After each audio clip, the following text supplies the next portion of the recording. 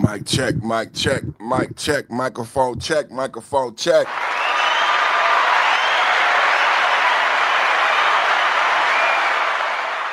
One, two, in the building, Tap in, double tap, hit the like button. #1 podcast on YouTube. Let's go, everybody, let's go. Perfect timing podcast. Terrific Tuesday. It's a terrific Tuesday. You know what it is. Welcome to the live chat. Welcome to Guard Your Privacy and Abide by Community Guidelines. Once again, welcome to the live chat. Welcome to the live chat. Welcome to the live chat. Remember to abide by community guidelines. Protect your privacy. Welcome to the live chat. Protect your privacy and remember to abide by community guidelines, man. That means respect the host, respect the chat. W chat. Let's start it off with a W chat. Let's respect the host, respect the chat, respect the community, respect YouTube, the entire platform. Double tap, hit the like button. How am I coming in? Let me know in the chat how I sound loud and clear in the headphones. Let me know how I sound loud and clear in the headphones. We're in the building. Double tap hit the like button as we come in for a terrific Tuesday. It's a terrific Tuesday. The #1 podcast on YouTube for geopolitical and political debate. You see the thumbnail. What's up with you loud and clear? Brian, first in the chat, get shouted out without a doubt. First in the chat, get shouted out without a doubt. Salute to you, Brian. Thank you for that. 10-4, good buddy. 10-4 over and out. Sounding good. Isaiah said, we sounded good, man. You sounded good. Shout out to Isaiah. First in the chat, get shouted out without a doubt. Double tap, hit the like button as you come in, man. Thank you, sir. Thank you, sir. That's how this works, man. It's a symbiotic relationship. Thank you, sir, man. Thank you for being here. Thank you for tapping in early, man. It means the most to a content creator, man. You just don't know how much it means to me. So I send that thank you back out to you. That's what I want to see in the chat today. A lot of love, respect, and unity for the red, the white, and the blue. You see it up on the wall. A lot of love, respect, and unity for our president, for our country, and our guy. Let's go, baby. Let's go, MAGA. Let's go, MAGA. It's a terrific Tuesday. You know, I created that word, hashtag terrific Tuesday, because I mixed tariff with terrific. You know what I'm saying? I mixed tariff with terrific. You know, black people like to do stuff like that, you know. Perfect timing, brother. You know, we like to mix and create words and everything. So I said, we're going to mix tariff with terrific, and it's going to be a terrific Tuesday. How y'all feel about that, man? Because, you know, for a long time, we was debating the tariffs. Every day for so long, I came in and people kept saying tariffs is a tax tariff. And I said, have you read? Have you done the research? Have you done the economics? It was so bad in the country that the Ben Bernanke, the Fed chair, had to come out and tell the American people, had to actually do a press conference and say, tariffs are not a cost that are incurred by the customer. That's what he said. He had to come out and tell them. But then the year continued to roll out. You know what I'm saying? The 2025 continued to roll out. So tariffs took effect. Donald Trump talked about, see, Big Beautiful Bill was passed in July. It was submitted in January. We were talking about tariffs before tariffs were ever implemented, because Donald Trump was predicting and preaching about the forthcoming economy that we've been blessed with right now. You know what I'm saying? No inflation, 64,000 jobs added. You know what I'm saying, MAGA? So tariffs were implemented August 1st. So I kept saying to people in my chat who didn't like tariffs, I say, okay, well, tell me then, can you tell me when tariffs were implemented? Can you tell me how much tariffs were before Trump? Any type of data, any type of tangible information from the trolls who kept saying tariffs are a tax, tariffs are. I understand your premise. I understand your premise is that, but what do you know about this? So I played Nancy Pelosi. 1996, where she explained the trade war and the trade deficit and how tariffs are used by other countries to protect their intellectual property and protect the wages of people in that country, right? I gave a story. Nancy Pelosi gave stories, right? But Donald Trump, one of the greatest examples of the tariffs protecting a country is Donald Trump told a story about Harley Davidson. You look at me right now, I'm going through a midlife crisis. You know what I'm saying? right? I'm going through a midlife crisis as we speak, right? So a lot of people my age, what do? They go out and buy a Harley. They go out and buy a chopper. They go out and buy a motorcycle. Get your motor running. Head out on the highway, looking for adventure. And whatever comes my way, like a true nature child, I was born to be wild, born to be MAGA. So you might buy a Harley Davidson, right? You might buy a Harley Davidson as you go through your midlife crisis, right? You know what I'm saying? You might buy a Harley Davidson. So Donald Trump told a story about Harley Davidson in India. What do we know about India? India has billions of people. India is one of the most populous continents. Did you know that?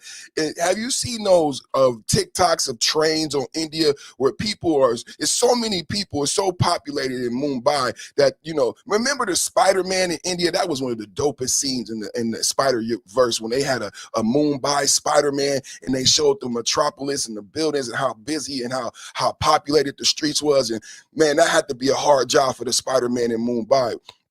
But you seen those pictures of the trains where people are full and people on top. So it's so populated that you can't have big SUVs, right? You can't have an excursion in India and Mumbai. So you got to have a bike, right? A motorcycle, because it's only small highways because it's so populated. So it's perfect for Harley Davidson, right? Harley Davidson understands the facts on the ground, right? This would be a great place for us to sell Harley Davidsons in India. Well, India says no way.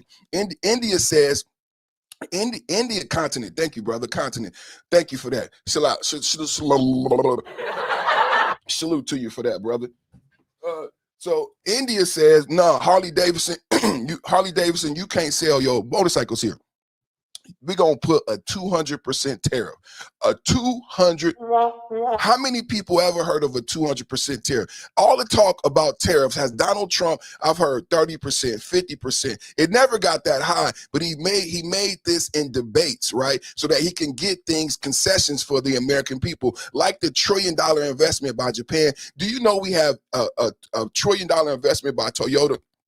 5 states, brand new automotive plants in America because they want to get around tariffs, just like the story I'm telling you right now. So India said to Harley Davidson, 200% tariff if you want to sell your motorcycles in India. Now, why would India charge Harley Davidson a 200% tariff? You know, it wasn't in the news. There was no liberal Democrats crying. You know what we do here? Trump news, Trump news, Trump news, giving Democrats the boo blues, giving Democrats the boo. There was no news. There was no MSNBC. No one cared about the American company, Harley Davidson. There was no American news. There was no outcry from American media and journalists saying, hey, India is charging exorbitant tariffs on American companies, and that's supposed to be our ally. They live here. They work with us. They're supposed to be our brothers, right? But they're charging an American company 200% tariff. I didn't see that on the news, right? When everyone is complaining about tariffs this year with a lack of understanding of the economics behind tariffs, I didn't see anybody complaining about India charging an American company exorbitant tariffs to where they could not sell and would not sell in their country. So why would India charge Harley Davidson a 200% tariff? Well, to protect Indian motorcycle companies, because Harley Davidson is a well-known brand. It's like bringing the Rolls Royce of motorcycles to India, right? So if you bring Harley Davidson to India, then they would outcompete the Indian motorcycle companies, right? So no, they don't want to put Indian workers out of business. Do you guys understand how tariffs work? They don't want to put Indian workers out of business, right? So 200% Harley Davidson keeps Harley Davidson out of India. It protects workers. It protects jobs. It protects wages. Do you understand how tariffs work? Nancy Pelosi gave the speech in 1996. Nancy Pelosi said we have a trade deficit with China. Nancy Pelosi, I played the video. She said we have a trade deficit with China. Nancy Pelosi said we have a trade deficit with China, right? At the time in 1996, when she gave the speech, when she was going against the then Democratic president, and it's very odd, she said that double tap at the like button. What's up with you? She said that the tariffs at the time were 2%. The tariffs on China was 2%.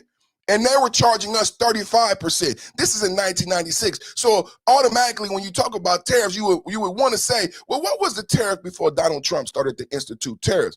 It was still 2%. The tariffs were still 2%. Then Donald Trump says, we have been losing as a country. When you look at China, when you look at Japan, China was a third world country with villages. We turned China into the busting metropolis that it is now, worth billions of dollars and billions of people. China says themselves, we brought them out of poverty.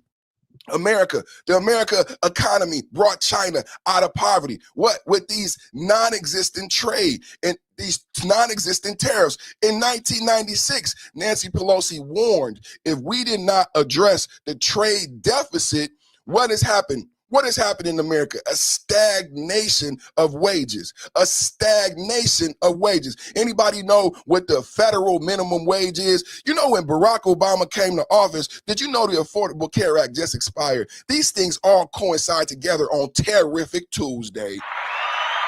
Double tap at the like button. Double tap at the like. You're watching the #1 podcast in the land. You're watching the #1 podcast in the land. Double tap, hit the like button. Everybody, do me a big favor. You're coming in, you're entertained, you're enjoying yourself, you're learning something. Double tap, hit the like button. You're watching the #1 podcast in the land.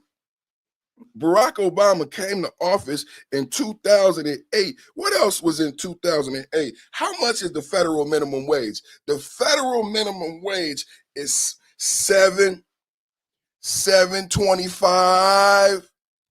$7.25. How much can I buy? How far can I drive for $7.25? Barack Obama. Hope and change. You know it didn't change? Hope and change. The Barack Obama, they talking about Wakanda Part 3. Well, Wakanda Part 3 should be talking about the death of Obamacare. You know what I'm saying? Affordable Care Act expired on December 31st. I don't even hear anything about a vote. I do my research because I want to stay on top of it. I don't even hear anything about a vote. I don't hear anybody talking about it. Today is January 6th. We're going to get into January 6th. We're going to get into Maduro. We got a lot to talk about, but right now it's Terrific Tuesday, 2008. Barack Obama, your black Wakanda king, becomes president on Hope and Change. You know it didn't change? The minimum wage. You know it didn't change? The minimum wage. Under 3 presidents, under 15 years for the entire Barack Obama presidency. As a child, I remember the minimum wage would increase with the cost of living. Do you guys remember minimum wage incrementally going up? Do you remember minimum wage incrementally going up and watching those graphs when you were at work and they said, well, pretty soon the minimum wage is going to be $4.25 and then it's going to be $4.75 and oh wow, $6 and then all of a sudden your favorite president, Barack Obama, the king of Wakanda, Hope and Change gets elected. Hope and Change gets elected. Right? Barack Obama, the king of Wakanda, Hope and Change, the Black Panther gets elected and nothing changes. A lot of promises, like Zerani, the Mordani. Double tap hit the like button. You watching the Perfect Timing podcast. Double tap and hit the like button. Nothing changed. $7.25 was the federal minimum wage in 2008 when Barack Obama became president. And then what was the minimum wage when Barack Obama left the White House 8 years later? I'll help you out because the minimum wage is the same right now today in 2026. As you got McDonald's paying $20 an hour in California, but McDonald's is closing every other week. But the federal minimum wage is $7.25. Now, every time we bring this up, people love to say, well, in my state, the minimum wage is this. In my state, I'm not talking about your state. We're talking about presidential administrations. We talking about Trump news, and the Democratic boo-hoo-hoo blues of the tariff truth. The truth about tariffs that start instituted August 1st. What are some other realities about tariffs, right? That how these tariffs, the Democratic tariffs, as admitted to by Nancy Pelosi, this was a Democratic strategy. Bill Clinton with NAFTA, the low tariffs, these were Democratic ideologies. right? This is a democratic economy that we're living in with little to no tariffs. And for the first time in 15 to 20 years, you've seen America not over exorbitant tariffs like India and the 200,000, but America charging equal tariffs, just like we're asking NATO to pay us equal share. So you know what happened in India? So India said Harley Davidson couldn't sell motorcycles in India. Well, they didn't say they couldn't. They charged them a 200% tariff. Do you know what Harley Davidson did? You know what Harley Davidson did? Harley Davidson built factories in India to get around the 200% tariffs. What is Toyota doing? What did I tell you? During the 43-day shutdown, where was Trump? You were worried about food stamps. You should have been worried about the brand new soda ban in 18 states. Trump was in Japan. You know, a lot of things didn't get talked about. They were too busy trying to win some special election and save Jasmine Crockett's job. That didn't happen. Trump was in Japan securing investments for the American people. He wasn't worried about food stamps. You know what I said when Trump was in Japan? I said, Trump, stay in Japan and keep making them deals. Trump, stay in Japan and keep making them deals. You know what I'm saying? While Trump was in Japan, he secured $1 trillion funding from the brand new prime minister who has MAGA night ideals about immigration. As a matter of fact, during her inauguration speech, she shut down all Islamic immigration into Japan, and then they signed a deal for $1 trillion investment. The investments were similar to what Harley Davidson did in India. Harley Davidson, to get around 200% tariffs, built a motorcycle plant in India where they could sell their motorcycles. But the difference is, and this is where tariffs can benefit a country. Jobs increased in India because Harley Davidson had to build a plant in India and then hire Indian employees. So not only did India benefit, they get Harley Davidson motorcycles, they get Harley Davidson's intellectual property, because now you have to train Indian employees how to build the Harley Davidson motorcycle. Next thing you know, you got Indian versions of Harley Davidson, but they had no choice. They have to sell motorcycles in India. It's billions of motorcycles pop. It's a potential of selling billions of motorcycles. They had to sell there, so they built a plant in India to get around the 200% tariffs. That is how tariffs are designed to work and protect the country, protect wages, protect employees, protect intellectual property. This is the first time America has ever utilized tariffs in the same fashion that other countries. In Nancy Pelosi's speech, she reiterated the fact that China does not allow all products into China from America. In fact, she gave the percentages that only a small percentage of our products are allowed into China versus a large percentage of their goods are allowed to be sold here. Going back to 1996, you can't sell. And then independent small business owners in America who came out for Trump and for tariffs and for renegotiation of trade were on Trump's side, because they understood not only are the tariffs unfair to American companies, but we can't even sell our goods in the EU, in Britain, in China, in Japan. We're banned if we're not over tariffed. There are laws prohibiting us from even selling our goods. What happened with the beef? Now we can sell everybody talked about the soybeans, but they didn't talk about these realities that along with the tariff trade negotiations, more American companies, just like Nancy Pelosi showed in those graphs, now the percentages have switched. Now more American companies can sell their goods in China. Why? Why would China allow companies that they didn't allow before to sell their goods? It's because of tariffs, and China does not want exorbitant tariffs. That's what makes today a terrific Tuesday. Double tap hit the like button, double tap hit the like button, double tap hit the like button. You are watching the #1 podcast in the land. Perfect time of podcast, #1 for geopolitical debate. Boy, let's get it going. Tariff Tuesday, man. Terrific Tuesday, man. So far, since August 1st, what have we done? We paid for WIC. We paid for women and children during the shutdown.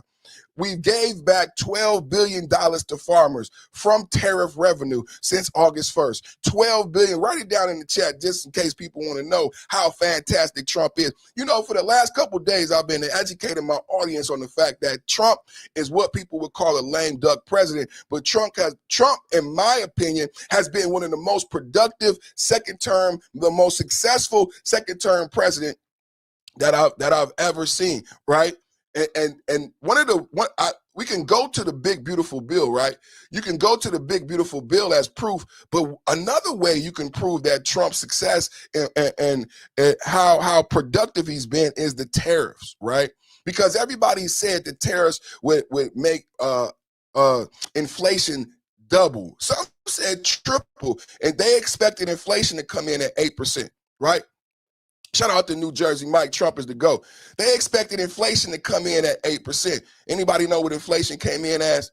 With the Trump tariffs, because Trump tariffs went into effect August 1st. See, the people who troll and the people who say things like tariffs, they don't understand these numbers, these data points that I'm sharing. Mike Howard, FBA in the building. Double tap hit the like button. Double tap. It's a MAGA Terrific Tuesday. It's a MAGA Terrific Tuesday. All my MAGA Knights in the building. All my patriots and deplorables. Let's go, baby. We just started off with this tariff data, man. So people understand, man. I know they don't like the facts and the truth, man. They don't like the facts and the truth. Let's go. 12 billion to farmers. What else did we do? We paid WIC in 1776. Because, you know, during the 43-day Democratic shutdown, shout out to Chuck Schumer, AOC, Hakeem Jeffries, you know, they wanted the shutdown to keep going. But don't worry, my American Democrats. Shout out to all my MAGA Knights in the building, man. Don't worry, because it's another shutdown on the way. It's a looming, because, you know, the budget, we still don't have a budget, man.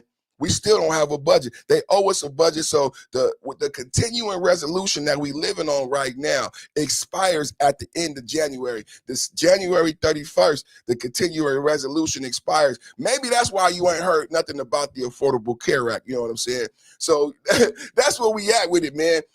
12 billion to farmers, 1776 to soldiers, because the military didn't get paid during the 43-day shutdown. Thank you to our military. Shout out to our military. Today is January 6th, so we got to send a shout out to our military. You know what I'm saying? We're going to get into some January 6th stuff. We're going to be talking about Nancy Pelosi. Now, I believe we should get a lot of credit. We should get a lot of credit for Nancy Pelosi. You know what I'm saying? Nancy Pelosi, yesterday we talked a lot about the writing on the wall. And can I get a hashtag writing on the wall in the chat? There is no blue wave. You know what I'm saying? There is no blue wave, ladies and gentlemen. I'm very excited to say it, man. There is no blue wave. You know what I'm saying? And we were first on it here at the Perfect Time Podcast. Truly, truly, truly, we were first on it. When we saw the writing on the wall, man, when we saw Jasmine Crockett, a lot of people didn't understand Jasmine Crockett, right? A lot of people didn't understand what happened to Jasmine Crockett versus Greg Abbott, and that one of the 5 seats was Jasmine Crockett's 5 seats that got absorbed, right? The special election was all about Jasmine Crockett, right? So just blue hair. So that people didn't understand what was really going on. Shit, man. I done jumped all around, man.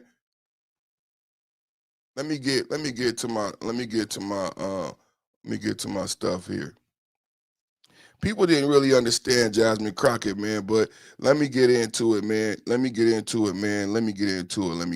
How y'all doing this morning?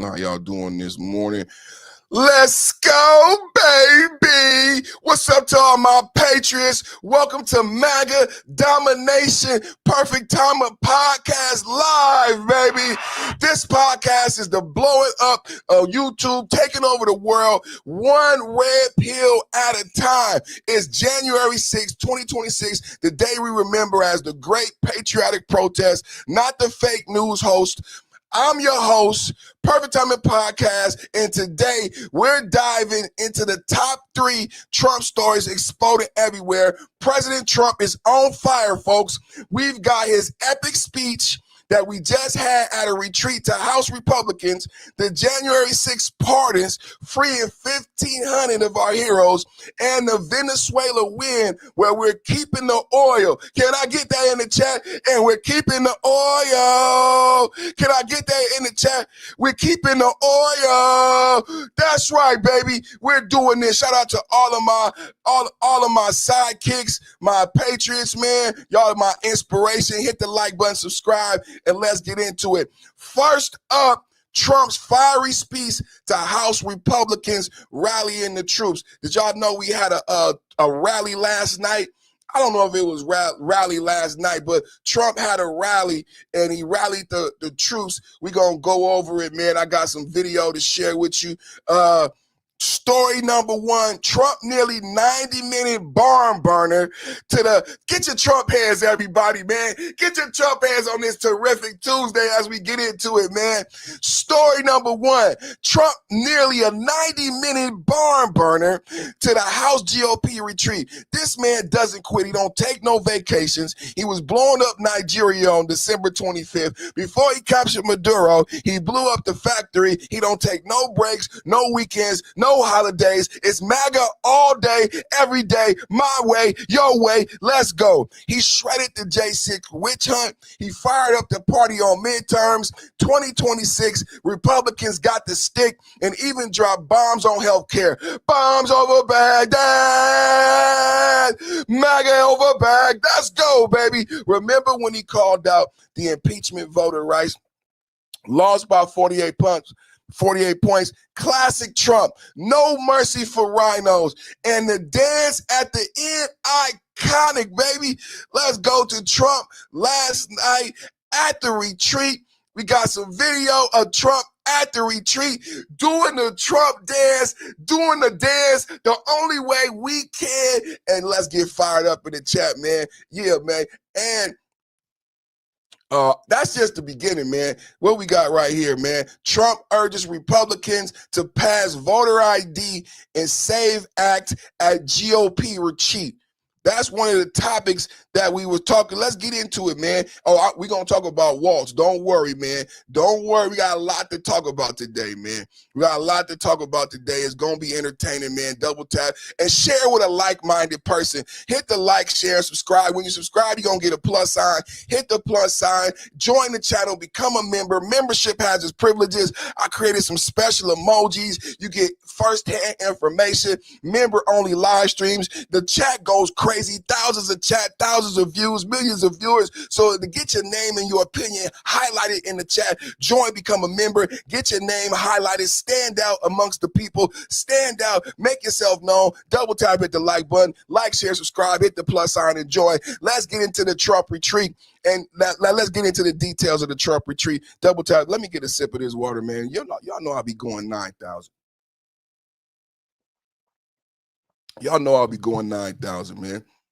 Y'all know I'll be going 9,000. Double tap hit the like button, man. Double tap hit the like button, man. Y'all know I'll be going 9,000, man. Y'all know I'll be going 9,000, man. Double tap hit the like button. Double tap hit the like button. You know I'll be going 9,000, man. We in the building. Y'all know we going 9,000. Y'all know we going 9,000, man, miles per hour, man. Take a little water break, man. Take a little water break real quick. How's everybody doing this morning, man? How's everybody keeping the oil? And I'm keeping the oil. And I'm keeping the oil. New Jersey Mike just subscribed, man. Jasmine Crockett, just a pretty face. And she is pretty, man. We did some, man. I was doing a video, Hurricane. I did a video on Jasmine Crockett, man. Man, I paused it. You know, nobody looks good when you pause it, right? Nobody looks good when you pause. And Jasmine Crockett, she had the, oh my God. I'm like, man, this is if anybody is a plant, you know what I'm saying? And then we did the research. Come to find out, Jasmine Crockett is a Rhodes Scholar. So, you know, this is something that people joke about in like the barbershops and stuff. You know what I'm saying? Like a Rhodes Scholar. You know what I'm saying?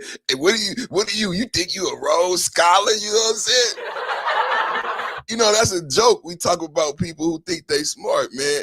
You know what I'm saying? So when Jasmine Crockett, when we did the research and found out, so now the squad has been, you know, it's not just Tim Walz. We're gonna talk about Tim Walz too, but Tim Walz, we haven't heard from Omar. I believe Omar is gonna drop out. Put a 1 in the chat if you think Omar is gonna drop out.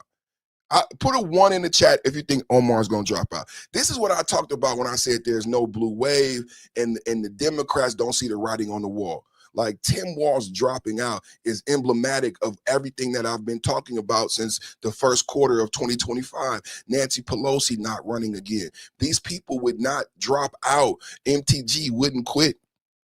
And Jasmine Crockett would not give up her seat in the Congress and try to run for Senate.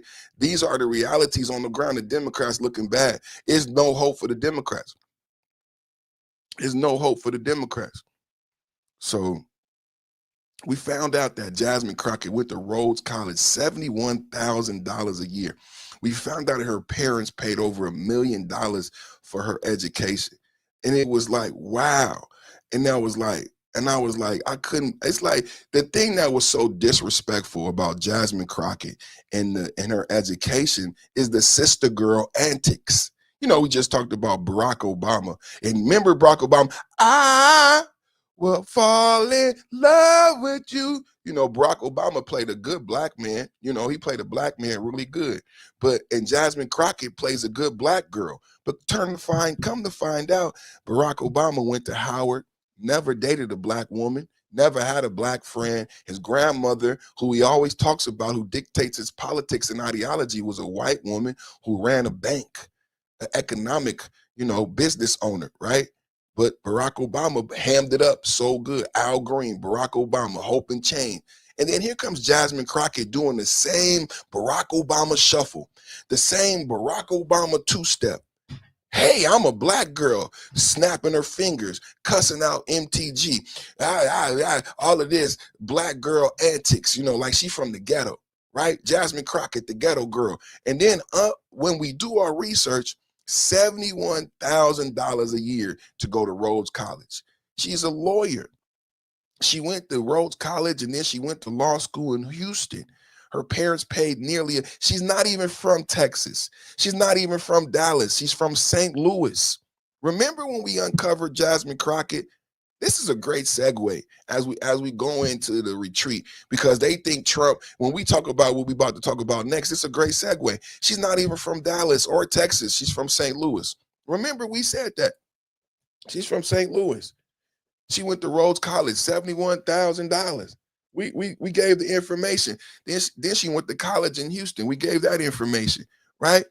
AOC, same thing, $1 million education. Now Omar in Minneapolis, so Jasmine Crockett with those 5 seats, right? Jasmine Crockett with those 5 seats. Jasmine Crockett is not running for Congress. I said Jasmine Crockett is not going to be able to run for Congress because her seat got folded in. Greg Abbott won the Supreme Court. So Jasmine Crockett won't be able to run for Congress because she can't beat the Republican incumbent, right? So now you have Jasmine Crockett falling to the wayside. I think Tim Walz is a sign. Omar is being investigated for marrying her brother. The Homeland. So Omar, think about Omar's next campaign, the questions she'll have to face. I said the same thing about Kamala yesterday. Kamala's done in politics because every time she has to run for any governor of California, anything she runs for, she's going to have to answer to Tim Walz because she's going to be saddled with Tim Walz. We're going to make sure that you never get away from Tim Walz. You elevated him. You and Barack Obama elevated Tim Walz. You like his programs. You have to be saddlebagged with Tim Walz for the rest of your political career.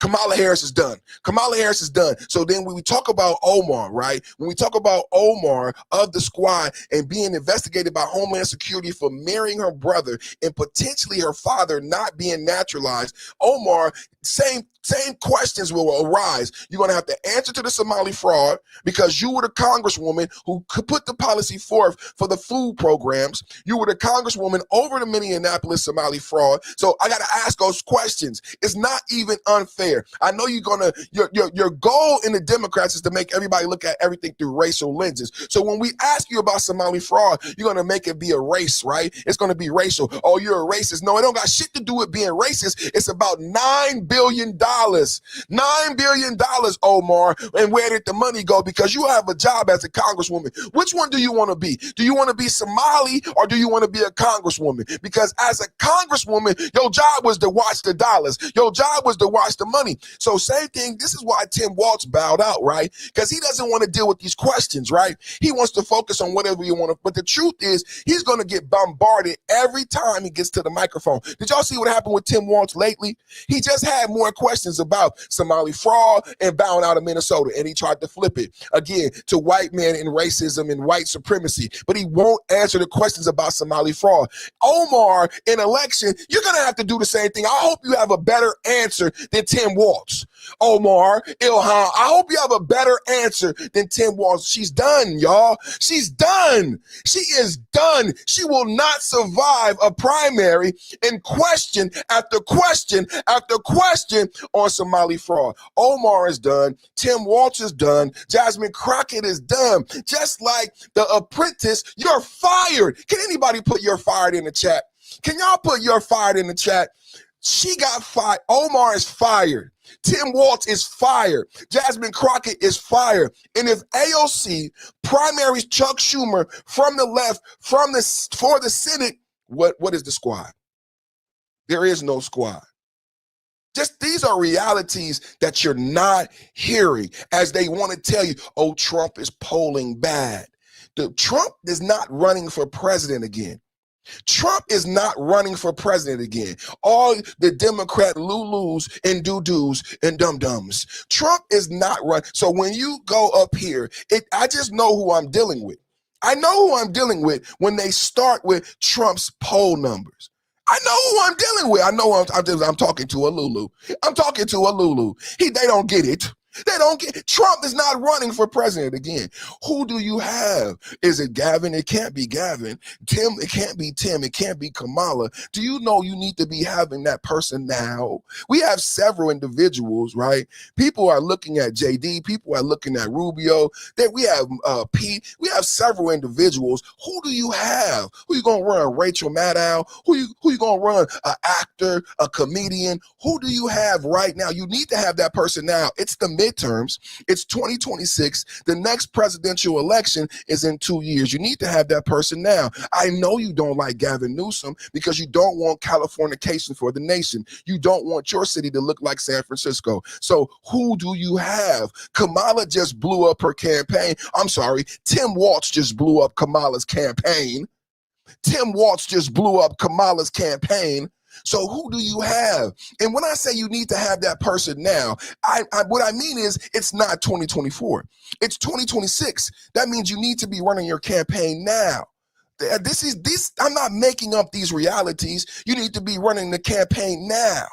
Right? You need to be having that person in mind, the leader of the Democratic Party. But what was true when Kamala failed, what we learned when Kamala failed, what we learned from Kamala's 107 days is that there is no clear leader in the Democratic Party. Didn't we know that, MAGA? Didn't we know that, MAGA? MAGA knew the writing. I've been saying this.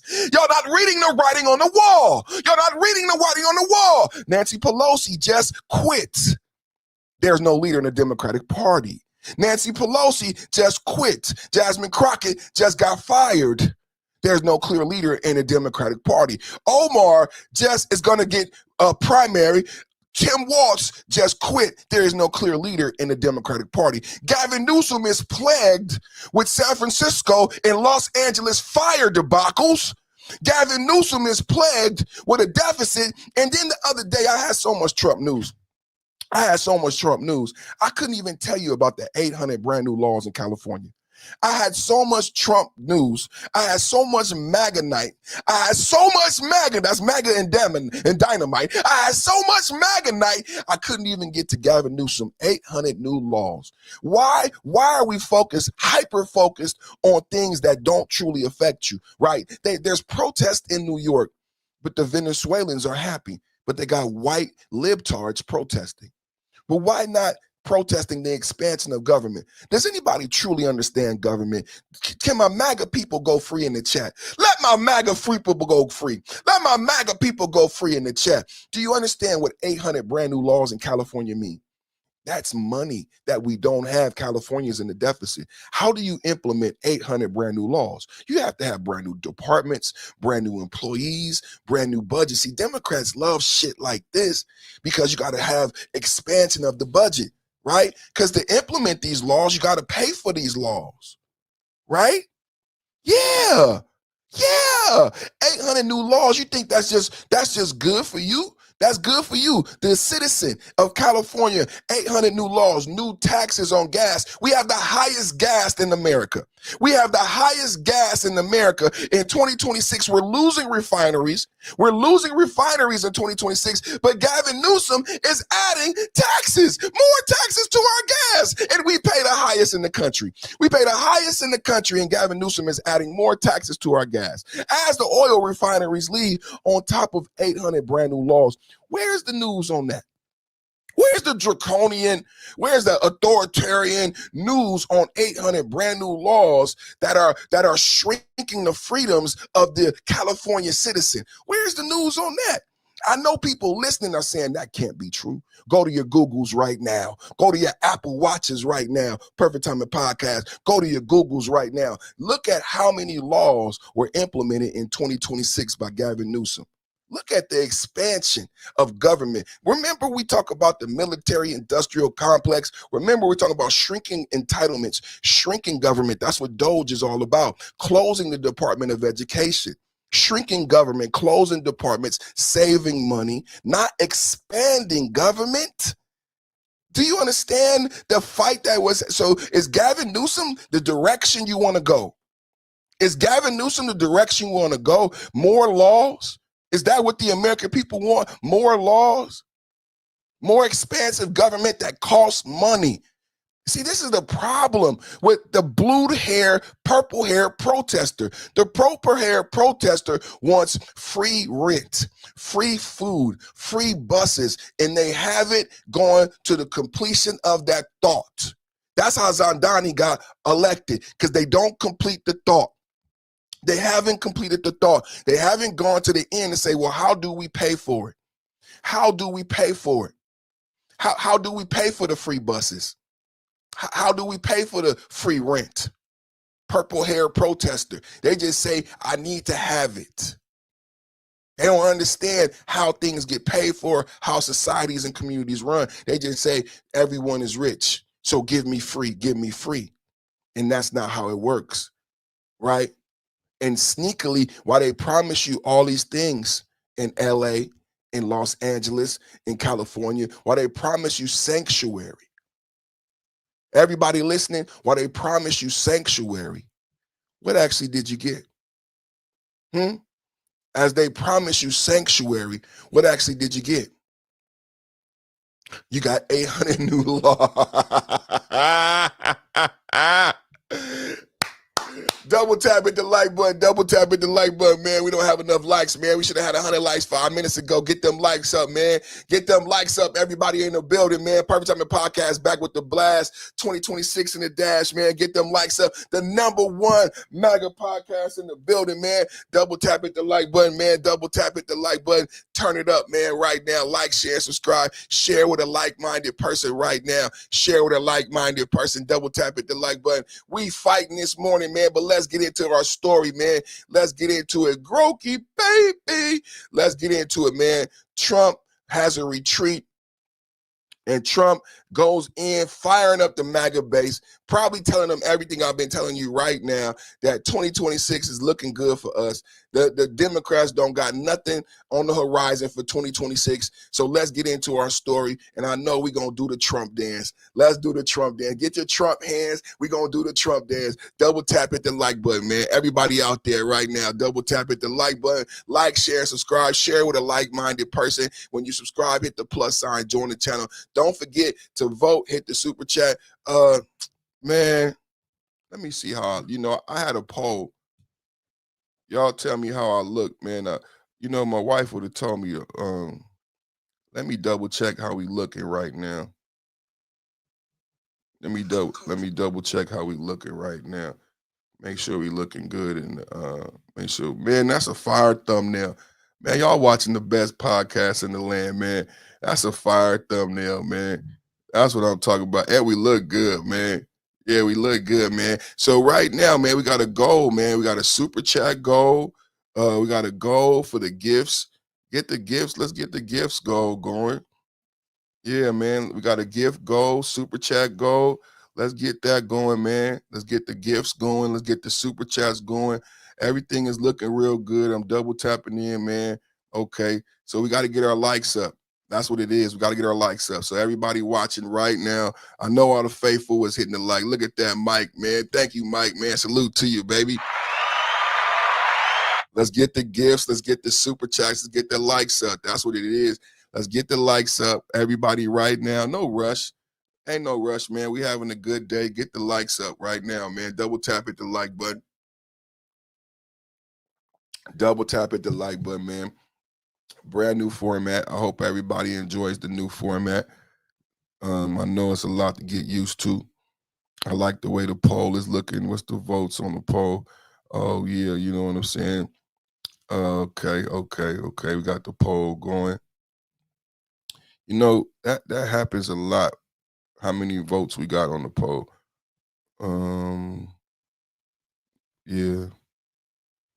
There we go. That happens a lot, man. There's a lot of childish people. More votes on the poll than viewers. More votes on the poll. 113 votes. Thank you for the interaction, haters. Thank you for the interaction, haters. I mean, come on, man. For real, man. More votes on the poll than viewers, man. Hilarious. But yeah, we got it tapped in. We looking good, man. We got it tapped in. How's everybody doing today, man? Double tap at the like button. Perfect Time Podcast with the blast on their ass real fast. Damn shame. It's a damn shame. It's all good, man. It's all good. Just slow motion's better than no motion. You feel me? Slow motion's better than no motion, but we got this. You know what I'm saying? It's Perfect Timing Podcast, man. It's Perfect Timing Podcast. So we're going to enjoy ourselves. It's terrific Tuesday. Them tariffs, them tariffs be hurting their feelings, man. Yeah, hit the like button. It's free, man. Thank you, Mike. Them tariffs be hurting their feelings, man. You know what I'm saying? When I talk about them tariffs and the reality, man, because it's taking away talking points. Imagine what I've laid out an attack plan for 2026, right? What do they have to attack MAGA on? What do they have to attack a J.D. Vance on, a conservative opponent, right? It's just successes. The big, beautiful bill, the benefit of tariffs, the benefit of the Trump economy versus $8 eggs. Like, you got lower gas prices, you got lower egg prices, you got lower inflation, you got jobs being added. Like, the only thing you could say is to go to color. This is why I explained to my audience about colored lenses. The Democrats want you to look at politics through colored lenses because they don't have policy. They don't have any other policy. So they want you to see Trump and they want you to see policy through colored lenses. But if you took off those colored lenses, you could look at your own party and you could start asking them for policy, asking them to produce. Hey, the Republicans got the big, beautiful bill. What are you going to do for me? Are you going to keep making me look at every issue through racial lenses, right? I get it. I get it, right? I'm on your side. I'm a Democrat. I got my hair purple, right? I hate white men. But what policy are you going to give me? Right? That's the sick part of the Democratic hustle, right? That's what policy. The Democrats need you to be emotional, to be angry, to be hurt, and see everything through these emotional, racial lenses, right? Not to factor in logic, factor in emotion. Put on my racial lenses and then factor in emotion. That's what they need you to do to avoid looking at the realities, right? That's what they need you to do to avoid looking at the realities. Zero policies. Just one policy. How can you run and expect to be elected just on hate and fear? They used to be hope and change. Now it's hate and fear. And that's the reality. And it's a sad reality.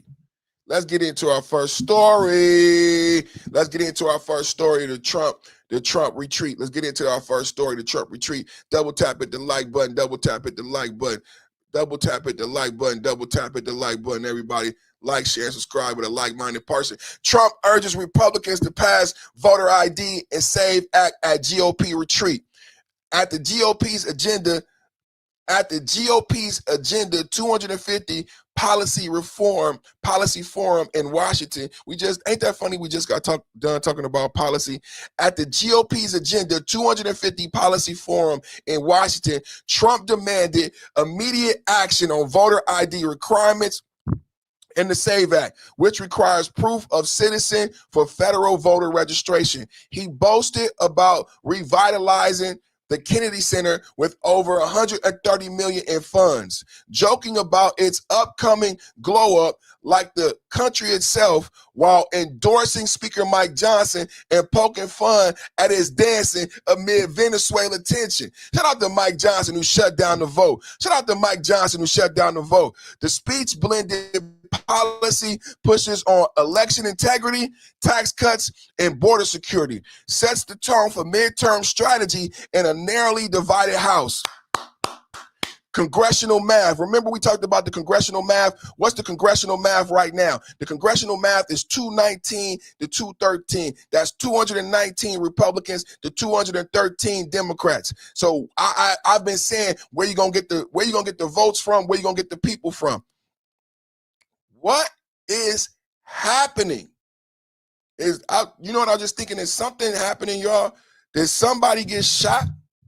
Is something happening right now? Did somebody get shot that we need to be showing? Shit. Did somebody get shot? You know what I'm saying? That's what I'm thinking right now. What happened? Did somebody get shot? Is there something going on right now? Man. Did somebody get shot? That's what I'm thinking right now. No. Nobody didn't get shot. That's what I'm thinking. Did somebody get shot? Shit. The way the algorithm, did someone get shot today?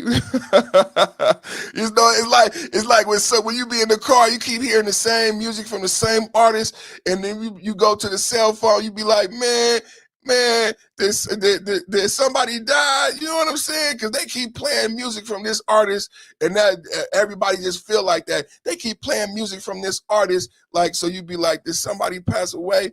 That's what it be like, man. Because like, why they keep playing music from this artist? No, that's just what it is, man. That's just what it is, and that's just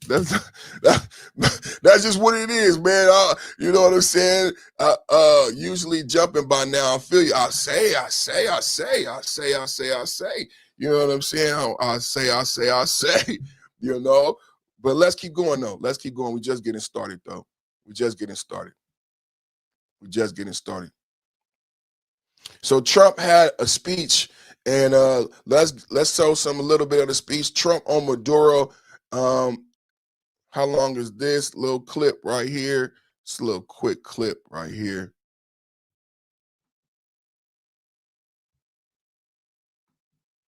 just to get us going. Let's see how that look. I think I like 4.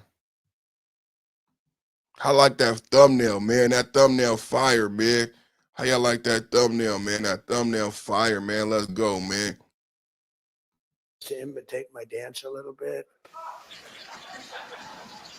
But he's a violent guy. And he's a violent guy. He gets up there and he tries to imitate my dance a little bit. But he's a violent guy. That's Trump. That's Trump on Maduro, man. That's Trump. Yeah, we rocking, man. That's Trump on Maduro, man. Talk about he a violent guy. Let's keep going. We got more clips, man. We got more clips, man.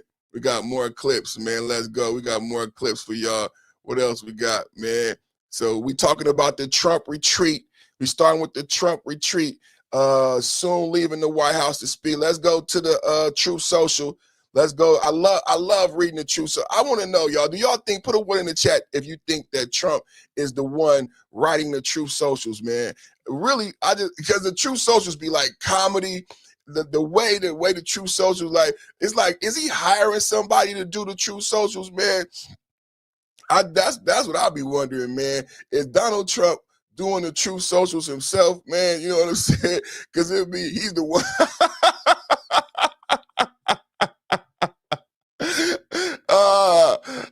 Democrats wanted him out till Trump arrested him. Say that again, Cameron. Democrats wanted him out until Trump arrested him. Say that again, Cameron. Democrats wanted him out until Trump arrested him. Let's read together. Soon leaving the White House to speak to House Republicans, why I truly love almost all, who I truly love almost all, at the Trump Kennedy Center. Saying, well, can we get Trump Kennedy Center in the chat, man? Shout out to Trump, man. Hey, this is why I say who be writing, because he be trolling like in every line in these Truth Socials, man. Because, you know, when he says almost all, he talking about Massey, he talking about MTG. Thomas Massey, MT Trader Brown, you know what I'm saying? Almost all. You gotta love Trump, man. You gotta love Trump. Soon leaving the White House to speak to House Republicans who I truly love, almost all. You know what I'm saying? Hold on. Let me get this. Y'all try to get free promo. Get up out of here. There we go. Who I truly love, almost all. Well,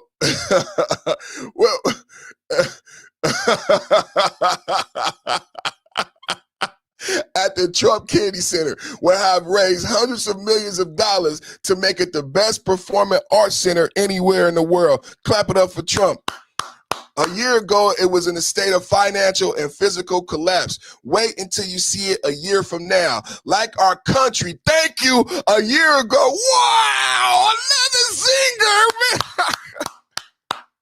That's what I said. Who is writing this? Y'all said Trump is writing this. I believe you. If y'all say Trump is writing this, I believe Trump is the greatest president, but man, he got some singers, man. And I'm telling you, these things be coming out every day. These Truth Socials be coming out every day. So it's a legitimate question on who's writing these things, man, because they're hilarious. Let's take it from the top, man. Soon leaving the White House to speak to House Republicans who are truly, truly love. Well, almost all of them.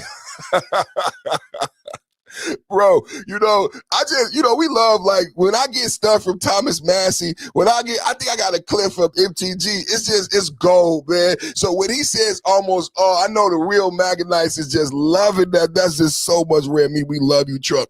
And then he goes, at the Trump Kennedy in all caps. In all caps. Can we get Trump Kennedy Center in all caps? God, man, thank you, Mike. Trump Kennedy Center in all caps, man. Because he knows that makes him upset too, man. You know what I'm saying? Remind him, Trump Kennedy Center, where I have raised hundreds of millions of dollars to make it the best performing arts center anywhere in the world. A year ago, it was in a state of financial and physical collapse. Wait until you see it a year from now, like our country. Wait a minute, Trump. Are you saying our country a year ago was in a state of financial and physical collapse? Let's go, MAGA. Let's go, MAGA. Just like our country. It will rise from the ashes. MAGA President DJT, DJT, DJT. In the chat, DJT right now, man. Yeah, man, we going in, man. Man, I love Trump. That is hilarious, man. What else we got, man? What else we got, man, from that night yesterday, man? What else we got, man? What else we got? We got more coming to you live from the Trump retreat. Let's see what else Trump talked about. Let's go. Let's go. This is Trump at the retreat. This is Trump at the retreat in the White House, getting MAGA going, 2026 on the horizon. DJT in the chat. She's a very classy person, right? She said, it's so unpresidential. And she gets up and they put a little tiny thing like this, little thing. And my wife, by the way, my wife hates when I do this. She said, she's a very classy person, right? She said, it's so unpresidential. I said, but I did become president. She hates when I dance. I said, everybody wants me to dance. Darling, it's not presidential. She actually said, could you imagine FDR dancing? She said that to me. And I said, there's a long history that perhaps she doesn't know. Because he was an elegant fellow, even as a Democrat, right? He was the attack by Japan, he was quite elegant, but he wouldn't be doing this.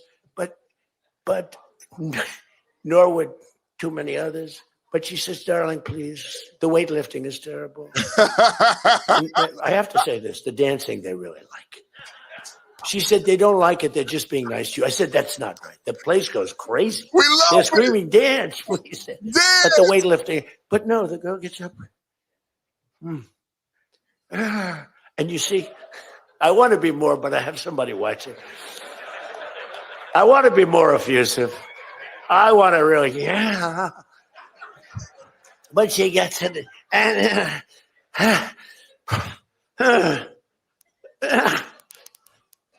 drops the thing, walks off the stage crying. Her mother's crying, her father's crying. Guy gets up. He said, have you lifted before? A little bit. And he walks up. Bing. He could have gone ding, ding, ding, ding. I think it was 112 pounds, right? It's crazy.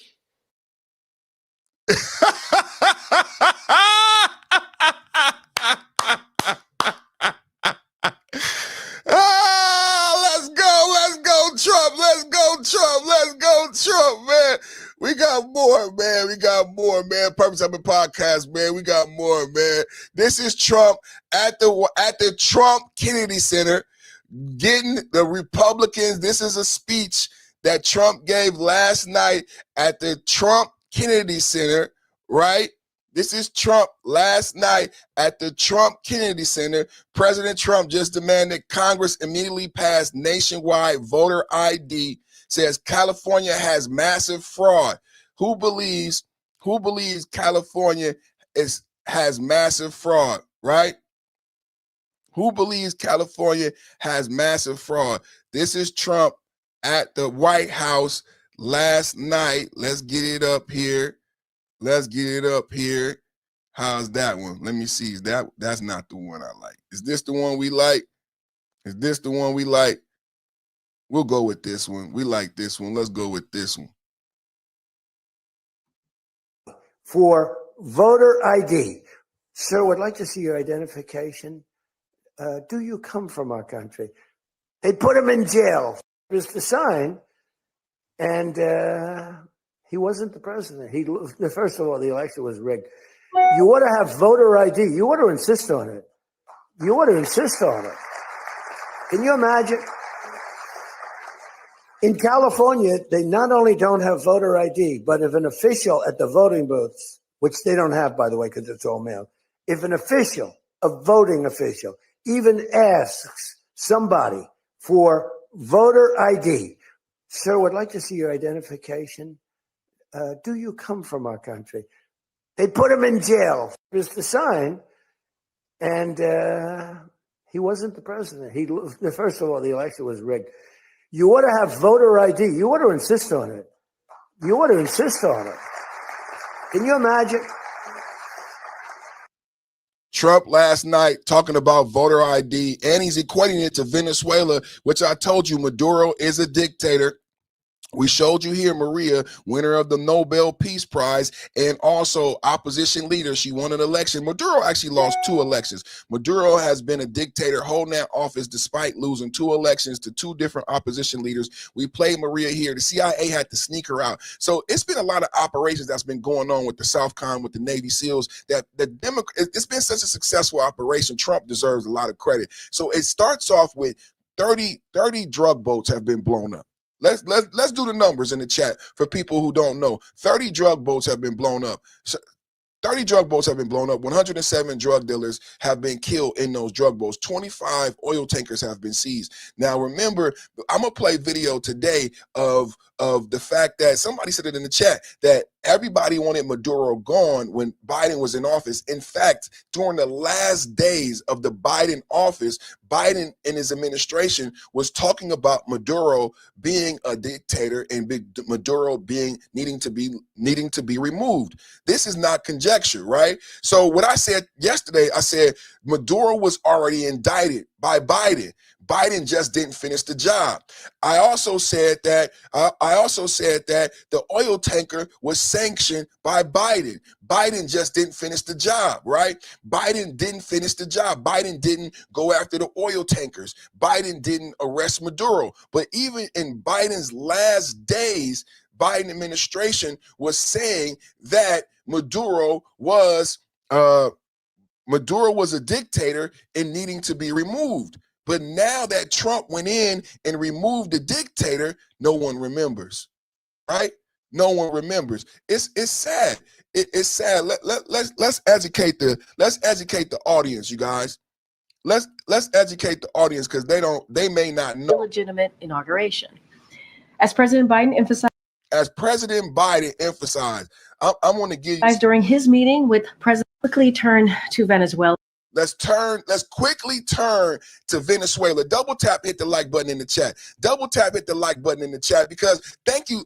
Was that Cameron? Was that Cameron who brought this up? Thank you, Cameron, for bringing this up, Cameron. I had this loaded, ready to go. You're watching the #1 podcast on YouTube.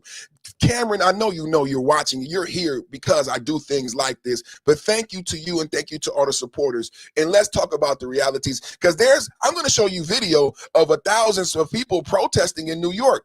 And it seems odd, right? When you listen to this and you understand the realities of the successes that the American military, the Navy SEALs, nobody injured, no equipment injured, right? Maduro was not even injured. His wife has been taken great care of, right? They're probably getting luxury accommodations in New York. They were not injured. They were not hurt. No one touched him or his wife. This was extremely professional. Do you understand what happened? They went in and out in 3 minutes in a helicopter into a military base. No one was hurt. They arrested Maduro and his wife. We saw them come off the plane. They looked beautiful. Her makeup wasn't smudged or anything. Why are we talking about? Let's get into what the Democrats really said. Let's get into what Biden, because remember, Biden indicted Maduro. If you want to know, there's no war. There was no war. When you hear Democrats and liberals say war, there was no war. We arrested Maduro based on Biden's indictment. We didn't steal any oil tanker. The oil tanker was flagged by Biden. We just did the job. I say we wipe ass. I say we wipe ass. I say Trump has wiped the ass of the Biden administration. And that's what they wanted. That's all they wanted us to do, was to wipe their ass, because they couldn't do the job. They were too busy worried about the Ukraine-Russia border than worried about the Mexican-American border, worried about your wages, worried about your quality of life, worried about kitchen table politics. Let's see what the Biden administration, this is the end of the Biden administration. This is just before Trump took elect. This is what just before Trump took office in 2025. Just for context. Where Maduro once again demonstrated his complete disregard. Quickly turn to Venezuela, where Maduro once again demonstrated his complete disregard for democratic norms and proceeded with his illegitimate inauguration. As President Biden emphasized during his meeting with President-elect Edmundo Gonzalez Urrutia on Monday, January 6th, we believe that it is essential that the will of the Venezuelan people is respected. In coordination with our partners, we've given Maduro and his representatives every opportunity to restore democracy, but they haven't. So today we are building on all of our previous actions and taking further major actions. We announced new sanctions on key Maduro-aligned officials as a part of our efforts to hold them accountable, and we imposed more visa restrictions totaling nearly 2,000 individuals. We also increased the reward amount to $25 million for Nicolas Maduro and his so-called Minister of Interior as part of the Department of State's Narcotics Rewards Program.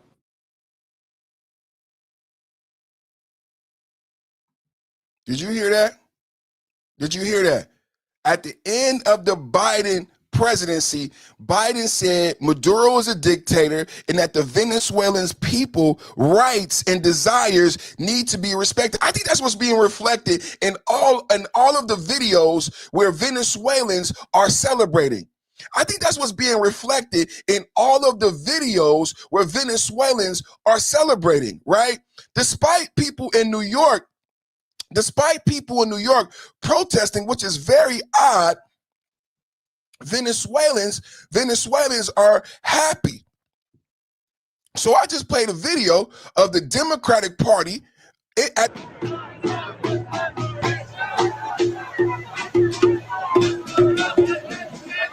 we just played video of the Democratic Party, right? At the end of the Democratic Party, the Democrats acknowledging, right? Democrats acknowledging that Maduro is a dictator. They're upping sanctions. Maduro needs to be removed. But here it is in New York today, all the Democrats are protesting. Can you tell me why Democrats are protesting in New York when the Democrats wanted to remove Maduro, but they didn't have the balls to do so?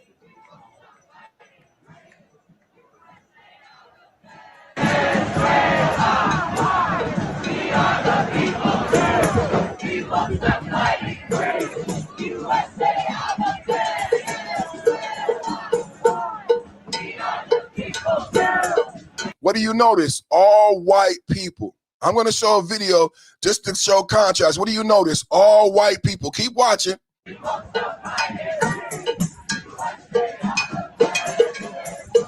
Red, black, and green flag. Why is there a red, black, and green flag? That's African Black pride. Why is there a red, black, and green flag? Just for context, keep watching this foolery. Keep watching.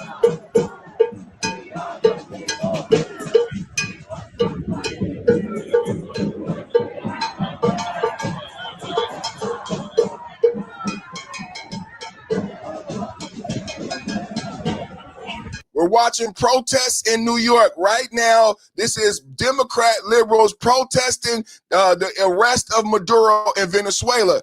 We're watching protests in New York right now.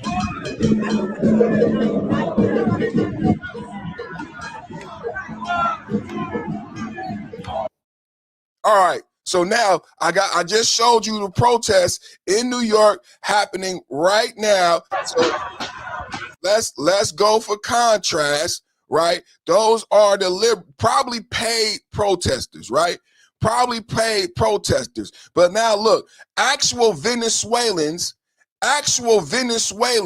have shown up to Times Square to confront large group of protesters who would never at least last a week under real communism. Thank you, Mr. Presidente Donald Trump. Just so take a look. Regresen, que Trump no los quiere. Regresen, que Trump no los quiere. This is embarrassing. This is what happens in 2026. Do you see this? You see, look at, they're smiling. You got the white women, look at them. Look at the white women. Everybody at home, you got the white women smiling, having fun, because a protest is fun to them. They go back to their white lives, right? They're out there just like Black Lives Matter when they were dancing in front of police officers, but after they really cut police, and then inner cities suffered. Inner cities like Chicago suffered. Inner cities like Washington suffered when police got cut. But you went back to your beautiful white life and your furry little purple beanie. Look at her furry little purple beanie. She's out there having a great time. But look in contrast, look at the Venezuelans, the real Venezuelans who happen to live and work in New York, saying to them, why are you here? You just were on our side just months ago when Biden sanctioned Maduro. Maduro's gone. This is a good thing for Venezuela. What is going on? Listen. Thank you, Mr. Presidente Donald Trump. Thank you, Mr. Presidente Donald Trump. Can I get in the chat right now? Thank you, Mr. Presidente Donald Trump. Right now in the chat. Thank you, Mr. Presidente Donald Trump. From the real Venezuelans, huh? Not the paid protesters with all the pink hair. Let's go. Thank you, Mr. Presidente Donald Trump. Thank you. Maduro exporta coca. Maduro narcotraficante. Venezuela libre. Regresen, que en Estados Unidos no lo quieren. Regresen, que Trump no lo quiere. Regresen, que Trump no lo quiere. Regresen, que Trump no lo quiere. Regrésate, que Trump no lo quiere. Delincuente. De todo su país completo. ¿Qué haces tú aquí? Tú no eres estadounidense.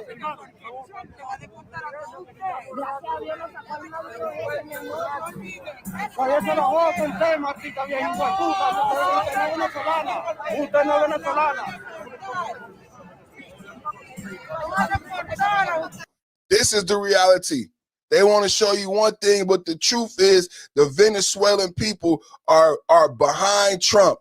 The Venezuelan people are behind Trump, and you got paid protesters out there acting bad. Let's go on the ground. Thank you for everything you do. Thank you so much. Bless you. Thank you. Hey, Manolo, how you doing? My name is Nate. Nice to meet you. I'm good. How are you? Would you mind doing an interview right now? Can I ask why?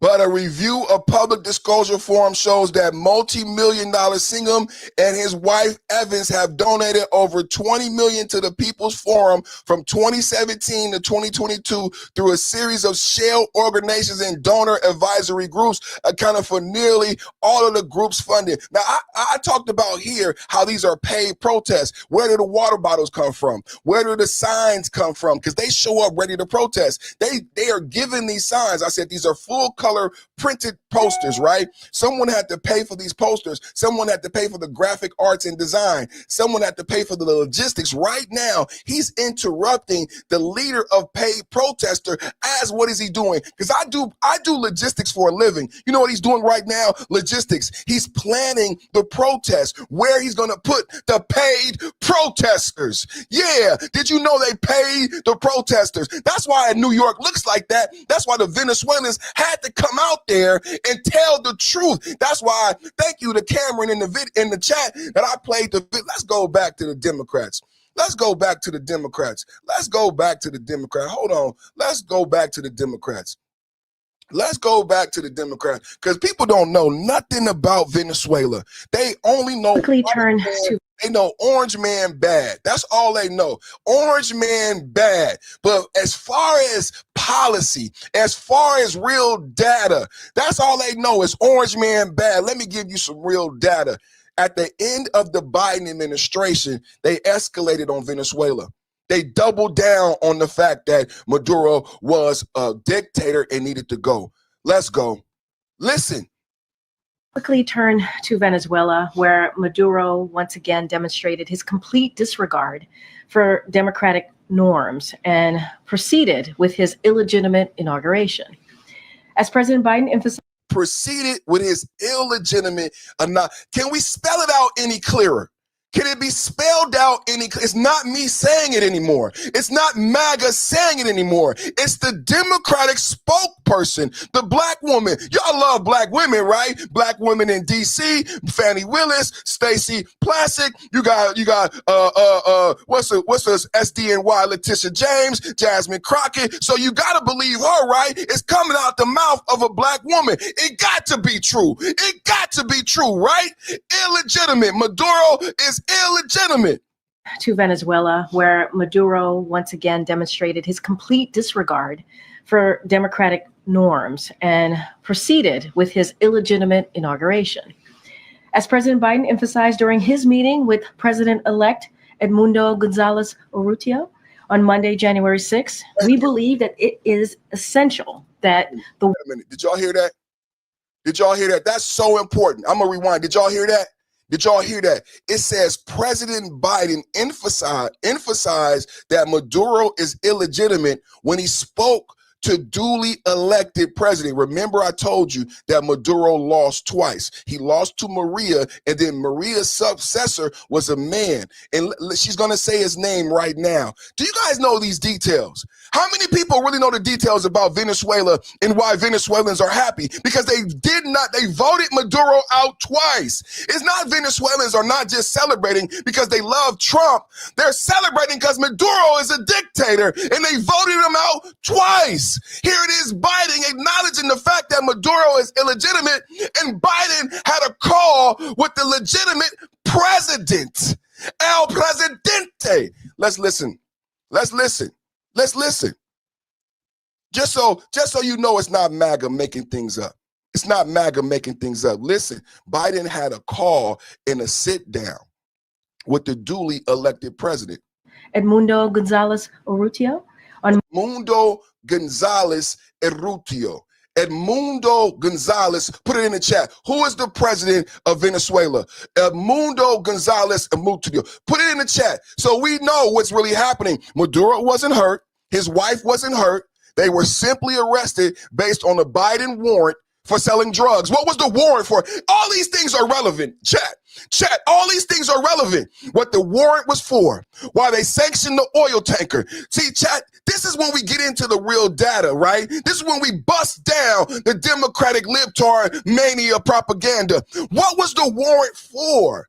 See, what we really did was arrest Maduro without any complications. He got put in handcuffs. We saw him come off a jet plane with his beautiful wife. His wife's makeup wasn't messed up. She wasn't in tears. He wasn't upset. He didn't have a black eye. They didn't touch him. They handled it extremely professional. He had a warrant for selling drugs and running a cartel. The same thing Donald Trump has been saying, but the Democrats keep saying Donald Trump is lying. Donald Trump wants oil. But I'm going to play the Democrats saying it right now, that he was an illegitimate dictator. The president, Edmundo, let's say it again. Who's the president? Who's the president of Venezuela? Maduro once again demonstrated his complete disregard for democratic norms and proceeded with his illegitimate inauguration. Illegitimate inauguration. Democratic spokesperson for Biden, illegitimate inauguration. That's bullet point one. As President Biden emphasized during his meeting with President-elect Edmundo Gonzalez Urrutia. President-elect Edmundo Gonzalez Urrutia. That's bullet point two. Bullet point two from the Democrats, not the Republicans. Bullet point one, illegitimate. Bullet point two, the legitimate president, Eduardo, had a meeting with Biden. This is a coffin nail to any Democratic debate. This is a coffin nail to any warmongering speech. This is a coffin nail, Rachel Maddow. Joy Reid. This is a coffin nail to any Democratic liberal debate. Woo, that MAGA! Woo, that MAGA! Disregard for democratic norms and proceeded with his illegitimate inauguration. As President Biden emphasized during his meeting with President-elect Edmundo Gonzalez Urrutia on Monday, January 6, we believe that it is essential that the will of the Venezuelan people is respected. In coordination with our partners, we've given Maduro and his representatives every opportunity to restore democracy, but they haven't. So today we are building on all of our previous actions and taking further major actions. We announced new sanctions on key Maduro-aligned officials as a part of our efforts to hold them accountable, and we imposed more visa restrictions totaling nearly 2,000 individuals. We also increased the reward amount to $25 million for Nicolas Maduro and his so-called Minister of Interior as part of the Department of State's narcotics reward. Somebody put that in the chat. W chat, I got the best chat. I got the best chat. W chat, I got the best chat. I got the best chat, W chat, because my chat put that in the chat. They put a bounty.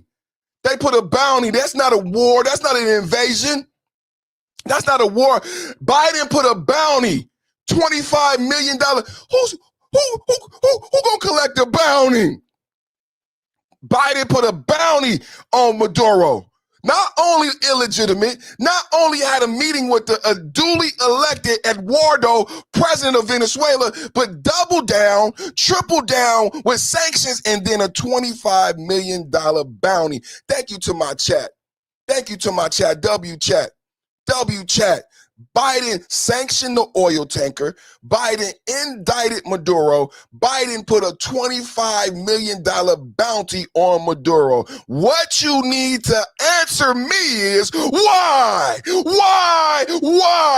Because Trump was right. Trump was right. Trump was right. You have to admit it now. Why are they protesting in New York? Let's go back to New York. Let's look at this bullshit in New York. Let's look at this bullshit in New York. Trump was right. Trump was right. Maduro is illegitimate. Maduro is illegitimate. Trump is right. Maduro is illegitimate. That's from the desk of Biden. $25 million bounty. Maduro's illegitimate.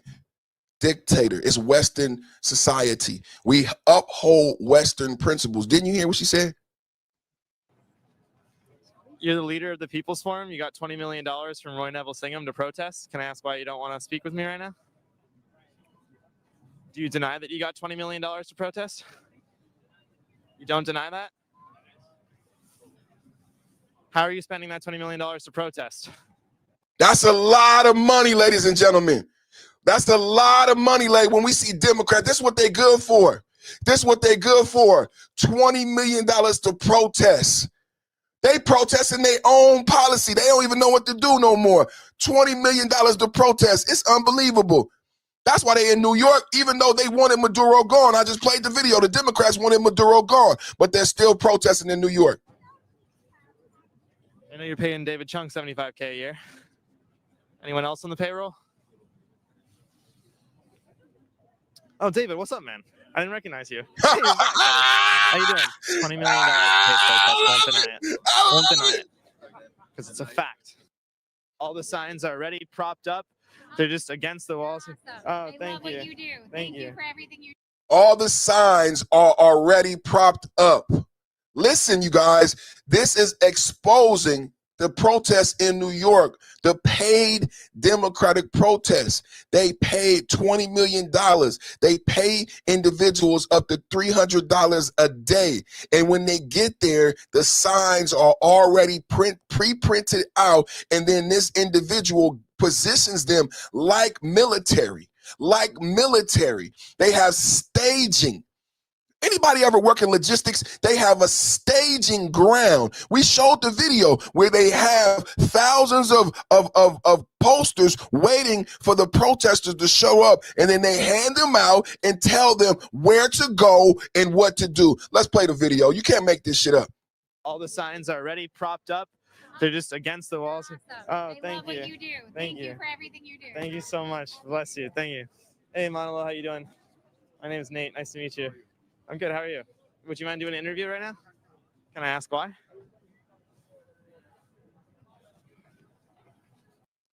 A review of public disclosure form showed multi-millionaire Singham and his wife Evans have donated $20 million to the People's Forum in 2017 and 2022 through a series of shell. That's so important how they did it, through shell organizations and donor advisory groups. You're the leader of the People's Forum. You got $20 million from Roy Neville Singham to protest. Can I ask why you don't want to speak with me right now? Do you deny that you got $20 million to protest? You don't deny that?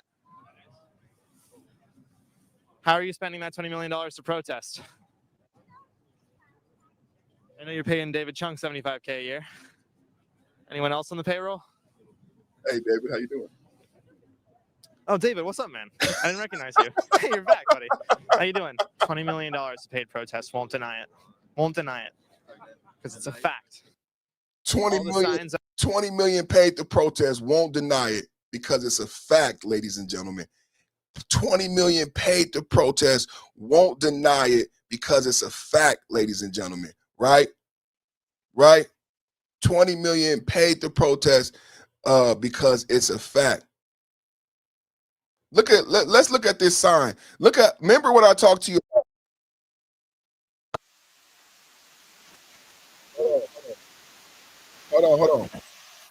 Hold on. Let's show this. We got to show this. Look at this sign. Look at the anybody working graphic arts and design. Look at the proficiency. Look at the proficiency. Look at this signage. Look at the proficiency. Let's show that. Let's show that.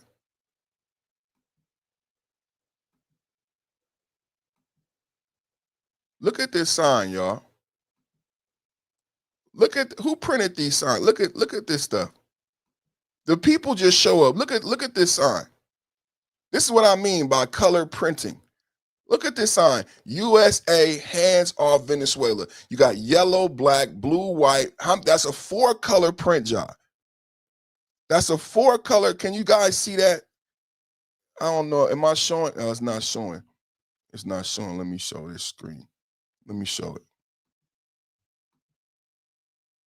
How about now? How about now? Can you see that? Talk to me, people. Talk to me, people. Talk to me, people. No, that ain't cheaply made. Talk to me, people. Do you see what I see? Do you see what I see? Do you see what I see? I did graphic arts and design. I'm a content creator. I make thumbnails. I do content. So I'm looking at some things when they said the signs are already, of course they're already created, but who and when were they created? Who paid? This is where the money goes right here. This is a 4-color print job. Anybody got merch? Anybody got t-shirts? Anybody had in the pandemic? Anybody had their own business in the pandemic? So you got yellow, you got black, you got white, blue, and you got more signs, pre-formatted signs all over. This is not quick. It's not done quickly. It's not done easy. So, don't say that, mister. You know, Trump is going to prosecute that guy. You know, Trump said we should prosecute that guy. Let's watch the video. I just want to point this out as we talk about the paid protesters. Because this shit just happened the other day. Can we just talk about, didn't this just happen the other day? How did they get these signs? Who paid for these signs? Everybody goes to work because we got a hard economy. So who ordered the signs? Who paid for the signs? This shit just happened the other day. Hands off Venezuela! Hands off Venezuela! Hands off Venezuela! Hands off Venezuela! Hands off Venezuela! Even the ponchos are brand new. Do you see the ponchos? Not even dirty. It's like they pretending to be Latino. Look at the poncho. Look at brand new poncho. Look at the poncho. He don't even know why he there. They don't even know why they're there. They just taking the $300. Brand new poncho, brand new clothes. You know what I'm saying, man? Come on, man. It's racist too. It's not only embarrassing, but it's racist. Why he dressed like that, right? W chat. Why he dressed like that? That's in poor taste. That is in poor taste. That is in poor taste. especially when we have the reality of what truly the Democrats wanted, right? Especially.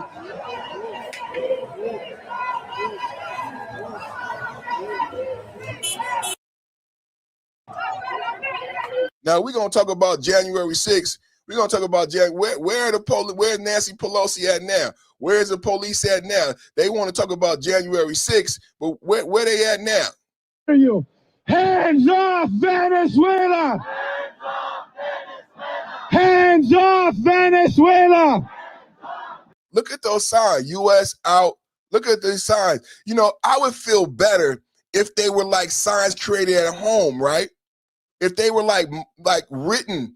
These are pre-printed. This just happened. Maduro was arrested. Today is the 6th. When was Maduro arrested? On the 5th? When was Maduro arrested? On the 4th or the 5th? Where did they get the signs, brothers? Brothers and sisters, this is a legitimate question for those of you who believe me or not believe me. Maduro was just arrested. Maduro was just arrested. Where did all of this protest, propaganda, and material come from? Right? Not the people. Stop the bombings right now! So loud that the war criminals in Washington hear you. Hands off Venezuela!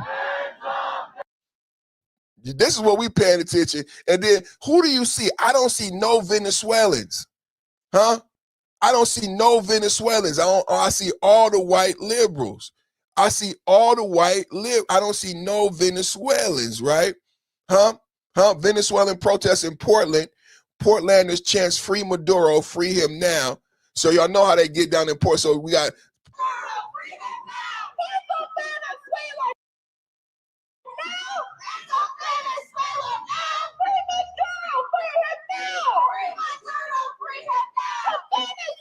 now, who is that?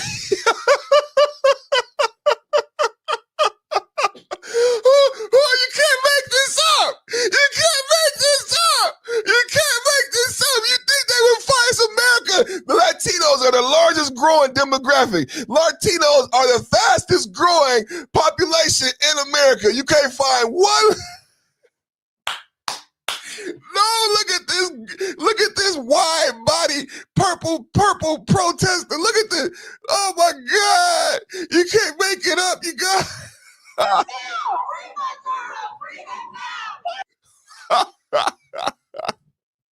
it looked like they got like Muslim. You can't make it up. Look.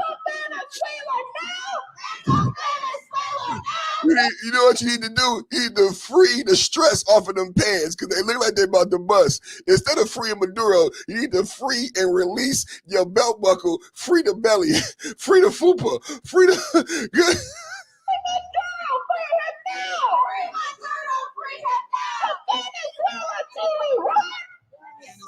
What's up with the Muslim? What's up with the,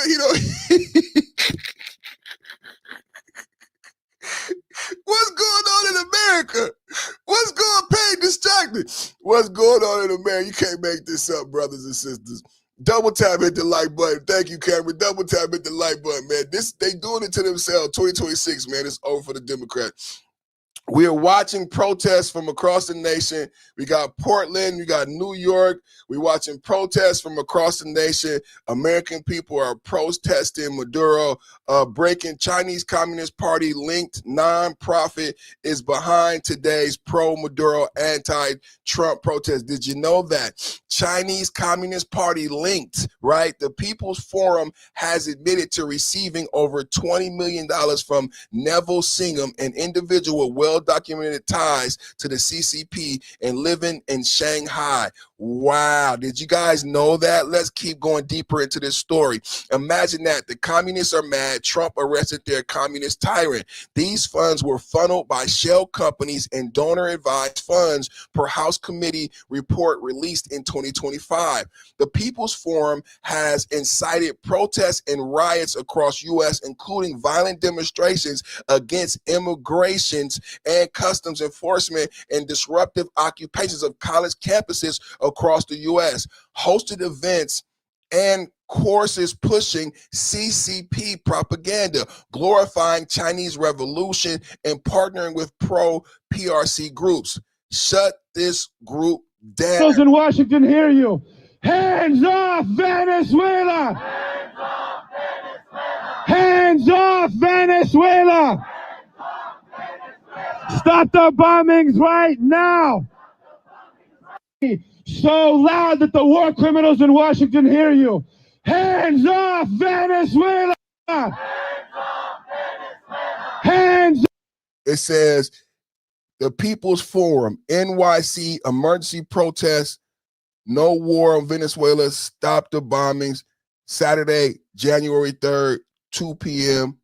And it has details and email on what will happen. Didn't I just say logistics? Didn't I just say logistics? Emails and details of what will happen, who will get paid. It's all paid for. It's all paid for. Wow, what a man, this is a great story. Great story, #1 podcast. The Maduro grab is a giant FU to China. Just in, Chinese officials arrive in Venezuela for talks with President Nicolas Maduro. See, they had deals, and this is beneficial, beneficial, beneficial, beneficial, beneficial. Let's go back, because what we were doing when we got into this is we were talking about Trump. At the President Trump reminded us of America. Nancy Pelosi was off. Now that's the Nancy Pelosi news. But we were talking about Trump at the retreat. We were talking about Trump at the retreat, and we went into that. We were talking about Trump at the retreat, and we went into that. No excuse. No excuse. So let's go. We got more from Trump at the retreat. President Trump tells House they must pass the voter ID. What else we got? What else we got? Trump speech at the retreat.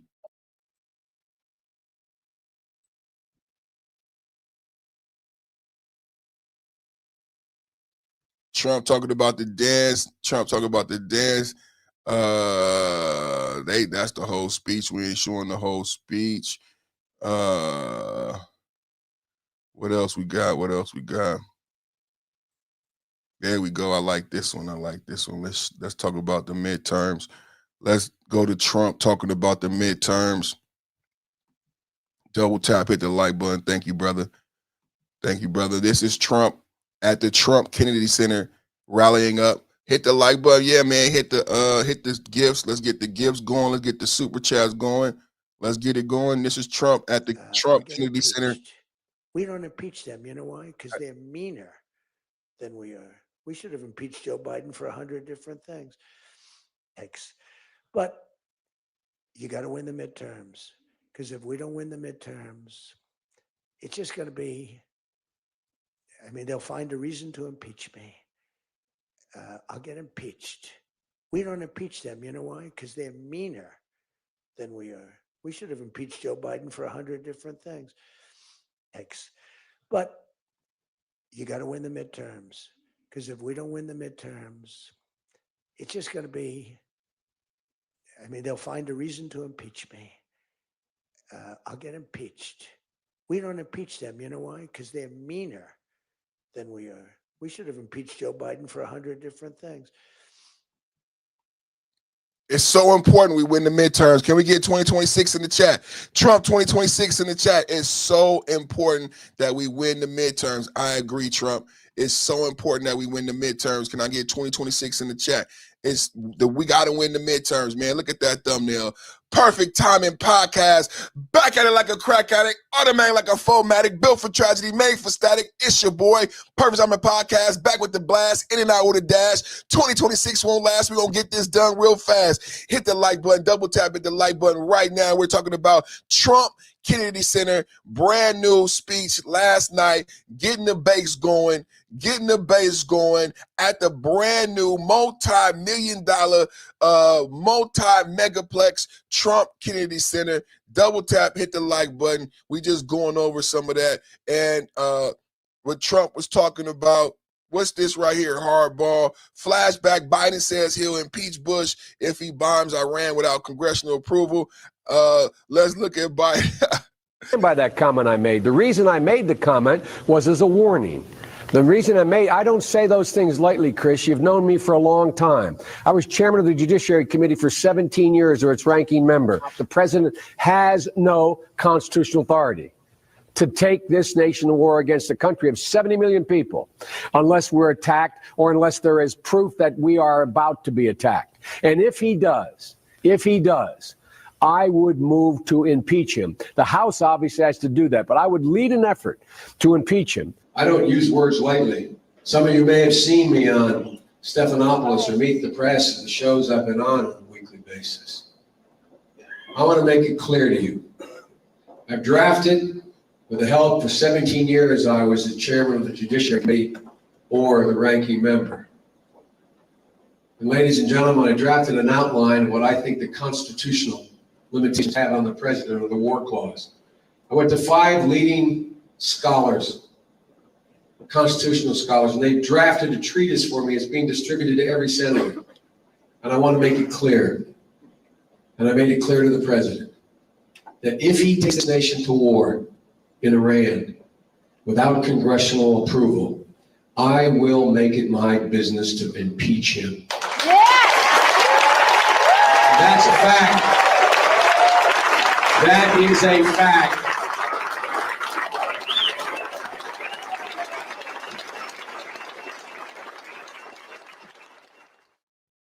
Oh, Joe, don't say it ain't so. Sleepy Joe in the chat. Sleepy Joe in the chat. Sleepy Joe in the chat. Let's go, Brandon. Let's go, Brandon. Sleepy Joe in the chat. Let's go, baby. Double tap. We are talking about Trump last night at the Kennedy Center. I'm sorry, the Trump Kennedy Center, right?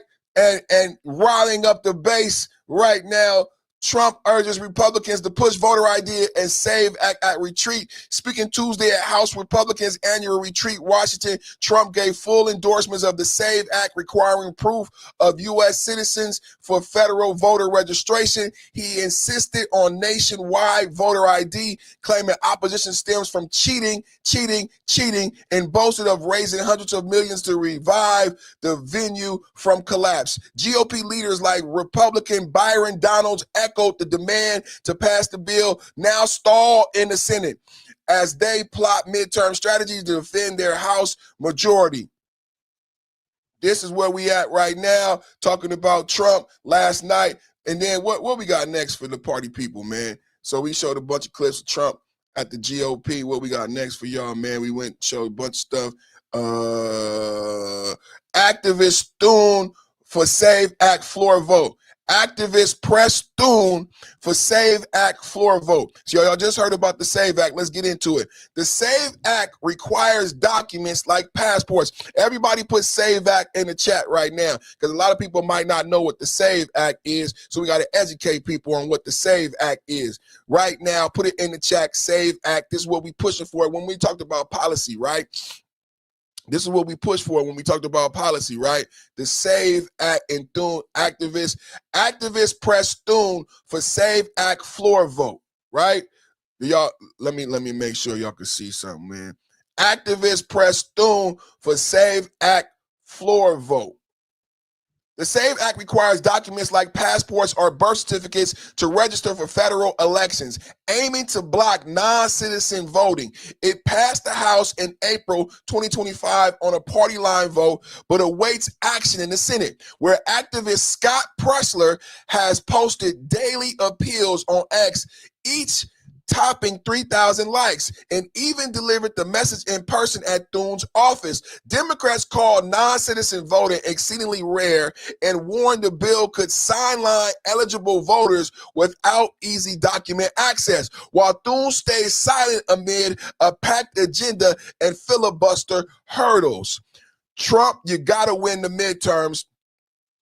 We played Trump, you gotta win the midterm. Now you guys know the details of the SAVE Act. What else we got on the SAVE Act and Thune? Maduro. Let's go to this right here. And you see, I want to be more, but I have somebody watching. I want to be more effusive. I want to really, yeah.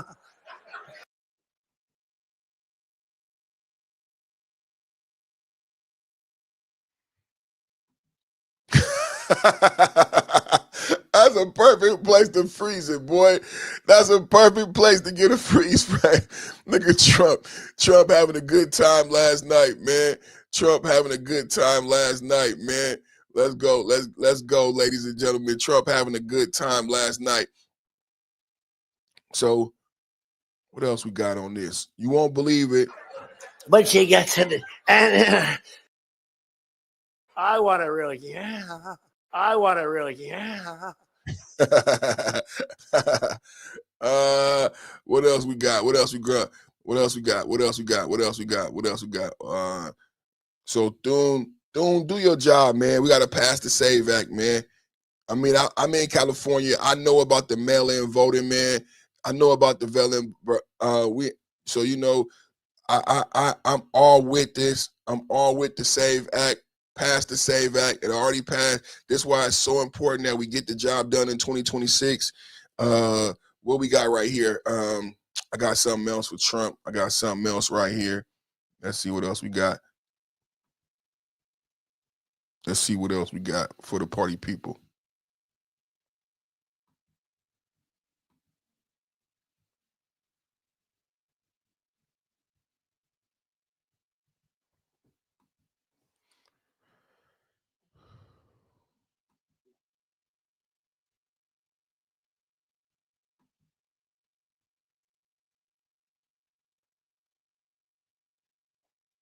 We're having some technical difficulties. We're having some technical difficulties with the platform. I don't know what's going on with my X platform. We would have, on average, 2 murders a week in Washington. I don't even like talking about it. Two murders a week in Washington D.C. We haven't had one in 7 months. People can walk out now. We would have, on average, 2 murders a week in Washington. I don't even like talking about it. Two murders a week in Washington D.C. We haven't had one in 7 months. People can walk out now. We would have, on average, 2 murders a week in Washington. I don't even like talking about it. Two murders a week in Washington D.C. We haven't had one in 7 months. People can walk out now. We would have, on average, 2 murders a week in Washington. Thank you, Trump, for cleaning up Washington, D.C. Thank you, Trump, for cleaning up Washington, D.C. He wasn't the president. First of all, the election was rigged.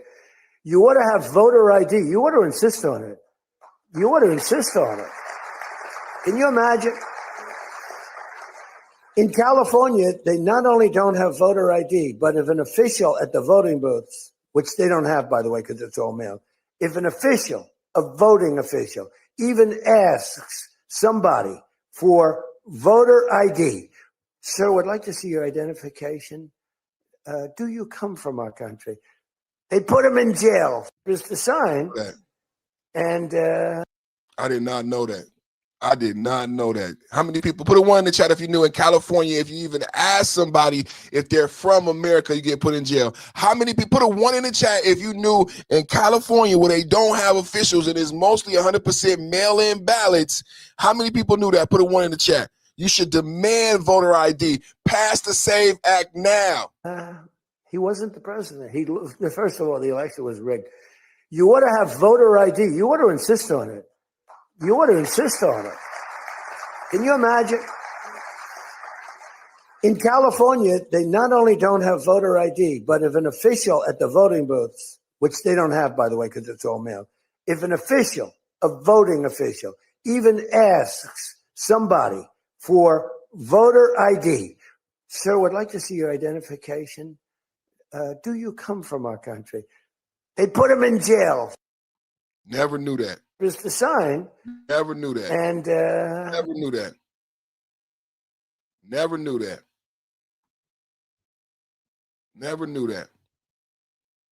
Double tap at the like button, man. Double tap at the like button. Never knew that, man. Never knew that.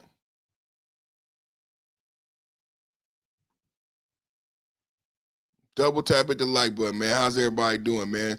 Let's go to our next story, man. Double tap at the like button, everybody. Let's go to our next story. How's everybody enjoying the podcast, man? You like the new format, man? We talking about Trump. We talked a little bit about the protests in New York. We're gonna go more into the protests in New York. We just talked about Thune. Continue on health premiums. See that energy. That's what we on. He mused the IVF fertilization, owning the narrative, and let's attack the Jim Jordan ear rant, hilarious, cauliflower ears from wrestling, now fighting radical left lunatics. Trump spots winners. This speech unites the GOP. No more weak knees. Deep dive. How this sets up 2026 wins. The Dems are melting down. America Bridge posted a whiny clip, but we know it's jealousy, right? The border, the security, the economy, 3.7 inflation, you know what I'm saying? 1776 to our troops. Shout out to our sponsor. Man, be a sponsor right now. Tap into my DM on Instagram if you want me to shout you out during the live stream right now. Continuing Trump on health premiums, no plan lies. He's already lowered them. This retreat is MAGA masterclass. Your thoughts in the chat. Do you think Trump did a good job on the MAGA retreat at the Trump Kennedy Center? I think it was hilarious. I think he did a great job all the way from the Truth Social to his speech, to his talk. Let's go into the January 6th anniversary and the mass pardons. You know, Nancy Pelosi, this might be one of the reasons Nancy Pelosi is retiring this year and not choosing to run for office, and she's bowing out a year early, just like MTG. And I'm going to play a video clip of Nancy Pelosi taking full credit for the violence that took place on the January 6th, allegedly. So let's take a look at the anniversary. 5th anniversary of January 6th, the day patriots stood up against election fraud. Trump pardoned over 1,500 defendants, including the brave ones the deep state called violent. This rewrites the narrative. No more political prisoners. Now, as we stuck about this, please remember that Biden pardoned the J6 committee, right? We can't forget that Biden pardoned the J6 committee. You know what I'm saying? So as we get into this story and we talk about as we talk about the pardons, please don't forget that Biden pardoned Fauci in a midnight auto pen, right? In a midnight auto pen, Biden pardoned Fauci and pardoned the J6 committee. And we never had a real discussion on why, if everybody is upset with Trump pardoning these 1,500 individuals, why was a pardon needed for the J6 committee? And why at the midnight hour, the last hour of his presidency, in a debatable auto pen, right? Let's keep going with the story. Trump pardoned over 1,500 defendants, including the brave ones the deep state called violent. This rewrites the narrative. No more political prisoners. It's MAGA rally cry. Fake news calls it controversial, but we call it justice, right? Trump on C-SPAN today, peacefully and patriotically, that's the truth that they hear. Commemorations everywhere, but the left in tears. Cory Booker whining on Facebook, pathetic, right? Cory Booker whining on Facebook, pathetic. And Ashley Babbitt, hero, no guns on protests, etc. This turns liability into victory. Debates raging everywhere. We're winning hearts. Let me show you a video, because they want to say that Trump ignited some type of riot, right? This is why when I say this is why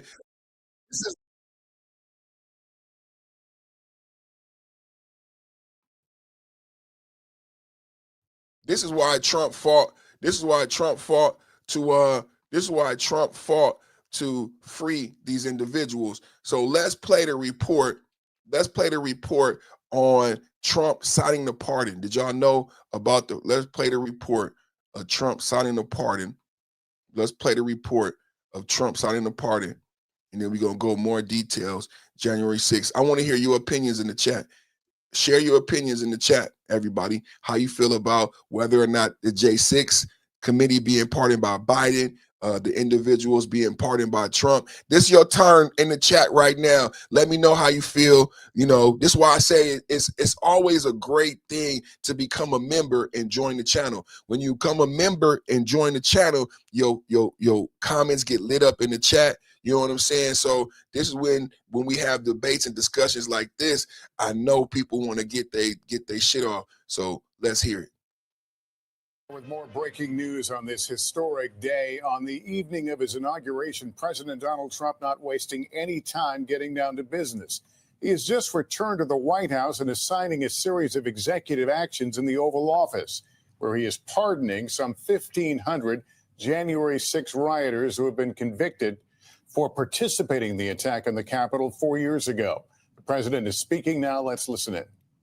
Yes, sir. First, we have a list of pardons and commutations relating to events that occurred on January 6, 2021. Okay, and how many people is this? I think this order will apply to approximately 1,500 people, sir. So this is January 6th.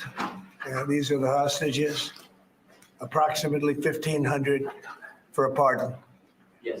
Full pardon. Full pardon or commutation? Full pardon. We have about 6 commutations in there where we're doing further research. Nice to see you again.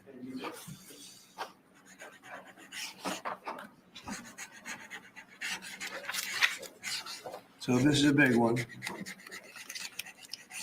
Anything you want to explain about this? We hope they get them. We hope they come out tonight, frankly. They're expecting it. Approximately 1,500 people, six commutations. Were there any cases you did not need for pardon of people? We're looking at different things, but the commutations would be the ones that we'll take a look, and maybe it'll stay that way, or it'll go to, full pardon. And the order does require the Bureau of Prisons to act immediately on receipt of the pardons and commutation orders. Sir, this is an Why don't we get that down so they can get them going right now? Yes, sir. Is that okay? Yep, absolutely. This is a proclamation guaranteeing the state's protection against invasion based on the current crisis at the southern border. It invokes various executive powers relating to the ongoing invasion at the southern border. All right, President Trump, you heard him pardoning 1,500 people connected to the January 6th riot. The president referencing that he wants it to happen right away, and the wording that he announced sounds like that would be the requirement. We have a live picture, I believe, from the federal prison near D.C. here, where many of those people are being held.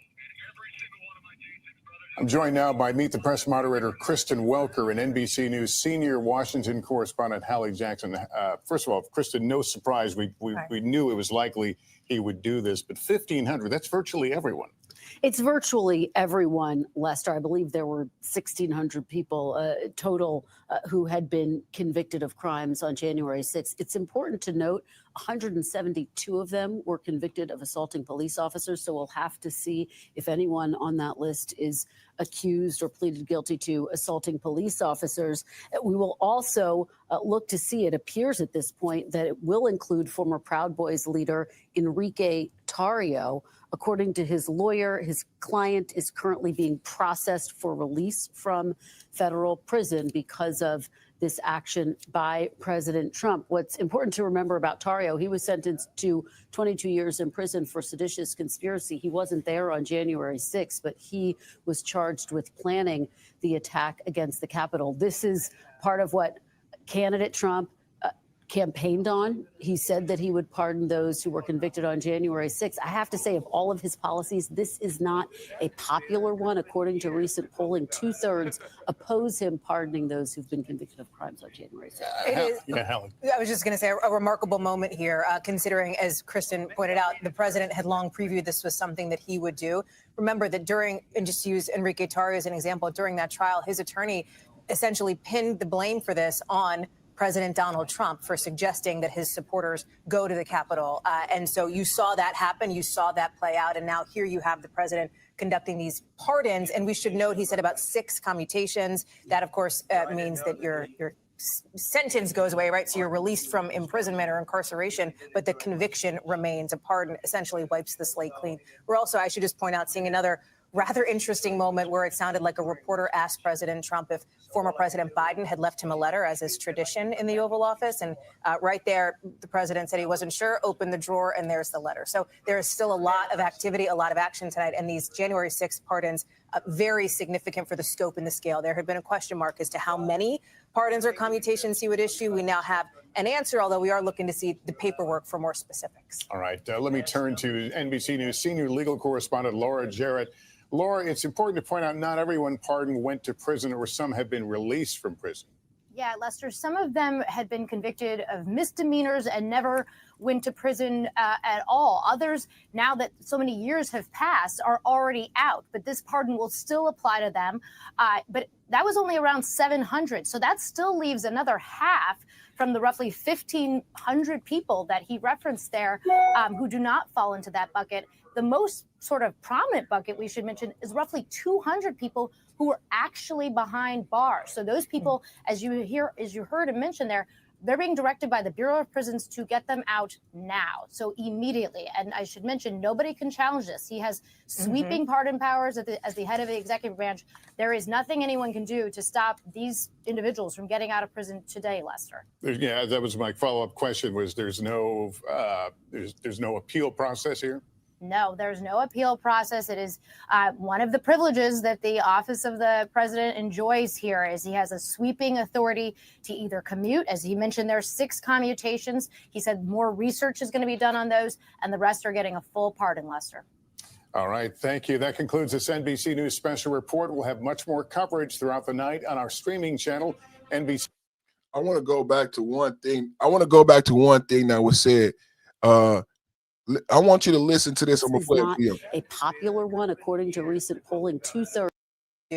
Remember that during, and just to use Enrique Tarrio as an example, during that trial, his attorney essentially pinned the blame for this on President Donald Trump for suggesting that his supporters go to the Capitol.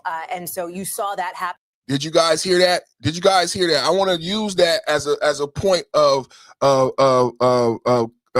to debate right there. This has been the propaganda. This has been the Democratic narrative, right? But did you guys know that Trump sued ABC and Trump sued CBS? We won $15 million in 17, so over $30 million total for fake news. Fake news is no longer conjecture. Fake news is no longer MAGA red meat. Fake news is real. When Trump said fake news, he meant it. When he became president, he sued them for creating fake news, and he won $15 million from one company, $17 million from another company. But did you guys see the BBC report where Trump may sue the BBC for $1 billion? The people who started this whole narrative and rumor that Trump incited a riot. Did you guys know that it was a fake AI generated video that led to all of this conjecture about whether or not Trump, this is BBC, right?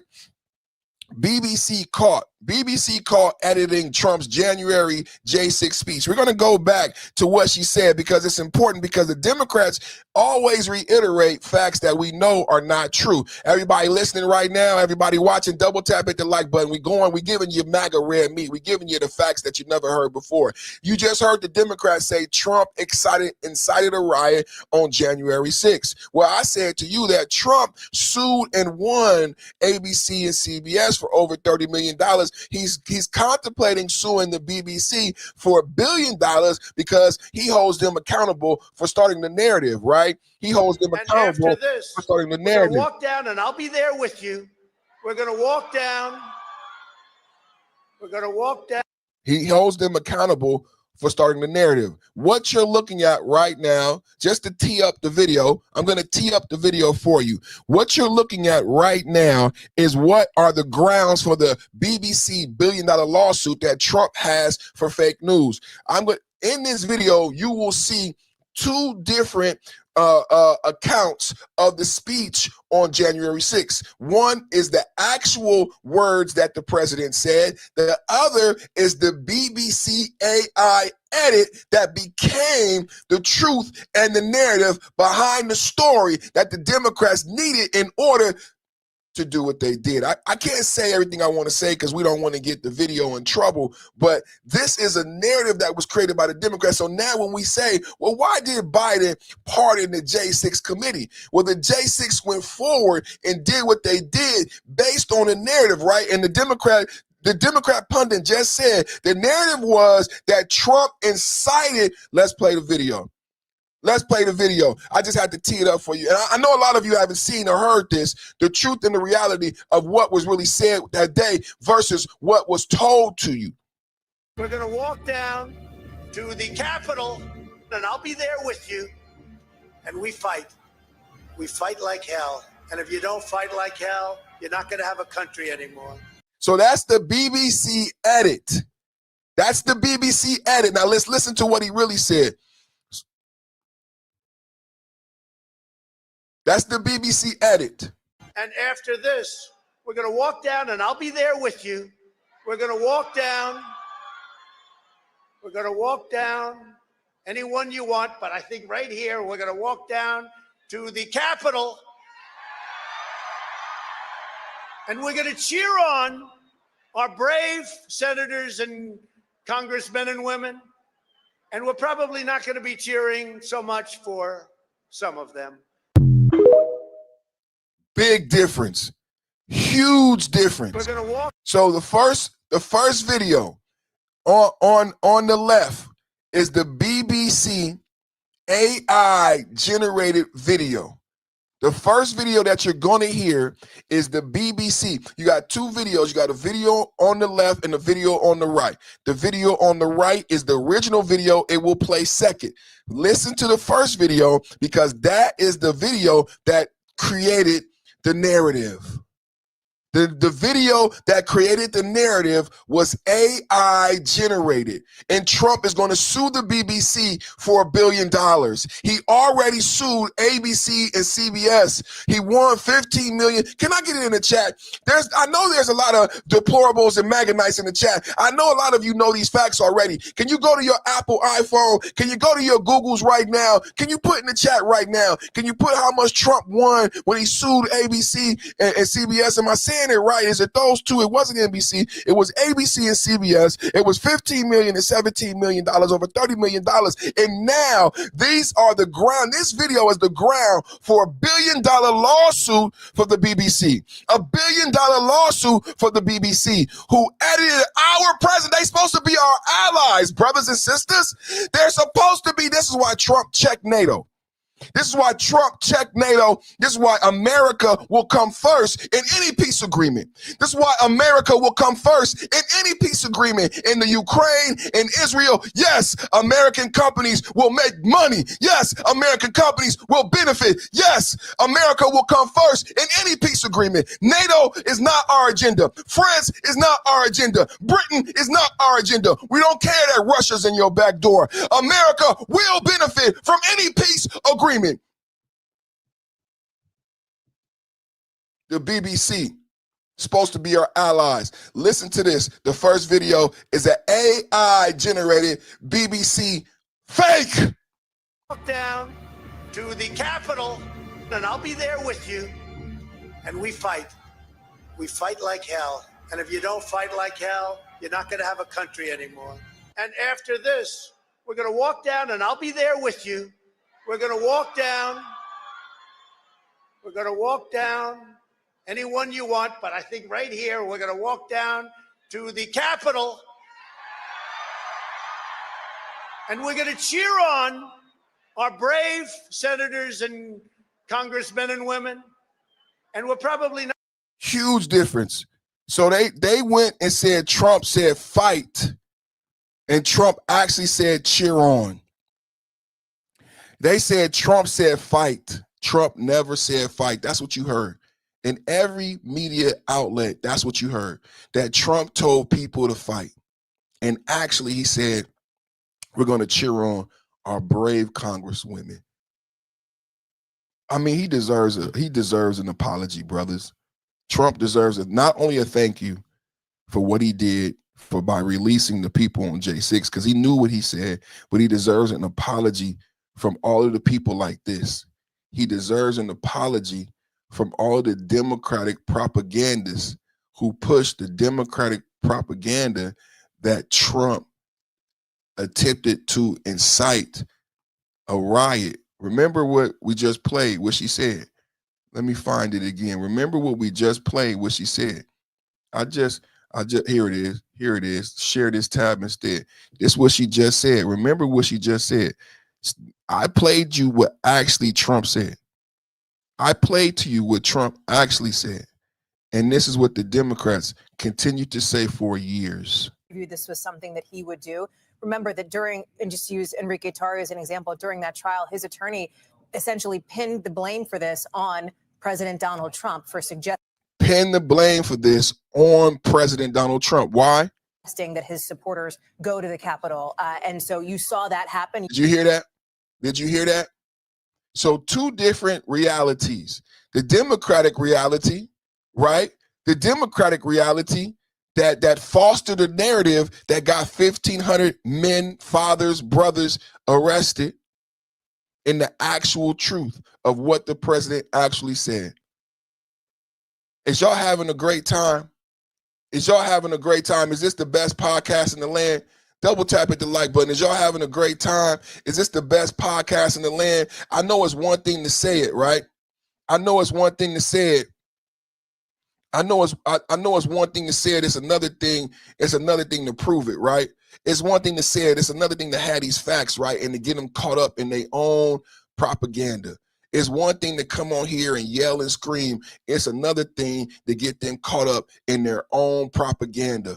And somebody put it in the chat that Trump also sued Twitter. Trump also sued Twitter for similar fake news and propaganda. One more time, everybody. What they told you he said and what he actually said. On the right, you see it says original. We're going to walk down to the Capitol, and I'll be there with you. And we fight. We fight like hell. And if you don't fight like hell, you're not going to have a country anymore. So they lied and said, Trump said, fight like hell. And if you don't fight like hell, that was a lie. That was fake news. How unbelievable is this to learn this today in 2026, January 6th? And after this, we're going to walk down, and I'll be there with you. We're going to walk down.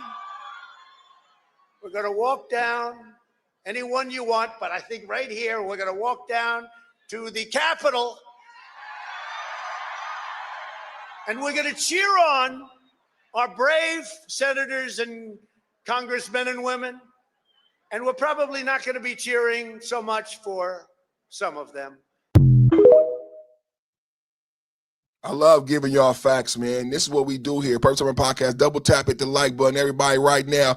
Big favor to everybody watching right now. I'm going to ask a big favor to everybody watching right now. Hit the like button. Everybody watching right now.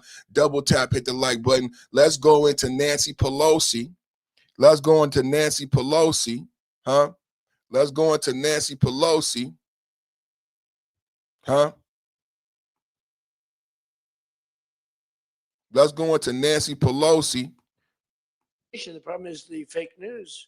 That's why I like being on. I'd much rather do live television than do non-live because, when they say, as an example in my speech, peacefully and patriotically to the Capitol, peacefully and patriotically. Do you know that the Unselect Committee didn't report it, that I said those words? Do you know that the news never reported the words walk or march peacefully and patriotically to the Capitol? Do you know they never reported it? It's a scandal. The Unselect Committee never reported that. They never reported that Nancy Pelosi was offered 10,000 soldiers, National Guard soldiers, whatever you want. No, I don't want them. And the mayor. The mayors were in writing. She was more honorable about it. But Nancy got caught when her daughter did a documentary. She's a documentariist. And she has her mother saying, it's my fault. I should have taken the soldiers or something. I saw that in the documentary. I said, whoa, this was a major story. Has she spoken to her daughter since that, you know? But they just, you know, they are vicious people, even on the attack.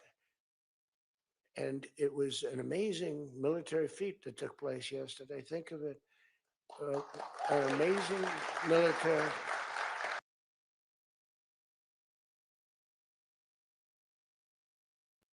So we're gonna break this down. We're gonna break this down. Remember, I want to break this down bit by bit. What was just said, and then we're gonna go back to the other video. We're gonna play this again, and then yeah, I'm gonna go to the video that I'm gonna go to the video as we watch this again. We're gonna go to both videos. We're gonna go to the video of what he actually said, and then we're gonna go to Nancy Pelosi's daughter's video of what was said in the documentary when Nancy Pelosi actually took blame. Right. So let's play this again, and this time we're gonna react to it in real time and get the supporting documents that the president mentioned. The problem is the fake news. That's why I like being on. I'd much rather do live television than do non-live, because when they say, as an example in my speech, peacefully and patriotically to the Capitol, peacefully and patriotically. Do you know that the Unselect Committee didn't report it, that I said those words? Okay, so Trump just said that's why I'm excited. This is why I love my show. Trump just said they never reported that I said peacefully and patriotically. And that's what I played here today, giving you firsthand accounts. I know this is why we're doing this. That's why you're here right now. That's why you're watching the #1 podcast in the land. No one else is giving you information like this, right? No one else is telling you the truth. Now, Trump just said they did not tell you what I actually said, that I said peaceful, One you want, but I think right here we're going to walk down to the Capitol and we're going to cheer on our brave senators and congressmen and women. And see, did you hear it? We're going to cheer on. We're going to cheer on. That's not what was said. And then remember, Trump just said they wouldn't allow it to be heard. The actual truth of what said, they wouldn't allow it to be said. As an example in my speech, peacefully and patriotically to the Capitol, peacefully and patriotically. Do you know that the Unselect Committee didn't report it, that I said those words? Do you know that the news never reported the words walk or march peacefully and patriotically to the Capitol? Do you know they never reported it? It's a scandal. They never reported it. That's why I know it's the first time you're seeing this here. That's why we're doing this work today. I know it's the first, because what you actually saw was an edited AI video. This is what you saw. We're going to walk down to the Capitol, and I'll be there with you, and we fight. But that was a lie. That was a lie. That was fake, ladies and gentlemen. That was not the reality. That's why he won millions of dollars. And that's why he has a BBC. That was fake. It was all fake. And I'm the first person giving you the reality. Watch it yourself.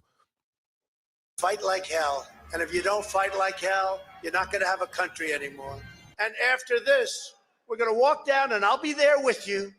We're going to walk down. We're going to walk down anyone you want, but I think right here we're going to walk down to the Capitol and we're going to cheer on our brave senators and congressmen and women. And we're probably not going to be cheering so much for some of them. That's the reality, ladies and gentlemen. Ain't it funny? Ain't it funny? Ain't it funny? Only here on the Perfect Summer Podcast do you get these realities.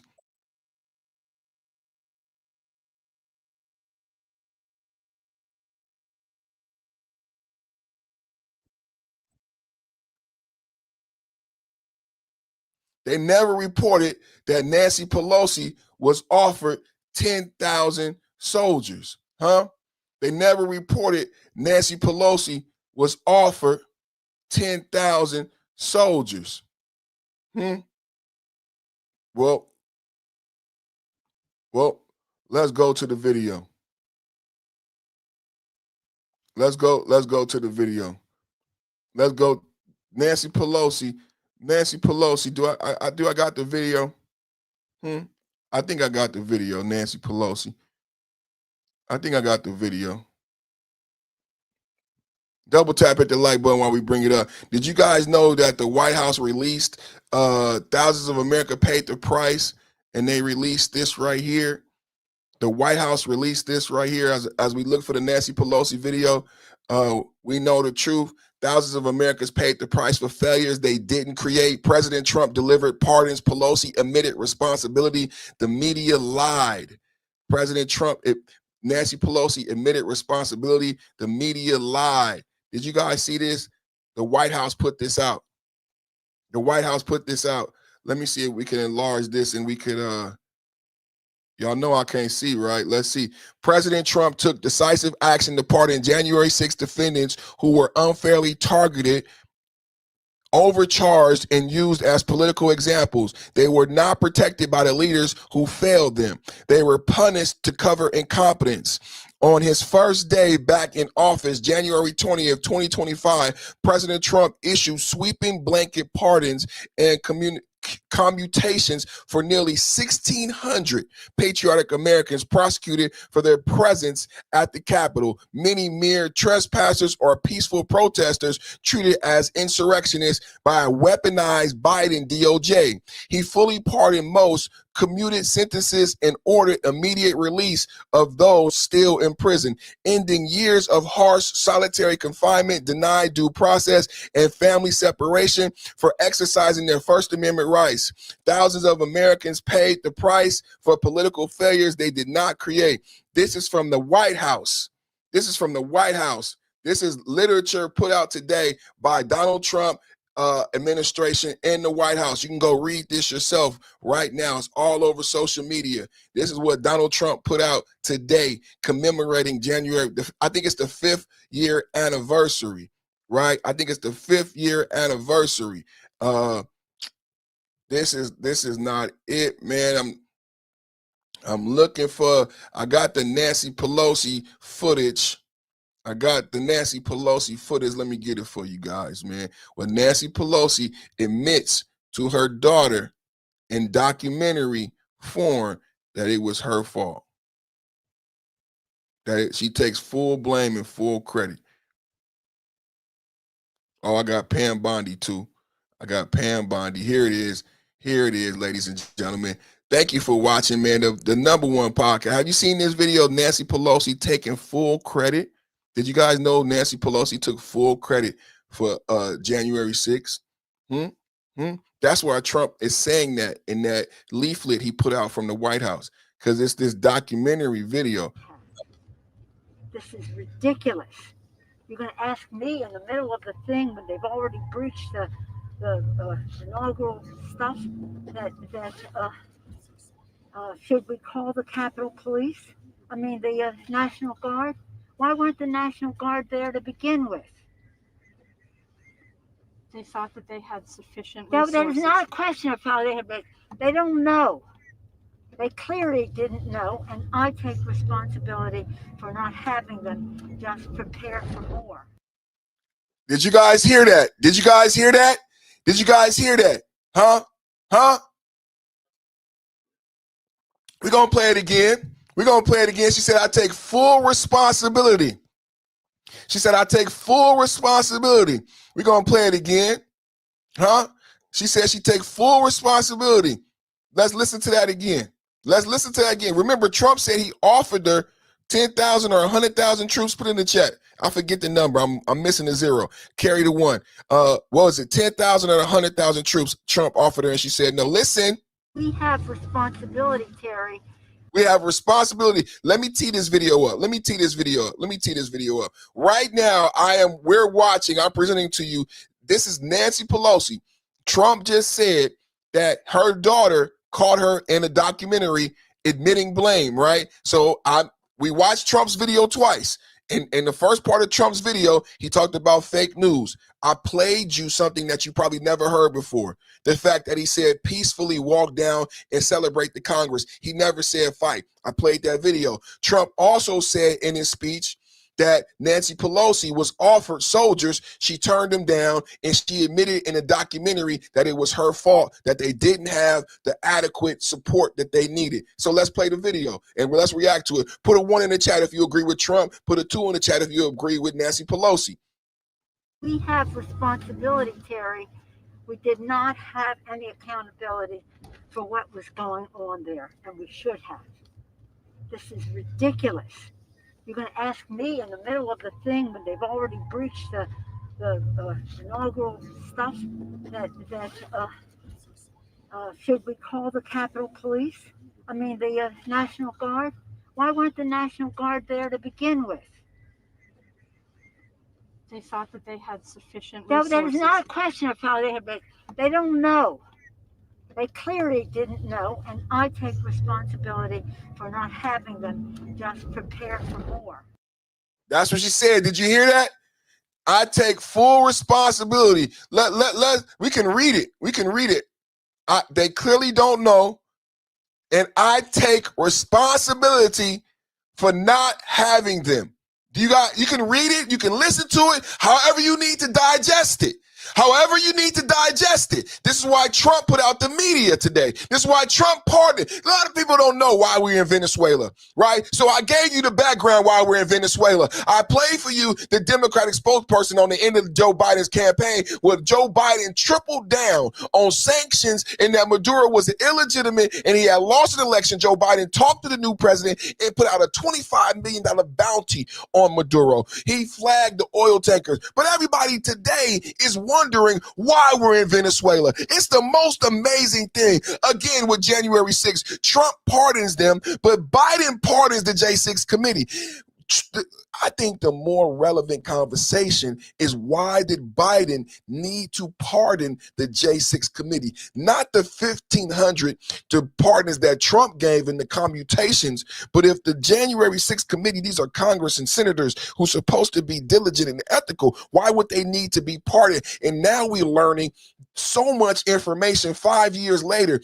Did you know that what they said about Trump was a lie? Imagine if Trump never won, because 4 years went by of a Biden presidency where we weren't able to be honest about January 6th. Do you guys know that? 4 years went by of a Biden presidency and I couldn't be honest. I couldn't tell you that they lied about Trump's speech. I couldn't say it. I couldn't play the video I just played where I showed the BBC edit and I showed the original speech. Trump even said himself that they kept his actual words out of the J6 commission. They kept his words and they went with the BBC AI edit. You can't make this up. Trump just said it. And then he said, I offered Nancy Pelosi truce. She said no. And now I got the video. Now we got Nancy video caught on documentary, caught on video, taking complete. Look at the beginning, she says, we have responsibility. Put it in the chat. Is Nancy Pelosi responsible or Trump? 1, if you think Nancy Pelosi is responsible. 2, if you think Trump is responsible for J6. Let's go. We have responsibility, Terry. We did not have any accountability for what was going on there, and we have responsibility. We don't have any accountability. This can't be any clearer. This video probably never should have been seen. This is why Nancy Pelosi is not running again. Does everybody understand? Nancy Pelosi is done. Nancy Pelosi is done. Nancy Pelosi is done. Tim Walz is done. Y'all want to go down the list for 2026? Nancy Pelosi is done. Tim Walz is done. Omar is done. Jasmine Crockett is done. MTG is done. Done. They're all done. And you have nobody up to bat for the Democrats. This is just the reality. They're all done. And Maxine Waters is damn near 90 years old. Is Maxine Waters going to step the fuck down? Maxine Waters is almost 100 and 1,000 years old. Can Maxine Waters' old decrepit ass retire?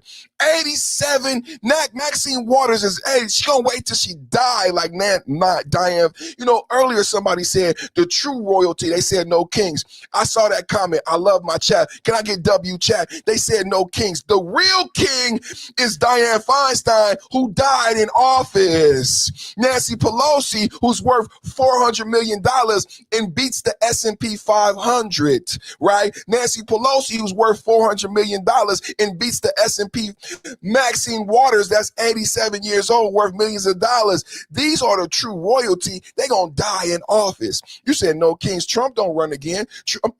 Trump don't want to be president again, but Nancy Pelosi gonna be in office. She's been in Congress for 30 years. Maxine Waters been in office 20 years. Joe Biden was in Senate 30 years before he became vice president. Let me tell you again. Joe Biden was in the Senate 30 years before he became vice president. He was vice president for 8 years, and then you talk about kings, and then Democrats felt, they said Joe Biden deserves another crack at the apple. He was in the White House for 8 years. He was in the White House. Y'all said give Joe Biden 4 more years. Joe Biden spent 12 years in the fucking White House. Did you know Joe Biden spent 12 years in the fucking White House, and you almost gave him 4 more years? You almost gave Joe Biden 16 years in the White House, and minimum wage is still $7. Minimum wage never went up. You never got abortion. You never got shit. You never got shit. What did you get for fucking 16 years in the White House? You don't even have Obamacare. Joe Biden made the subsidies temporary. Why didn't Joe Biden make the subsidies permanent? Why didn't Joe Biden make the subsidies permanent? Obamacare was created in 2008. Obamacare lingered. It was on his deathbed since day one, but it was on life support for 15 fucking years. Obamacare was on life support for 15 fucking years. Joe Biden got a crack at the apple, got back in the White House.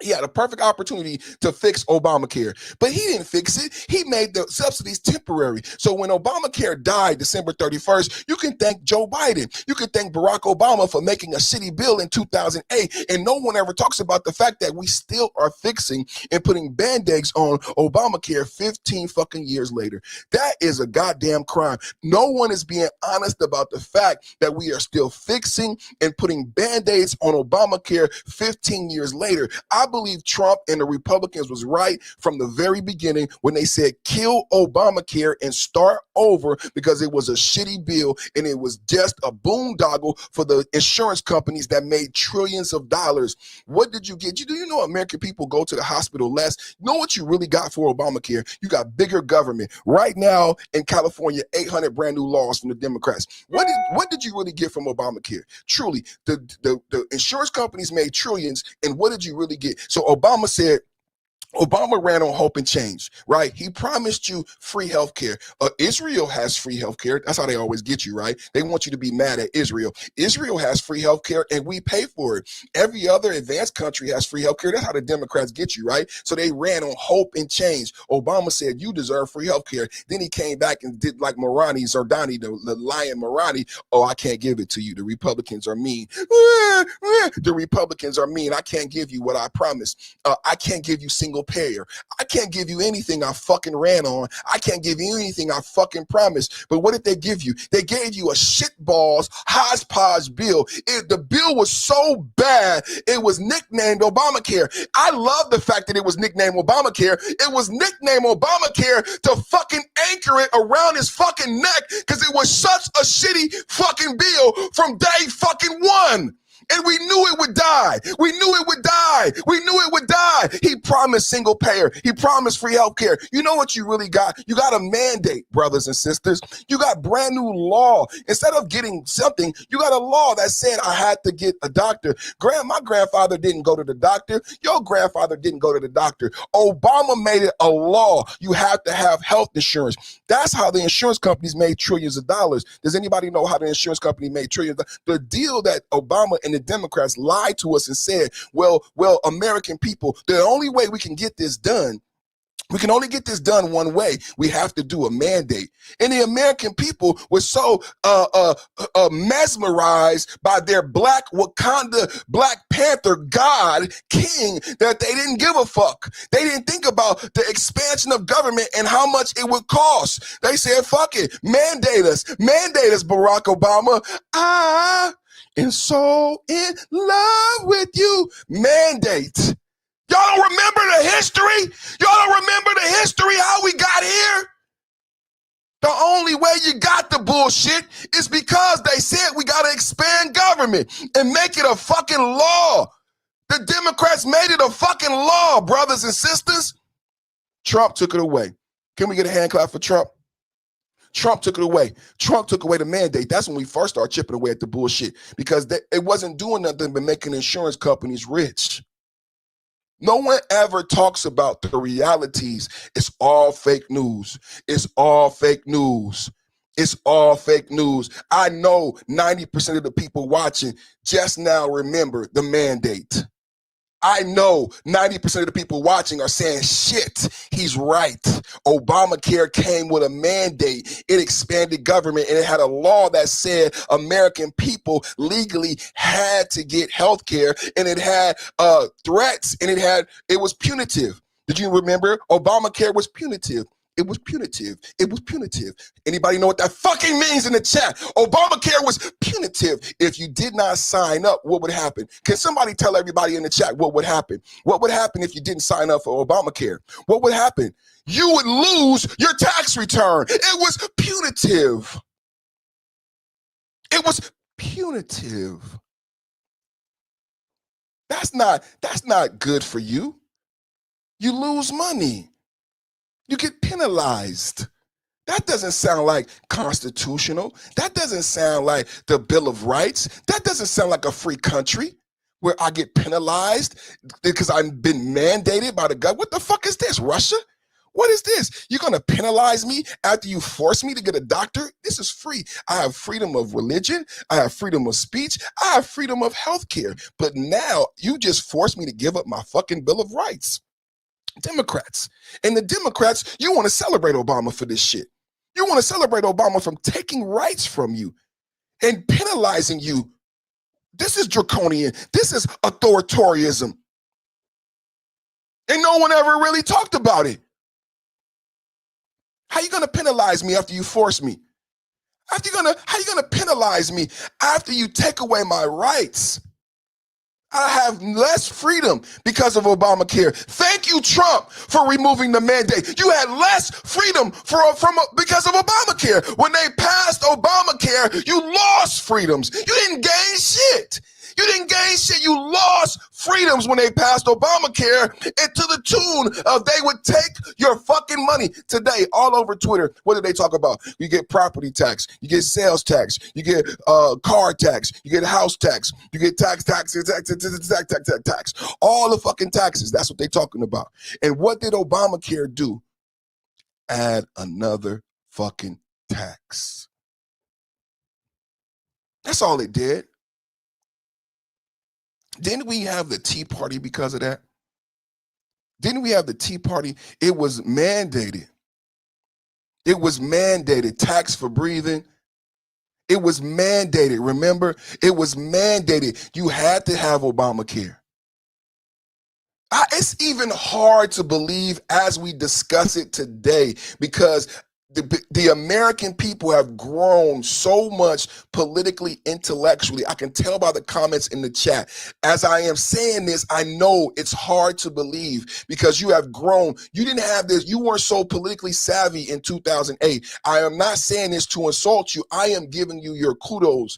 Everyone watching in the chat, you were not this politically savvy in 2008. Everybody bought into the Black Wakanda King. They gave up their rights. They were cool with the mandate. And even when Trump was elected in 2016, the Democrats still shit on Trump for getting rid of the mandate. But now today, as we discuss it 10 years later, how shitty does it sound?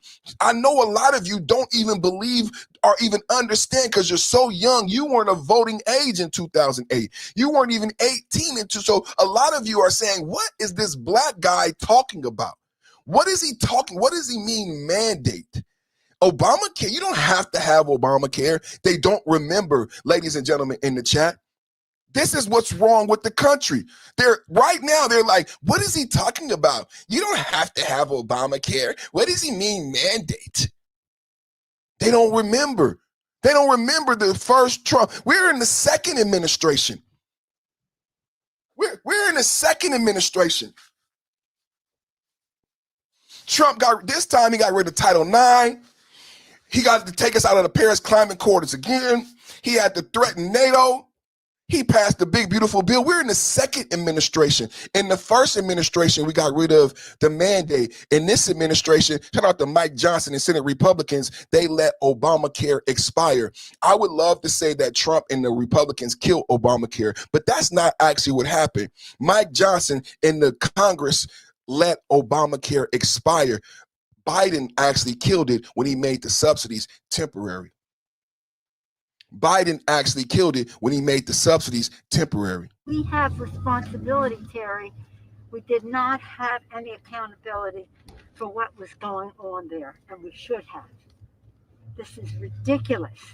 You're going to ask me in the middle of the thing when they've already breached the inaugural stuff that should we call the Capitol Police? I mean, the National Guard? Why weren't the National Guard there to begin with? They thought that they had sufficient That resources. is not a question of how they had. They don't know. They clearly didn't know, and I take responsibility for not having them just prepare for more. We have responsibility, Terry. We did not have any. I take responsibility. Nancy Pelosi, you should take responsibility. It's full accountability. Nancy Pelosi, I take responsibility, full accountability. You should, Nancy Pelosi, because it was your responsibility and Trump offered you. Thank you, Trump. I just love how Trump, this has been the greatest camp. This has been the greatest administration, man. The greatest administration ever. The greatest administration ever. Let's go to Venezuela. Let's go. Y'all want to take a pit stop in Minnesota? Y'all want to take a pit stop in Minnesota? Let's take a pit stop in Minnesota, man. Let's get back to this Democrat non-existent blue wave. The Democrats have died out, man. You know, I played last week. I played where the Democrats are polling negatively with Democrats, man. Democrats are polling in the I think it was -6.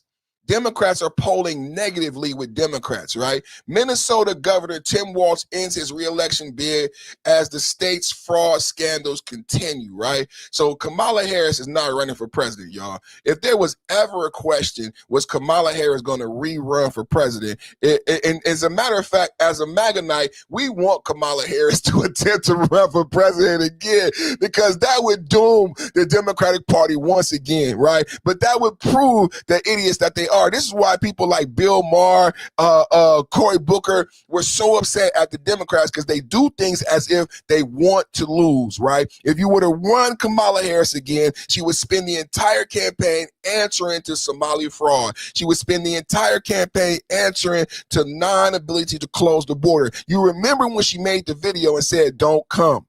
Remember when Kamala Harris borders are, or she's borders are, I don't know if she the borders are. Remember when she made the video and said, "Don't come." She couldn't close the border. She couldn't handle the border crisis. This is just the facts of the matter. So Kamala Harris will not be running again, because now she doesn't have a running mate. And then she's going to have to answer questions as to, because what we learned last week, what did I tell you? I said, how did Tim Walz get selected as Kamala Harris vice president? Well, Tim Walz was selected as Kamala Harris vice president because of these programs. Did you guys know that? These programs were highlighted by Barack Obama. Barack Obama fell in love with these programs, and so did Kamala Harris. Barack Obama tweeted about these welfare programs. Right now, the welfare queens in Minnesota are saying, Tim gave us free buses. Tim gave us school lunches. All this free shit, even though you couldn't afford it, being paid for by the federal government. So Barack Obama championed Tim Walz. Did you guys know that? I bet you didn't know that. Barack Obama retweeted Tim Walz when he put out all these welfare socialist programs in Minnesota. Kamala Harris also championed and retweeted Tim Walz in 2023 ahead of her 2024 presidential bid. That's how Tim Walz got on the ticket. It was because of these programs that led to $9 billion in fraud that were being celebrated by the Democrats that almost went national. If Kamala and Tim would have gotten in the White House, those same programs would have went national. It would have been a free-for-all for all the scammers in America.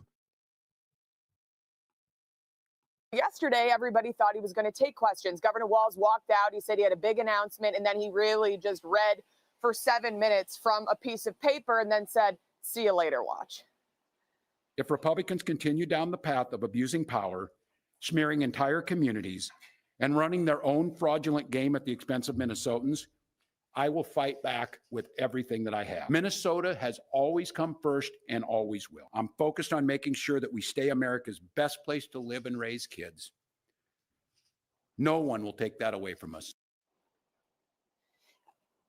Okay, so the White House tells me Tim Walz should know that dropping out of the race for governor is not going to shield him from the consequences of his actions. President Trump says Tim Walz was caught, quote, red-handed for his role in the fraudulent Somali scams plaguing Minnesota for years. And I mean years. We have, really talked about it recently, but it's been going on for a while. And White House Press Secretary Caroline Leavitt tells Fox President Trump believes Tim Walz could be criminally liable. President Trump has been calling out Tim Walz for his incompetence and corrupt leadership for a very long time. And Trump was right about everything. This is another example of that, which is why Governor Walz is dropping out of the race for re-election today. This is a man who can no longer even win the support of the voters within his home state because his policies have failed them. Tim Walz pushes back on that, though, you guys, and says, I could have won if I would have just ran, but says he just wants to focus on right now. So the developments come as the Justice Department signals more indictments are coming. Nearly 100 people have been charged with felony fraud-related crimes just since 2022, and nearly every single one is Somali. So when people ask, why are you talking about the Somali community? They're being targeted. It's just the numbers. It's just the facts. Here it is, the numbers right here. Like she said, it's just the numbers, it's just the facts. Minnesota felony fraud related crimes, 98 charged, 85 of Somali descent, $9 billion in fraud, man. Ladies and gentlemen, I have been saying the number 1 billion for so long. We thought it was a 1 billion. We thought it was 1 year. This has been several years of Democratic regime and over $9 billion in fraud. This is a lot to understand, and the cases are still coming in. The feds are not done. When I first started reporting the story, it was 57. How many people remember that? It was 57 people arrested, 75 indicted, right? Now we're up to 98 and 85 indictments, right? Data isn't racist. Thank you very much for that comment. And now, when we first started reporting this, we said $1 billion. Now it's up to $9 billion and counting. And I don't think they'll be able to count it. I got a video here from Nick Shirley. Where they were saying something about $100 billion in fraud. Where is that video? I had a Nick Shirley and $100 billion in fraud. I got hold on. I got a lot on this Minnesota. Right here.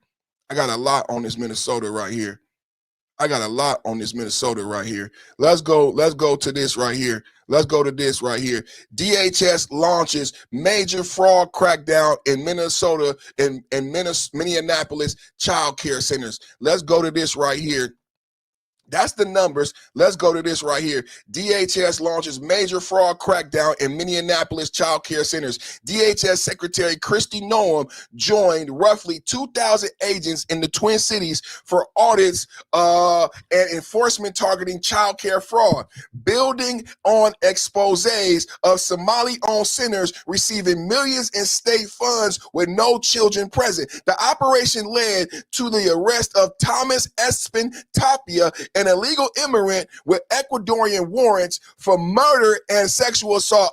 Unbelievable. Good job. As ICE teams detained him in a dramatic raid. This follows years of scandals, including 98 felony fraud charges since 2002 and $250 million feeding our family future cases. Somebody in the chat said feeding children is communism. Let's give this number to that person who was trolling in the chat. 250 million feeding our family future cases, prompting the Trump administration to freeze billions in funds to Minnesota and 4 other states over waste and benefits to non-citizens. Officials promise ongoing accountability amid political fallout for Tim Walz, who cited scandals in announcing he won't seek re-election. This is General Michael Flynn says he knows why we're not getting accountability for the Minnesota daycare fraud. He looked into Speaker Mike Johnson and he's getting daycare and healthcare clinic money funneled through PACs. Taxpayers are being robbed blind. So he wants to blame Speaker Johnson. Man, they just going all type of shit, man. Here's a raid. Just in, DHS Secretary Kristi Noem is now on the ground in Minneapolis as Trump admin goes hard at the Somali fraud. You know that South Park could probably do a video of her shooting a dog in Minneapolis. South Park been going so hard on Kristi, man. Like, I didn't even know who she was until South Park started doing this stuff. And I was asking my wife, I'm like, why did she shoot a dog in every episode? We had to actually Google it, y'all. We had to actually Google it because I didn't know why they kept having her shoot a dog. You know what I'm saying? but let's go to the video. Yeah, go get him, Kristi. Let's go to the video right now.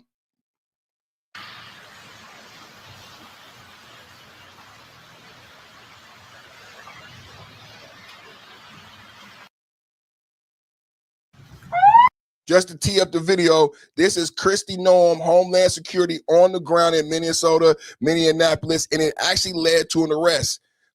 This is not just videos. This is not just Nick Shirley. This is, a lot of people were complaining, oh, Trump better do something. I said Trump was built for this. We already have the apparatus. We've already been in Charlotte. We've already been in New Orleans. We've already been in Memphis. We've already been in Chicago and LA. If anybody had that, this is not like Biden hearing about this and not having an apparatus ready to respond. Trump was already ready with ICE, with National Guard, with Operation Charlotte's Web, with Operation Spear, right? So Trump was the best president for this fraud to be discovered by because we were ready to roll, baby. Look at us on the road right now. Kristi was already doing this. So all it took was her to be alerted to get to Minneapolis and start doing the job she's been doing already all 2025. 250,000 deportees arrested. I said 6 million people self-deported. 6 million people deported in 2025,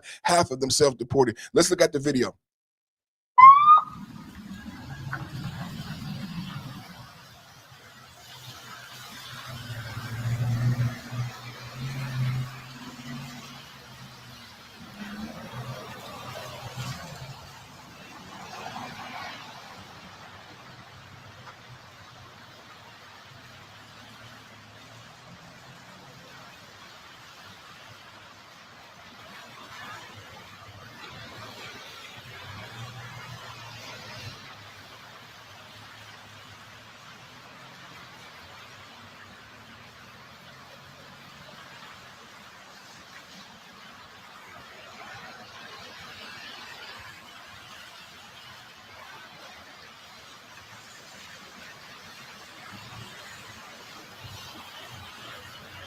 Imagine being in Minneapolis. Imagine being a Somali criminal in Minneapolis. Looking at this. I mean, it's like 2-3 minutes of cars, man. This how many ICE agents is on the ground, and it's still going. It's still going. Trump, come on, y'all, clap it up for Trump in the chat, man. I mean, imagine being a fraudster. Imagine being an immigrant. How long? This video is 2 minutes, man. When they say they on the ground, baby, they is on the ground, baby. When Trump say I'm on the ground, Trump mean I'm on the ground, man. Let's go, man. Let's go, man. Let's go, man. Let's go, man. Heavily armed ICE agents just conducted a raid in Minneapolis and picked up Ecuadorian man wanted for murder. This is who Tim Walz is trying so hard to protect. Sorry, Tim, your violent imported voters are going home. Did you check out Kristi right there?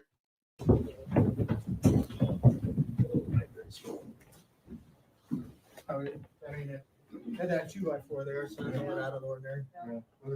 So let's read. DHS arrests Ecuadorian murder suspect in Minneapolis raid. Y'all with me right now? I'm teeing up the video for you right now. DHS arrests Ecuadorian murder suspect in Minneapolis raid. Double tap, hit the like button, man. Double tap, hit the like button, man. Let's get into it, man. Where's my DHS arrests Ecuadorian murder suspect in Minneapolis raid. Thomas Espin Tapia, that's who you looking at right now. Everybody, that's who you looking at right now. That's who's being arrested right now. This is why I'm teeing this up to let you know what you're watching. Thomas Espin Tapia, an Ecuadorian national with warrants for murder in Ecuador and SA in Connecticut, was arrested Tuesday during a tactical raid on Payne Avenue, just outside Minneapolis. DHS Secretary Kristi Noem joined the operation and celebrated removing another murderer and predator from the streets. The takedown is part of a 30-day federal push deploying 2,000 agents in Minnesota to target violent criminals and welfare fraud in immigrant communities amid reports of ICE activity across the Twin Cities. Let's look at the video just to tee up the video. What you're seeing right now, this is Kristi arresting. Now, you know what I said? Remember, if you new here, what I said when I talked about the high numbers of deportees, I said, how does ICE know where to go? Does anybody know? How does ICE know where to go? I said, what the ICE is acting on the fact that they're not doing investigations. They already know where to go. Why do they know where to go? Because these are individuals who have committed crimes while not being citizens. So they got arrested for criminal activity while in America while being undocumented. When you get arrested for crimes, when you're undocumented, you got to go see a immigration judge. And most of them have received what is called deportation orders, right? So they've been asked by a judge to leave the country. But the Biden, just like Maduro, think about what we've talked about all day today. Just like Maduro wasn't arrested by Biden, he was sanctioned by Biden, the ships were sanctioned by Biden. So Biden put out a lot of these deportation orders for criminals who came here undocumented, but Biden never arrested them and put them on a plane and put them on a boat and sent them back home. So how does ICE know where to go? ICE knows where to go because these individuals have committed crimes. These individuals have committed crimes and they have deportation orders. That's why does anybody realize that they're just knocking on the door? I'm going to play the video again. Do you realize they're just knocking on the door? So this means that this murderer is still at the same house where he could be found by ICE. ICE didn't look for him. They just knocked on the door and the date and the name from the judge. And this is the guy. Is he home? He's fucking home. It's unbelievable. He's fucking home. He didn't self-deport. He's fucking here. So guess what they do? They arrest him and they put him on the plane and they send him back home. Let's look at the video right now. Just giving context to what you're watching. And I know a lot of people never thought about, well, how does ICE know where to go?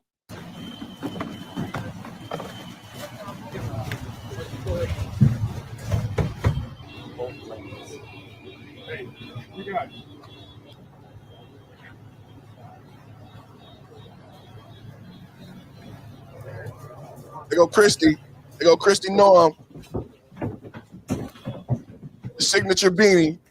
The signature vest. Had that 2x4 there, so it's not out of the ordinary. This is Tomas Espin Tapia at Water National. He has a warrant for murder in Ecuador. We'll take you in for processing. Una pregunta. Yo no cometí un delito aquí. Okay. We'll take you in. What? Okay.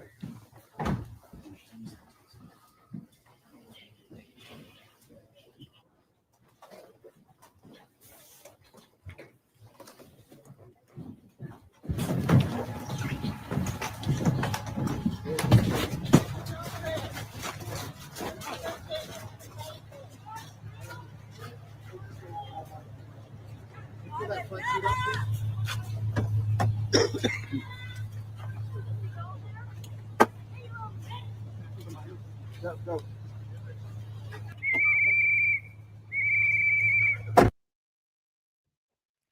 Thank you for doing your job. Clap it up in the chat for Trump and the administration. Thank you for doing your job, Trump and administration. 2,000 people on the ground. Earlier when we were watching the video, remember when we just watched this video right here, and I was like, this is a 2-minute video. How many cars? Now it makes a lot more sense, right? When we saw this video earlier, and I'm like, man, imagine being a criminal in Minnesota watching this video. Because this is a 2-minute video. How many cars so far? That's 5. Do y'all want to count them? I don't want to count it. But it's 6. Like, for 2 minutes, then we got a car over here, right? 2,000. 2,000. You know, because Democrats will dispute. Democrats will say it ain't 2,000 people. Nah, we got video of 100 cars rolling in. 2,000 people. 2,000 people right now on the ground getting these frosters out. Getting these frosters out. And here go this clown right here. Here go this clown right here. Let's see what he got to say. He out the door, man. This is writing on the wall for 2026, man. He out the door, man. Their idea of improving this state is being a parrot for Donald Trump, agreeing to everything that he agreed with. Well, here's what I'm going to tell you. It ain't happening. I'm not going anywhere. And you can make all your requests for me to resign over my dead body. Will that happen? I will fight this thing till the very end to make this state better. And the question that I think they need to decide is when did the guy in the White House resign? When does he take accountability for what he did? Because it isn't going to happen here in terms of us shying away from making this. Their idea of improving this state is being a parrot. You know, this is the lack.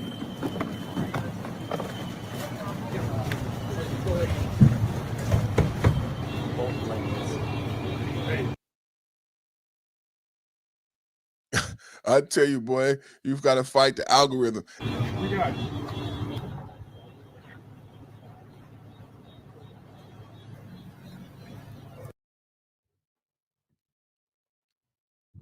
Stop hacking into my laptop, haters. So Tim Walz.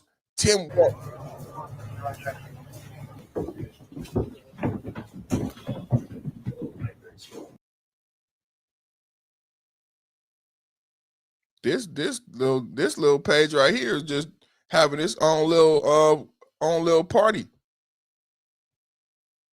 I'll show you. You want to share this tab instead? If you got I got me a ghost. We got a ghost. We got a ghost. We got a ghost, you guys. What's going on? Don't hit me with this fucking car. I swear to God. You better not hit me with this fucking car. What's going on? You better not get your where's your grandma? What are you doing? What are you doing? What are you doing? You better not hit me with that car. You better not hit me. Tell her call the police. Tell her call the police. Call the police. Call the police. Cause you better not hit me with that fucking car. I swear to God. Help! Y'all didn't tell. Help! Help! Why? You think you're going to hit me because you're a black driver? You're not going to hit me neither. You better not hit me with this car. I swear to God. Call the police. Like, y'all want to take some eyes? Y'all want to take some eyes? What's the eyes that put a one in the chat if he running over with the car? He just switched seats. He said, let me drive. Put a one in the chat. Put a one in the chat. Put a one in the chat if he running. Put a one in the chat. Let's see. I got it. Let's see what happens. Let's see. You better not hit me with this car. You better not hit me. They got Angel in the car. You better not hit me. You better not hit me with this car. They don't got no tags. No tags, nothing. They left no tags, nothing. Motherfuckers.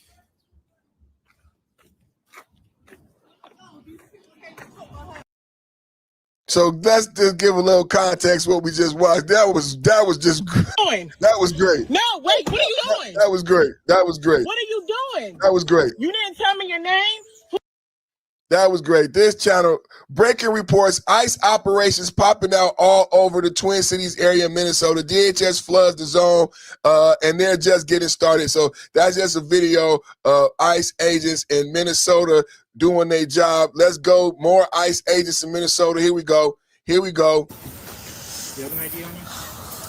These people just piss me fast off. Why the fuck am I being quicker or not? The vehicle that you're driving is registered to an illegal immigrant. Is it your vehicle? What?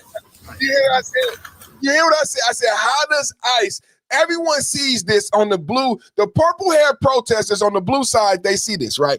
The purple hair protesters in the blue side see this and think, ICE is doing this and ICE is doing that. And did you hear what he said? I've been saying to you, how does ICE know where to go? Why don't Democrats actually think before they get up, how does ICE know where to go? Because these people are criminals. They only going knocking on doors. Hey, Eduardo the murderer, are you here? He fucking answered the door. He fucking answered the door right here. They went up to the car. Is your name Venezuela? Yeah, that's my name. Well, did you know this fucking car is and you are a fucking immigrant and the car is registered? That's why it's happening, ladies and gentlemen. No one is fucking doing like Nazi sweeps at night, like coming in and not whispering, hey, do you know where Emmanuel is? Do you know where Josefina lives? That's not what the fuck is happening.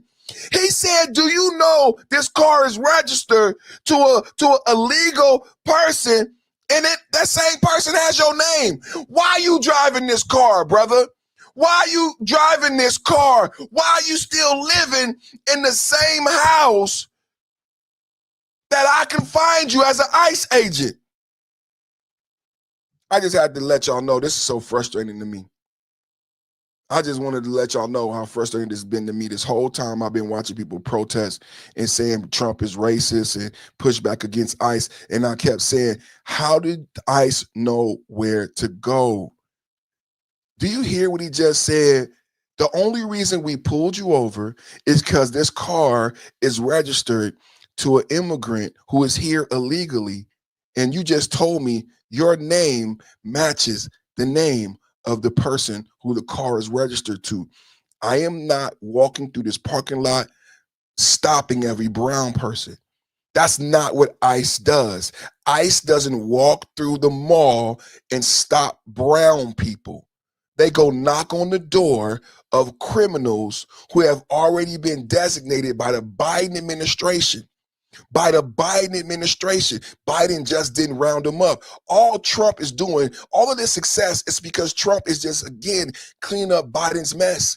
Biden is the person who flagged this guy's car. Biden is the person who had the warrant on Eduardo, but Biden just never arrested anyone. Why haven't they told you the truth on the media of what's actually happening? Do you have an ID on you? These people just piss me fast off. Why the fuck am I being quicker or not? The vehicle that you're driving is registered to an illegal immigrant. Is it your vehicle? What? Do you hear that? The vehicle you're driving is registered to an apparent legal immigrant. Is it your vehicle? Yes. That's why we stopped you, brother. That's why we stopped you, brother. You gotta go. The judge already told you to leave. Let's listen again. Let's listen again. He admits it. Do you have an ID on you? These people just piss me fast off. Why the fuck am I being quicker or not? The vehicle that you're driving is registered to an illegal immigrant. Is it your vehicle? What? All right, still in here? Yes. Come with me. For real, bro. Come with me. He said, yes. Come with me. This is not mean. This is not racism or none of that shit. And it wasn't even violent. He gave him his due process. We're pulling you over because the vehicle you're driving is registered to someone who is not supposed to be here. Is that you? Yes. Come with me. No violence, no anger. He's doing his job. Come with me, sir. You know, or he knew already he had to go. That's not due process. He told him what he's being arrested for. And he asked him an honest question. He could have said, I refuse to answer the question. He would have saw a judge. He said, are you the person who the car is registered to? Huh? Huh? What is it? What is it? Because I've actually been arrested by police officers where they refuse to tell you why they're arresting you. So I don't know what y'all talking about. Huh? Due process is not just a judge and a jury. Huh? Due process happens on the street. But I could tell by your name that you don't know much about American process. Due process happens on the street. Due process happens in Walgreens when they stop you for shoplifting. Do you understand that? You maybe wasn't born in America. Huh? Due process is not just in the court, homie. Due process is ways and measures. You know there's a sign in a paragraph when you go purchase at the dollar store. Huh? And it talks about ways and measures to make sure you're not ripped off when you go purchase fruit and vegetables. They have to give you the price that is marked, right? That's your due process. But if you don't know your rights, if you're just a dumb Democrat, then you're probably getting ripped off for your apples, right? If the sign says 99 cents a pound, I pay 99 cents a pound because I know my rights and I know my due process and I know the ways and measures and the laws that I point to it right there at the cash register. I show them. A lot of the immigrants who work at the supermarket, they weren't born in America and they think they could just make up the price when I get to the register. And I have to remind them, no, this is America. In America, you have to give me the price. And they say, well, no, somebody didn't change the price. Then I point to that paragraph right there where I'm about to spend my money, my MAGA dollars. I point to that paragraph. I say, do you even know what this is? You probably never read it. This is the ways and measures. It's protecting me right now at the cash register. You idiot troll. Due process. Due process. Due process right now at the cash register. My due process. Right now at the register. My due process. Right now at the register. My due process. Ways and measures, and I make them follow the law. And I make them follow the law. Huh? And I make them follow the law.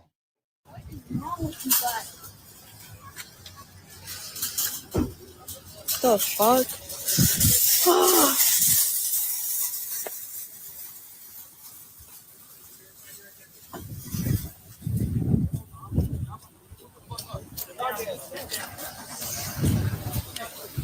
West St. Paul.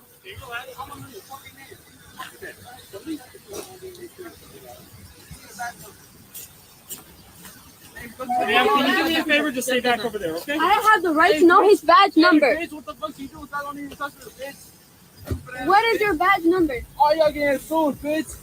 All y'all getting sued, bitch. I'm a U.S. fucking citizen, bitch. I hope you know that, bitch.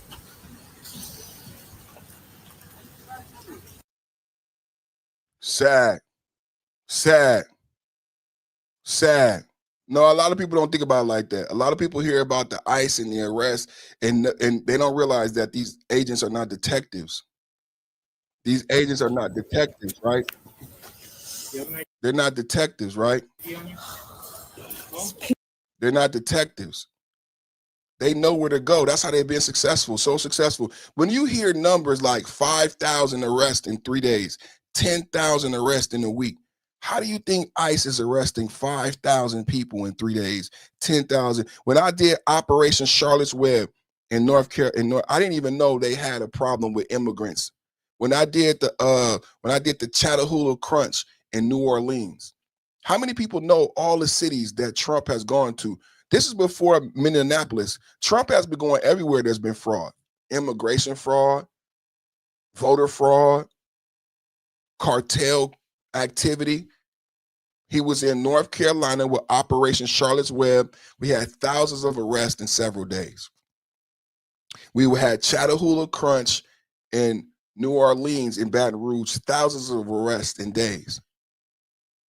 No one ever asked, well, shit, if these numbers are real, how are you, because to arrest thousands of people in days, you would have to literally like go to a mall or go to a concert and just arrest people. No, what it is they have a list of names. They go door to door. They actually pull over cars. They know who they're picking up. They know who they're picking up. It's logical. Why didn't anybody ever think about, well, shit, how did they arrest 3,000 people in a couple of days? How did they arrest 5,000 people in a couple of days? Why did they even go to Charlotte? Did anybody even know about Operation Charlotte's Web? Why did they even go to Charlotte? Why did they even go to New Orleans, Operation Chattahoochee Crunch? We know why they're in Minnesota. We know why they're in Minneapolis, $9 billion of fraud.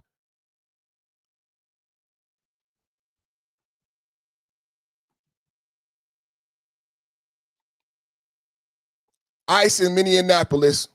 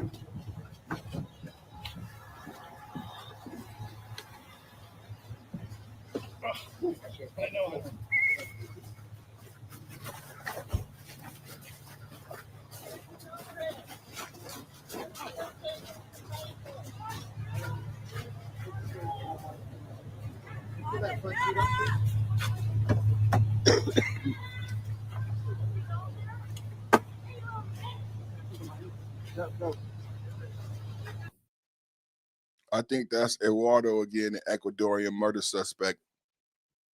This is my Nolan. This is my Nolan string. This Nolan right there, Ecuadorian suspect. And then I was jumping over here. I was jumping over here when the ghost came in.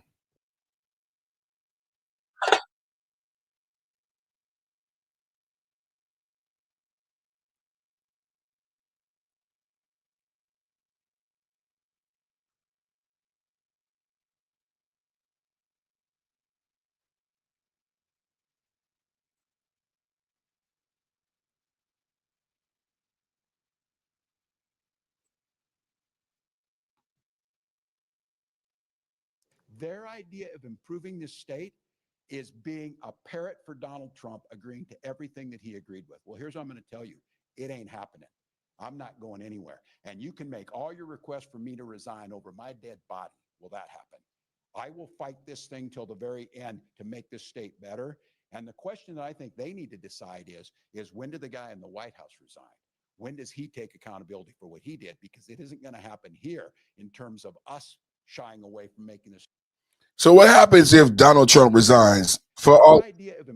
What happens if Donald Trump resigns for all the slow people in the chat? What happens if Donald Trump resigns? JD Vance becomes great show as always. Thank you, brother. What happens if Donald Trump resigns? JD Vance becomes president. I'd be wondering if they don't be following their thoughts all the way through. I hear that a lot. And Donald Trump this and that. If Donald Trump stops to be president, JD Vance becomes president. That's what happens, right? Donald Trump resigns, then JD Vance becomes president, right? That's what happens. Daycare centers, autism centers, home health care centers, all over the place. So that's why DHS has to be here, Dana, to knock on these doors and say, you've received this much money. What'd you do with it? So we'll keep an eye on it. Okay, glad you're there. Thank you, Alexis. So Liz, the ground, they say these. Now, I had so that's Noam going door to door. That's Noam going door to door. Now let's go to the Trump HHS freezes $10 billion in child care funds for 5 states amid probes. Did you guys know that? This is what we getting done today, man. Real JD Vance in 2019 called Trump. I remember that. I do remember that. That doesn't change the fact that, thank you, we love you, perfect. Thank you, Linda. That doesn't change the fact that if Trump was to resign, JD Vance would be president, or if Trump was impeached or anything like that, JD Vance would be president. JD Vance running for president in 2028. He's a young man. A lot of belief and a lot of faith that we have in JD Vance. So, you know, I wonder if Democrats think out some of the things that they say. Trump freezes $10 billion in child care funds for 5 states amid fraud probes. The Trump administration's HHS paused about $10 billion in grants for child care and social services in California, Colorado, Illinois, Minnesota, and New York. As a response, hey, y'all, come on now, clap it up in the chat, baby. We ain't just sitting around watching YouTube videos. Trump is getting the work done. Trump administration, HHS paused $10 billion in grants for child care and social services, California, Colorado, Illinois, Minnesota, and New York, pending audits for fraud. The action follows Minnesota charges against 98 people, mostly Somali descent, for schemes totaling, y'all heard the number, $9 billion. Can I get it in the chat? $9 billion, including fake attendance at centers exposed by video of Nick, Shirley, and raids, while officials push reforms to verify actual kids served. Democrats call it political retaliation, and legitimate providers fear service cuts for families in need. What y'all think in the chat, man? What y'all think in the chat? I remember I played this. Check this out. Listen to this. HHS Assistant Secretary for the Administration for Children and Families.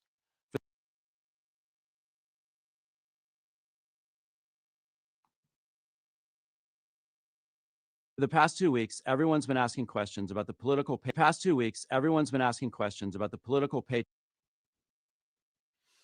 buffering system in Minnesota. Incompetent state officials, through negligence or by design, for years have stood by as taxpayer money was diverted into the pockets of politically connected cronies. State officials have been unwilling to provide definitive confirmation about the size and scope of fraud. This much is clear. Governor Walz's administration is taking away money from working families and giving it to fake daycare scams. Raising a young family is a blessing, and it's okay to need help. Many families struggle to find affordable childcare and rely upon state and federal assistance.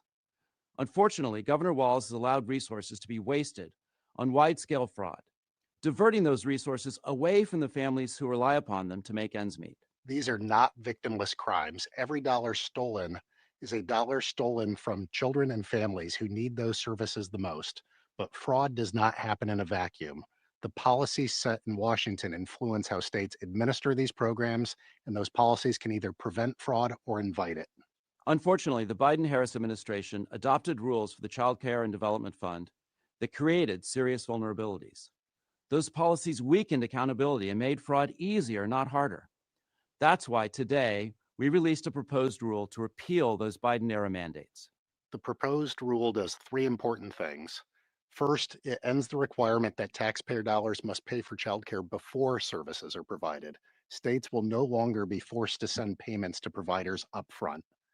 Second, it ends the mandate for enrollment-based billing. Payments can once again be based on verified attendance, not just enrollment, so that providers can't bill for children who never show up. And third, it ends the mandate to pre-fund guaranteed seats at child care centers without competition. This restores parental choice and brings back market incentives that reward legitimate, high-quality providers. Taken together, these changes ensure that payments reflect real services and real attendance. How come these things weren't in place before? Because it sounded like it was a giveaway.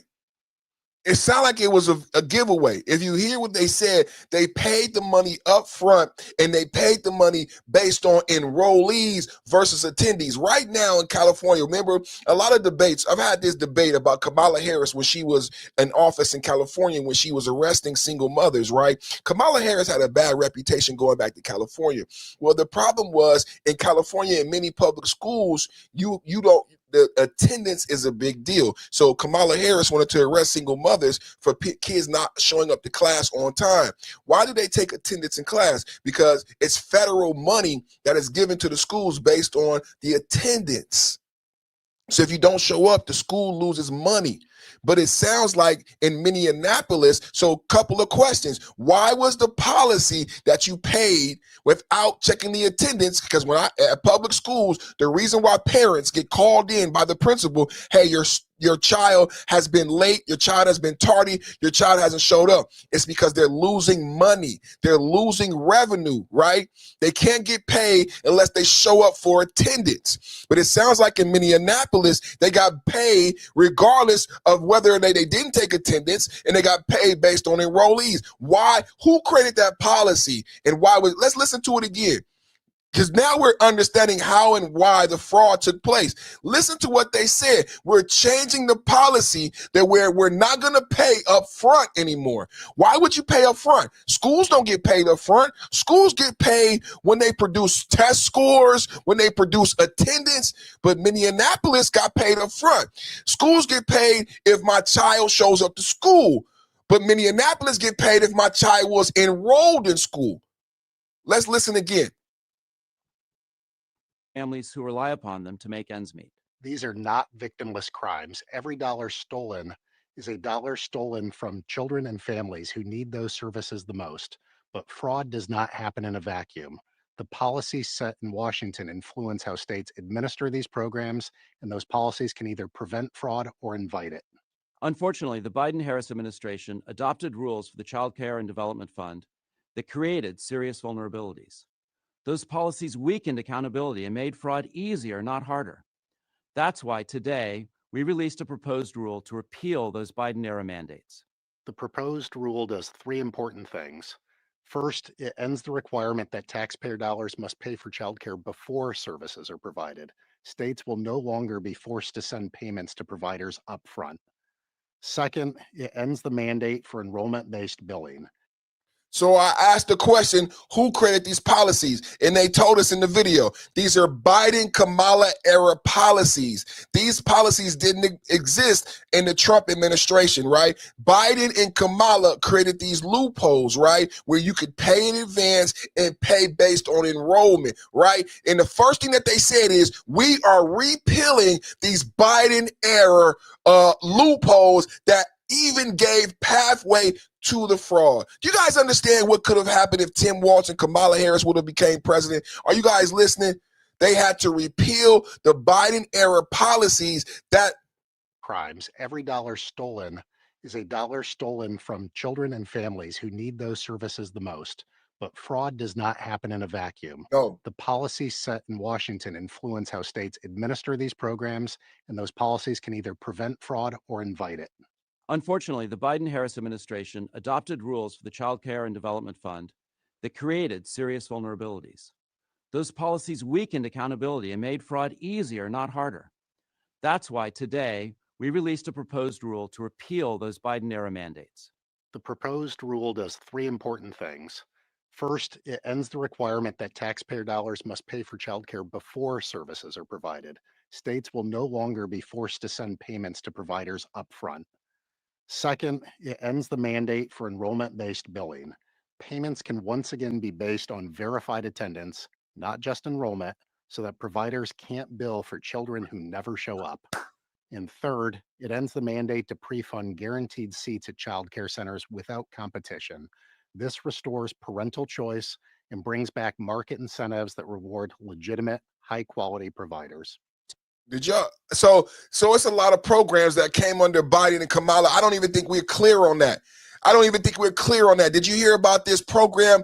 We might have to dig deeper. Not today, but we might have to dig deeper. Listen to this. This sounds like another government program that led to the scandal. Listen to this. He's talking about paying for empty seats. Sounds like in order. This is why it makes more sense, Tim Walz's response. They designed this as a welfare giveaway. I don't think you guys understand. I think Tim Walz and the Democrats knew about the giveaways and they wanted it to happen. Somebody in the chat said it earlier. They got paid. The money went into Democratic campaigns. One of the guys who got convicted threw Ilhan Omar a victory party at the Safari Club. So I agree with that comment in the comment section. Yeah, they directly benefited from the Somali fraud. Now listen to this program where it says something about, and I've never heard of this before. Maybe you guys in the chat can let me know about this program. Forced to send payments to providers upfront. Second, it ends the mandate for enrollment-based billing. Enrollment-based billing. Can we get, let's do that, you guys. Let's look that up. I never heard of that. You guys heard of that? This is the best channel for this stuff, blood. This is the best channel. We go deep. We do deep dives. We're not playing around. We don't play around. Do your research. Too much talking. Not enough evidence. And bye-bye. I make you go bye-bye. I make you go bye-bye. Let's get these clowns out of here, man. Let's get these clowns out of here, man. Let's get these clowns out of here. Let's get these clowns out of here. Let's get these clowns out of here. Let's look it up right now. Let's look it up right now. Let's look it up right now for the people for enrollment-based billing. Enrollment-based billing. That's probably Somalians in the chat. It's probably some Somalians in the chat. They mad because I'm giving out the real story. You know what I'm saying? The people, do y'all know who this is talking right now? Just for everybody watching, do y'all know who this is? These ain't YouTubers. Y'all know who y'all watching right now? These two men are not YouTubers, right? These are part of Trump's administration, right? These are not YouTubers, you know what I'm saying? So let's look it up. Enrollment-based billing. Because I heard him say that, and I want to know what that is. He said the program ends enrollment-based billing. Enrollment-based billing refers to a pricing or invoicing model where charges are calculated and applied based on the number of active enrollments, participants, members, or users in the program, plan, or service. Health and insurance. Let's go to education and schools. Tuition or fees are charged based on student enrollment in classes. So this was a program created by Democrats where you gotta no longer take attendance, but tuition or fees from the federal government are charged based on student enrollment in classes, programs, or semesters. Many schools use dedicated software for this, automating billing tied directly to enrollment records. Did you guys know that? And here goes child care, after school programs. Billing is often enrollment based, flat fee per enrolled child. So when Nick Shirley was going to these daycares, trip off of this, what we just learned. When Nick Shirley was going to these daycares was operating under Democratic policies. Tim Walz, Biden, and Kamala. The Democratic policy they were operating under was called enrollment-based billing, which is new under Biden and Kamala. Under enrollment-based billing, these child cares were able to bill based on enrollment. So now, does it make sense when Nick Shirley shows up and there are no kids actually in attendance versus enrollment? Since people want to troll and talk shit, do you know the difference in the definition between attendance and enrollment? Biden and Kamala created loopholes to where these Somali daycares bill based on enrollment. It makes sense when Nick Shirley showed up and no one was in attendance. No children were in attendance. And these officials from the Trump administration are closing the loophole, Number one podcast in the land. Number one, I just did the deep dive. Nobody giving you the deep dive.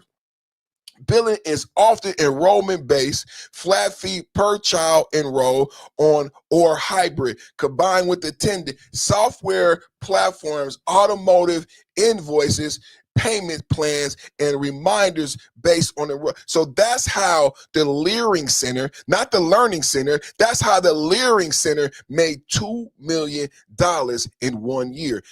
They have software. So wait a minute, the Democrats set up, it makes sense now. The Democrats set up this program, this loophole. The child care centers set up this boondoggle. The child care centers, the Democrats even say, okay, Somalian daycare provider, you don't even have to bill us.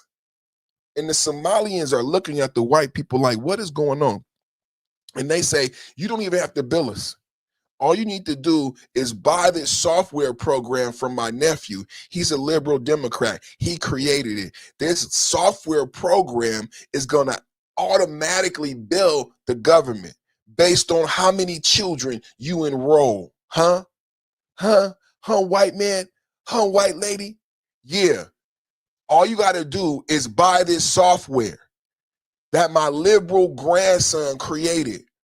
This software is going to automatically bill the federal government based on your enrollees, and you just going to keep getting checks. You just gonna keep getting checks and checks and checks and checks and checks. 1.9 million in 1 year, and they never updated the fucking sign, the Leering Center. And checks and checks and checks and checks and checks. All you gotta do is sign up for this software program. All you gotta do is open up a daycare center. All you gotta do is be a Somali immigrant. All you gotta do is enroll all of your cousins and your nephews. They don't have to show up. Maybe they do show up. They could show up. It's Kamala Harris black. I don't know if she's black. She could be black if she want to be black, but I don't know if she's black, but I don't care if she's black. They don't have to show up. They can show up if they want to, but they don't have to show up. Enroll all of your cousins because we want to empower and enrich the Somali community of Minnesota. The goal was always, like my brother said in the chat, was to enrich the Somali community. If you listen to the rules, this is why Ilhan Omar said, I don't blame the Somalian community, I blame Washington. And these two gentlemen are saying this fraud was created by Washington's policies. Fraud just don't happen out of the blue. The Washington policies created the roadmap for the fraud. Ilhan Omar said, I don't blame the Somali community. I blame Washington and these programs that would give them money up front and put them on a residual billing that continued to pay them millions. How did they even stop it? How do you even stop it? I don't even run the software. The white people just keep sending me money. The white people want me to have this money. Money, money, money, money. How many people knew this is how the fuck it was going on? How many people knew this is what the fuck was going on? That they legally was robbing. They legally were robbing. Enrollment-based billing. Payments can once again be based on verified attendance, not just enrollment, so that providers can't bill for children who never show up. Thank you, Trump.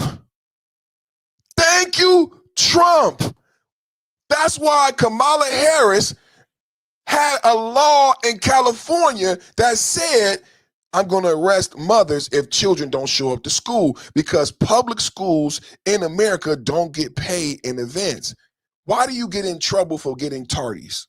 Why is it important? Why you can only have 9 absences? Because they get paid federal funding. You have to show up to class. They have truancy officers. So in Minnesota, Biden and Kamala Harris created a loophole. Biden and Kamala Harris created a loophole where they were able to bill based on enrollment, and they never took attendance. Imagine a high school. Imagine a high school who's not required to take attendance. Imagine a high school that's not required to take attendance and still receives public funding, because high schools are publicly funded. We're not talking about a private school, because I didn't go to a private school. I went to a high school that comes from the public taxpayer dollars. And the taxpayers want to make sure that your little ass is in class and learning. Not only are you going to school, but they want to make sure that you're learning. You have to be in class and you have to be learning in order to get funding. That's why they have truancy officers to make sure you show up and show up on time. Now, how many people, how do you feel now knowing that the laws were different for Minneapolis Somalian community? That they did not have attendance and they still got federal funding. How do you feel about that, knowing this now?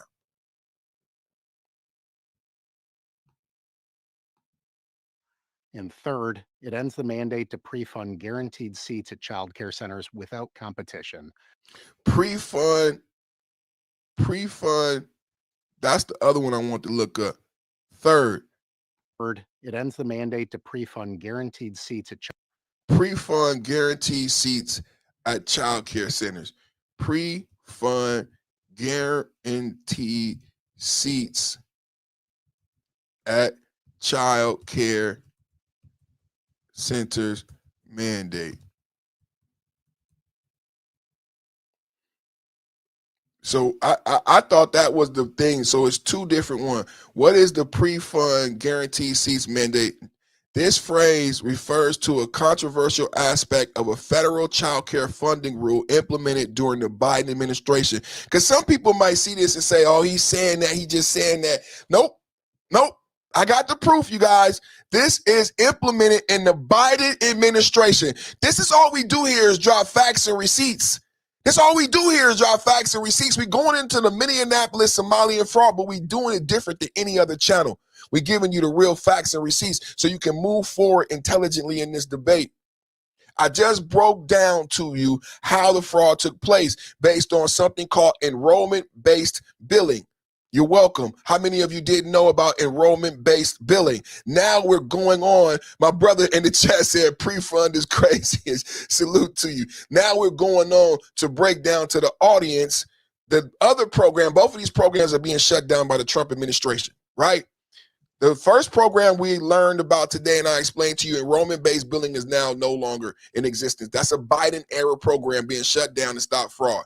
The second program being shut down to stop the Somalian style fraud is the pre-fund guaranteed seats mandate.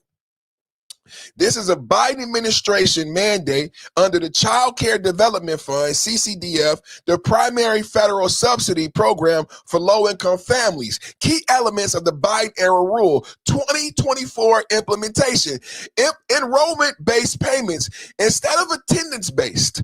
States were encouraged or required to pay child care providers based on the number of children enrolled in the program. I'm going to read that again because that's so important. States were encouraged or required.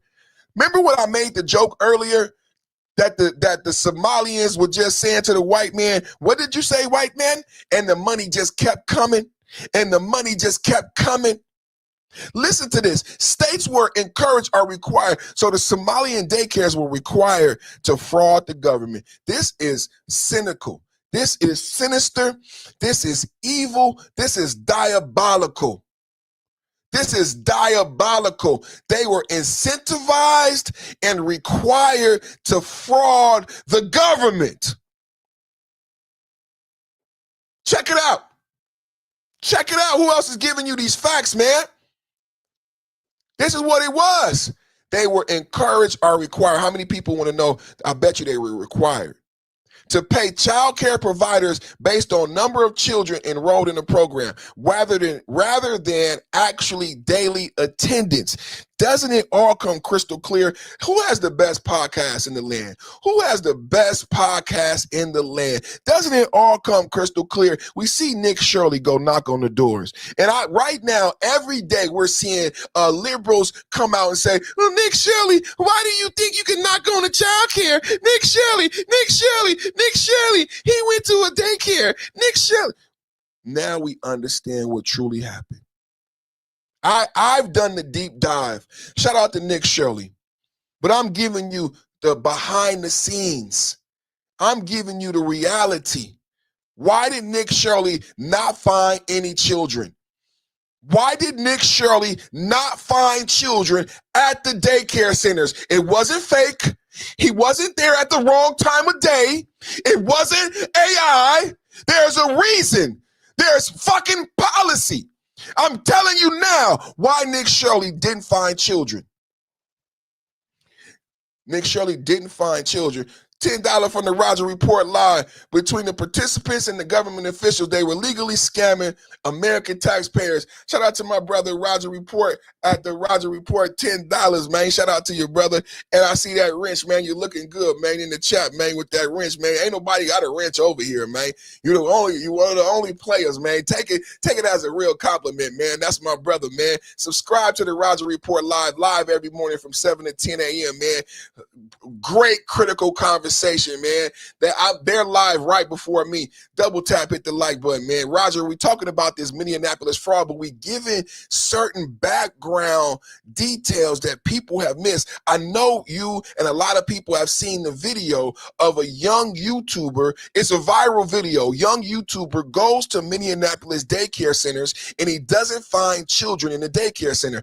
Everybody wonders what's going on. Why are there no children despite the fact that they have received $1.9 million in 1 year. Now, this same daycare center has a sign that incorrectly spells learning. It goes by the Learning Center, right? So now today we are establishing the policy behind how and why daycare centers are empty in Minneapolis. It is because of a Biden era program, Biden and Kamala Harris era program, two programs exactly that are being shut down by these two men in this video. Enrollment-based billing and preferred seating. These programs require, isn't this funny? These programs required the payment to Somalian daycares regardless if children are in attendance, because the payments were based on enrollments and payments were automized. Remember what I just read to you about the computer program. When the system came out, the way Minnesota solved the problem of paying for the payments, Minnesota created a software program that put the billing on a residual automated process based on what students were enrolled. So they just got checks on top of checks on top of checks. Give you a check, check, based on a computer simulation and Biden policy. It's absolutely diabolical. It's absolutely diabolical. So advance payments. Providers receive payments in advance of delivering services. Do you guys hear this? Providers receive payments in advance before they did anything. So when you hear about meals, when you hear about autistic therapy and massages and transportation, they got paid for transportation.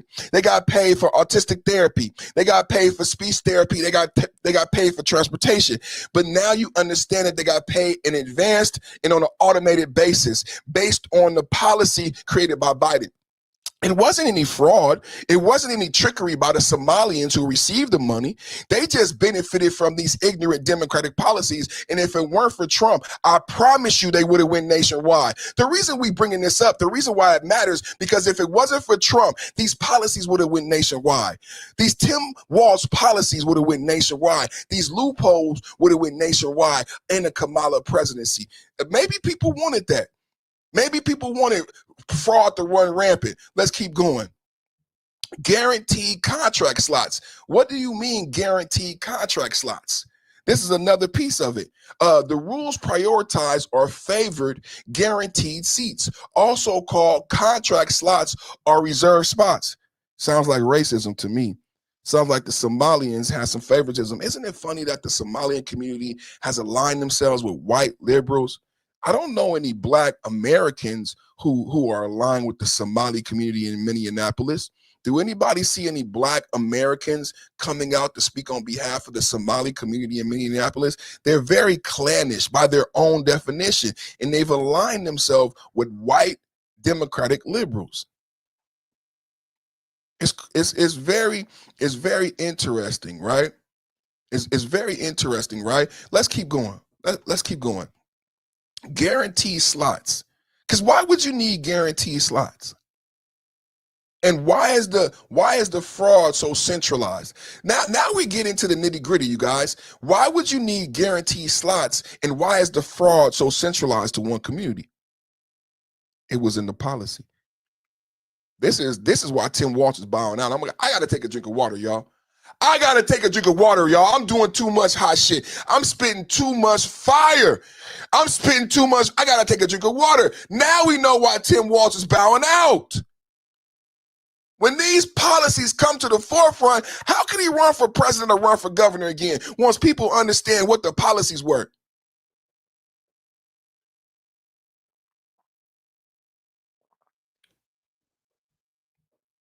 Man.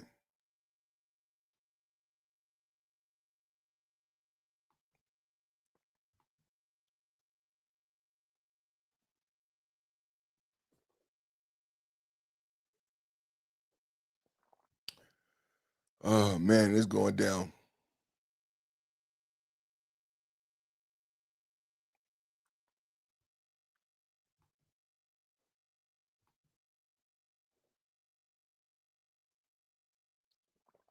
I'm gonna get the weirdos out the chat.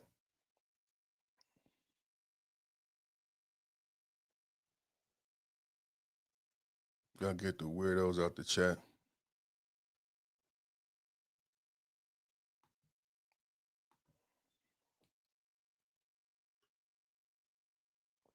You hear what I'm talking about? Y'all hear what I'm talking about? You hear what I'm talking about? You hear what I'm talking about? They ain't heard nobody. I ain't heard nobody break this down. The government contract, the rules prioritize our favorite guaranteed seats, also called contract slots or reserve spots, where the government contracts directly with child care centers. The government contracts directly. Oh, okay. The government contract. Remember, we heard about this in the Tim Shirley, but I don't know if people really believed it, because Tim Shirley had that guy in the video who he was in, that older white guy, right? So here it is again, that when he explained how the fraud took place, he basically was explaining his policy. I think a lot of people thought that there was some type of flim flam with the paperwork, but listen to this. The government contracts directly with child care centers to reserve slots. So that's how the child care center was getting the payments directly for the. So that's what they were explaining in the Tim Shirley documentary. Wow. A lot of people come in and talk crap.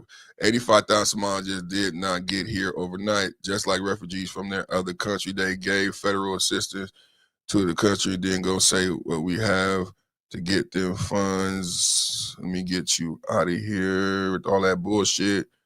Bro, I believe the Somalian thing is a psyop, bro. We have no proof of it, though. Okay, I'm gonna get you out of here. Get these clowns up out of here with the weird shit. They must have came over here from somebody's page. So check this out. The government contracted directly with child care centers to reserve the slots. This contrasts with traditional parent-directed vouchers, certificates that families use flexibly at any provider. If you hear what he said, that they're going to go back to that model, right? Recent changes. As of January 5th, the U.S. Department of Health and Services under Donald Trump administration announced plans to reverse. Shout out to Donald Trump. Shout out plans to reverse these provisions. That's what the video we're reading about right now. Closing the loophole that allowed payments without verifying attendance, shifting back toward requiring verified attendance for payments, reducing emphasis on advanced pre-funding and guaranteed contract slots, favoring parent-directed vouchers over direct provider contracts. That's what we're watching right now. Thank you for that breakdown. Child care centers without competition. This restores parental choice and brings back market incentives that reward legitimate, high-quality providers. Taken together, these changes ensure that payments reflect real services and real attendance, making it far harder for fraudulent or non-operational centers to game the system. Across welfare programs, Biden administration policies effectively backed up a Brinks truck and sent the security home. In childcare, that ends today. Produced by the U.S. Department of Health and Human Services. This is an official video produced by Health and Services. You hear what they said at the end? Basically backed up a Brinks truck. Centers to game the system. Across welfare programs, Biden administration policies effectively backed up a Brinks truck and sent the security home. In childcare, that ends today. Backed up a Brinks truck and sent the security home. Oh, man, I love Trump, man. I love Trump, man. Double tap, hit the like button, man. Double tap, hit the like button, man. Do y'all understand what's happening right now, man? Do y'all understand what's happening right now, man? We going in on Minnesota, man. We going in on Minnesota fraud, man. We breaking down the Minnesota fraud for everybody.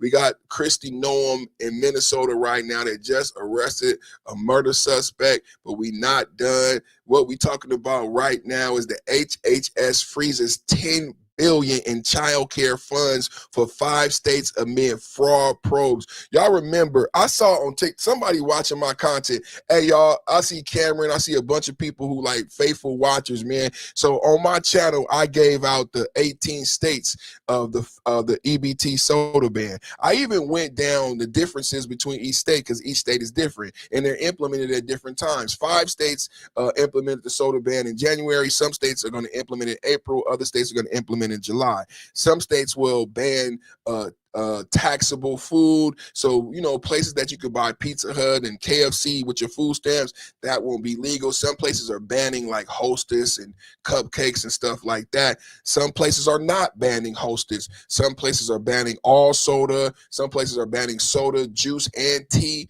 Like, their bans are different in 18 states. The other day I was on TikTok. I seen a woman repeating my content. She was on TikTok and she was like, these are the 18 states that have an EBT ban. I was like, oh, shit. At least give me my shout out. You know what I'm saying? At least give me my shout out. At least give me my props and say you got it from the Perfect Timing Podcast. Don't just say it like you made it up. Are you the first person to think about it? No one else has been giving this information. I've been saying this since November, talking about the 18 states and the soda ban, which is why I can rattle off the fact that all 18 states won't implement at the same time. The thing about the soda ban in the 18 states is that all 50 states got the waiver. It's actually a MAGA waiver, and that's what happens when you get secondhand information from a second-ranked content creator who steals content and doesn't really know what they're talking about. Most of the time, it's a liberal Democrat, and she was a liberal Democrat. But what happens is you don't get the full story, right? So it was a MAGA waiver that went out to all 50 states. What you have happening is that only 18 states are implementing, but all 50 states have the opportunity to implement this MAGA waiver. And if you understand why I would go into the nuances of every state, what you need to extrapolate from that is the states have the authority on how they implement this waiver. They can make it a broad and sweeping restriction, or they can make it a small restriction. And states have said we reserve the right. If everybody's listening, states have said we reserve the right to expand, right? So if they see promising effects, if they see diabetes go down, if they see obesity go down, some states have said, well, if Indiana is banning everything, if Indiana is banning soda, cookies, cakes, pies, and soda, then I might do the same thing in my state. I started off only banning sugary drinks, but I've seen success and I've seen diabetes go down, so I'm expanding. And I've read that to my audience. You won't get that from the TikTok who just stole my content, but that's just a little bit of what's going on with the Trump administration. What else we got, man? What else we got, man? What else we got, man? What else we got for the party people, man? What else we got? That was HHS. 5 states, man. 5 states, man. Trump is doing his 1-2, man. 5 states, man. Trump is doing his 1-2, man. And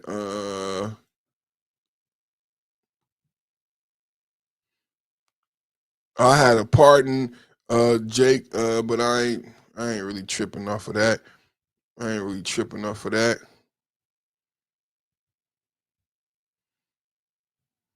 All right. Man, I guess I gotta send out my thank yous, man. I'm looking across all my stories, man. I'm looking across all my stories. Look like we covered all the bases today, you guys. Look like we covered all the bases today, you guys. Some days we don't get through everything. I'm looking across my timeline, and yeah, man, look like we covered all the bases today, man. What a great day, man. Thank you, everybody, man. Double tap, hit the like button. Shout out to you, Cameron.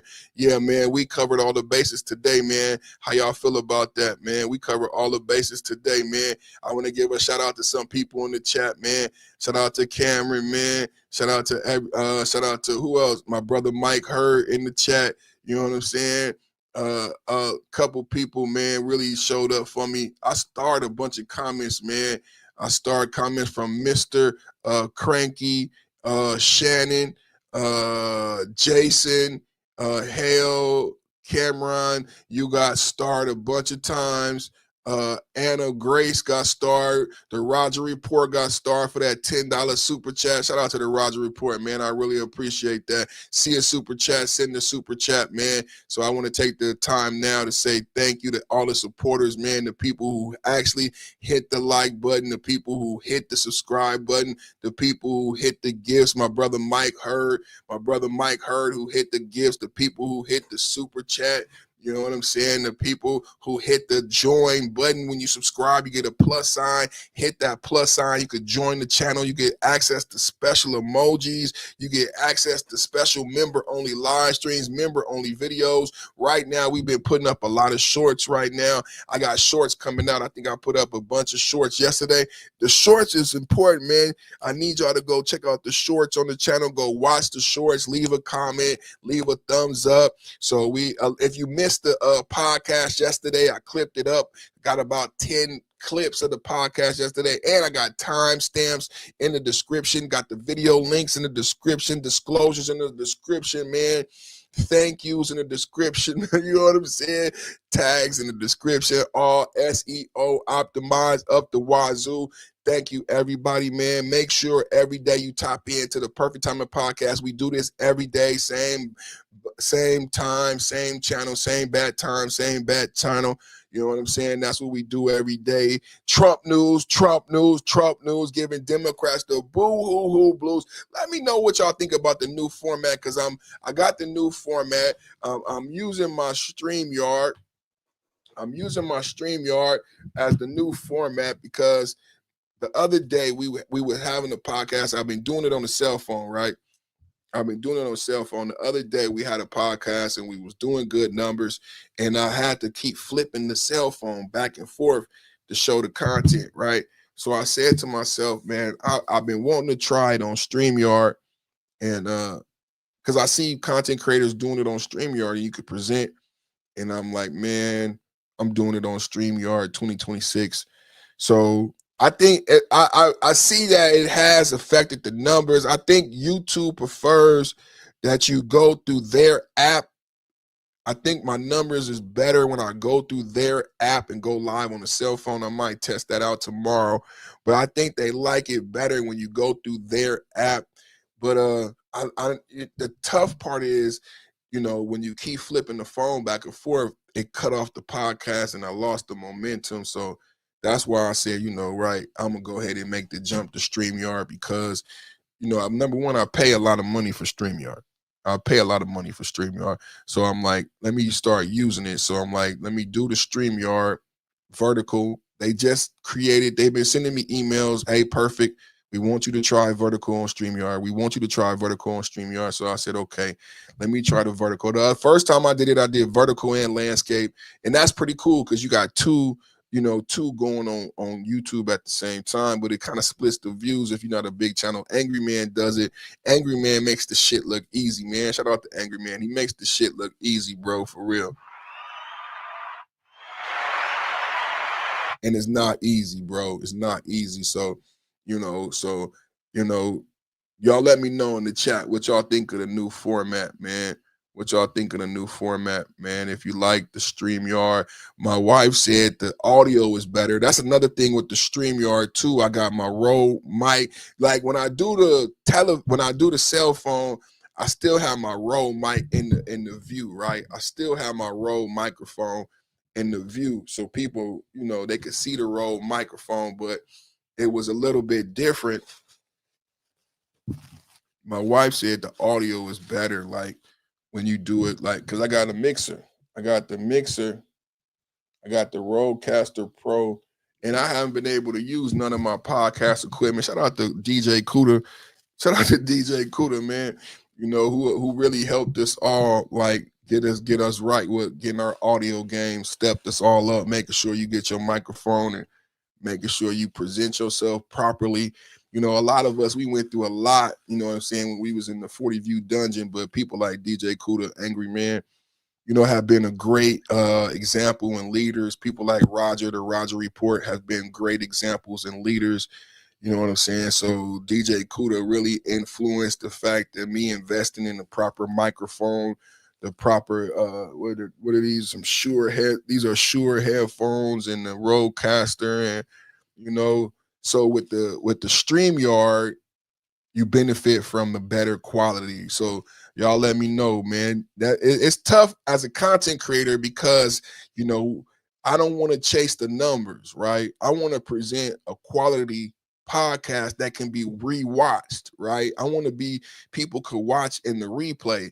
And so if I have a better quality podcast via StreamYard, then that's better, just for longevity in the audience, especially if you like debating some of the topics we discuss and you say, and you refer and you share the podcast and it sounds and it looks as good as the actual information. That's so important. Like the information could be all that, but it could be like a crappy presentation.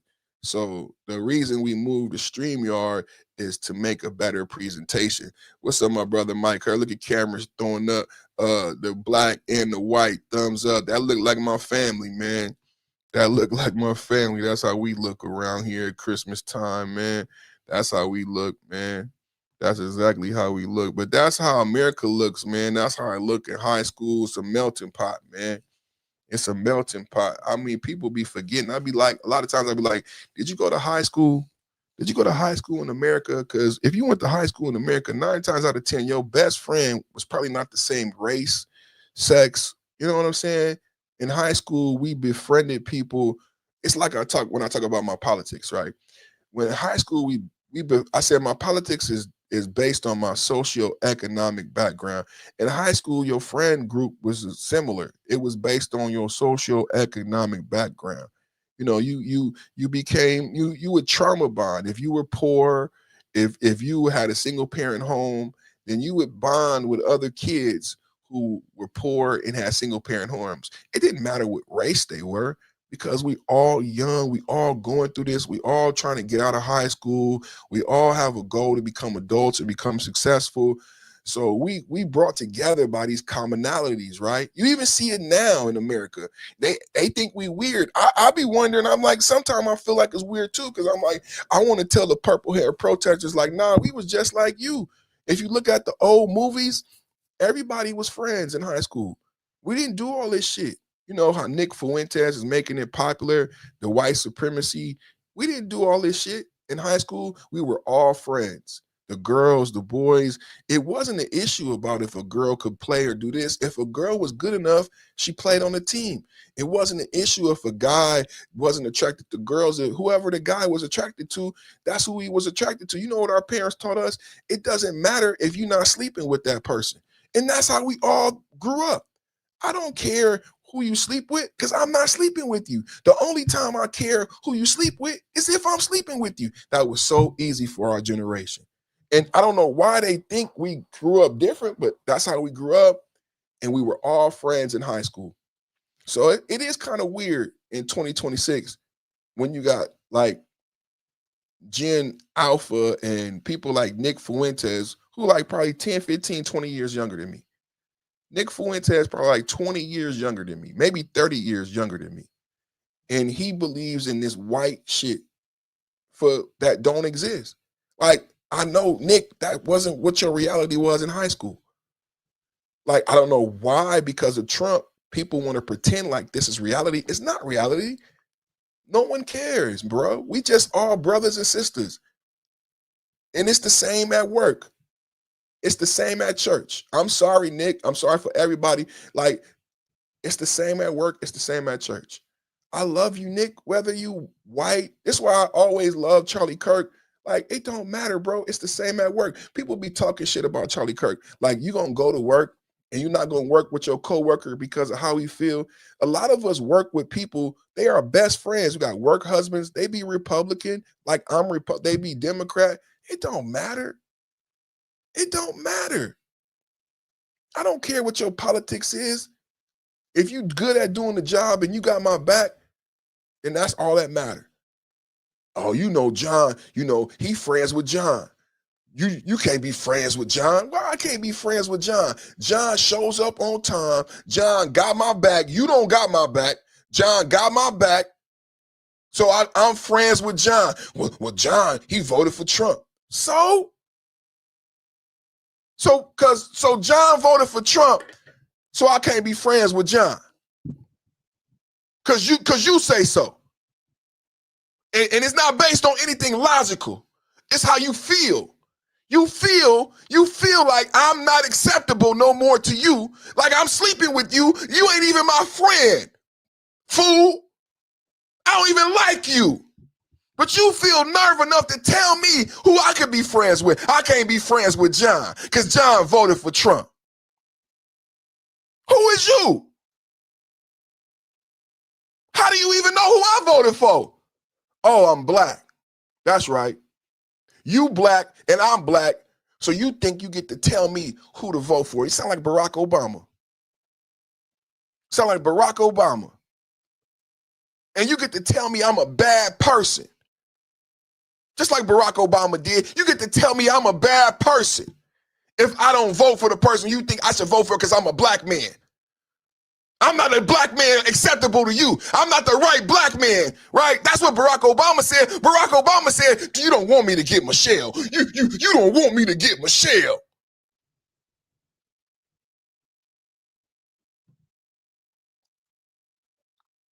Man, we all went to high school together, man. We all went to high school together, man. In high school, it was your socioeconomic background. That's why you would see a pretty black girl with the other pretty girls, and you'd be like, man, how that? Because they all pretty. That's what it was about in high school. They all pretty. You might see a girl of a different race. They all pretty. They the pretty girls. On the football team, they the cool guys. It's a black guy with them. In high school, that's how it break down. And I'm gonna be honest, in life, that's how it break down. He has a job. He's in college. The Democrats will lie to you and say people see your race first, but I promise you it's the same like in high school. It's the football players, it's the pretty girls, it's the cool kids, it's the kids who don't show up, it's the kids who dirty and her parents don't love them and don't get their hair cut. It's the same thing when we become adults. It's either the people who show up to work on time. It's not all one color. It's a certain type of individual. You learn that as you grow older. Like the people who eat carrots as a snack, nobody's making them. This motherfucker like carrots. I hate them. They like carrots. So it's the same thing when you become an adult. It's the people who show up on time. It's the people who try to always get out of doing work. It's always them people who always try to get out of doing work, and it don't got nothing to do with race. They try to tell you on X, yeah, it's always a certain race. It don't. If you have a job, if you live in America, if you went to high school, it's a certain type of individual. And you can call them out, and it ain't about their color. It's usually about their clothes, how they carry. This is why people watch me and like me. Because it's just like high school. You trust me. Because of certain things I do about myself. My studio, my microphone, the way I look, my glasses. It's the same thing as an adult. Either you're the type of person who shows up on time, either you're the type of person who works hard at work, or you're the type of person who's a little slimy slime ball and you try to get out of work. We all know that person. They're our friend. They're our cousin. Right? It don't have to do with color. I wish Nick Fuentes would just give himself some time to grow up. You know, Charlie Kirk was only 30 years old. You know how young that is? That's why I say Nick Fuentes is like 30, 20 years younger than me.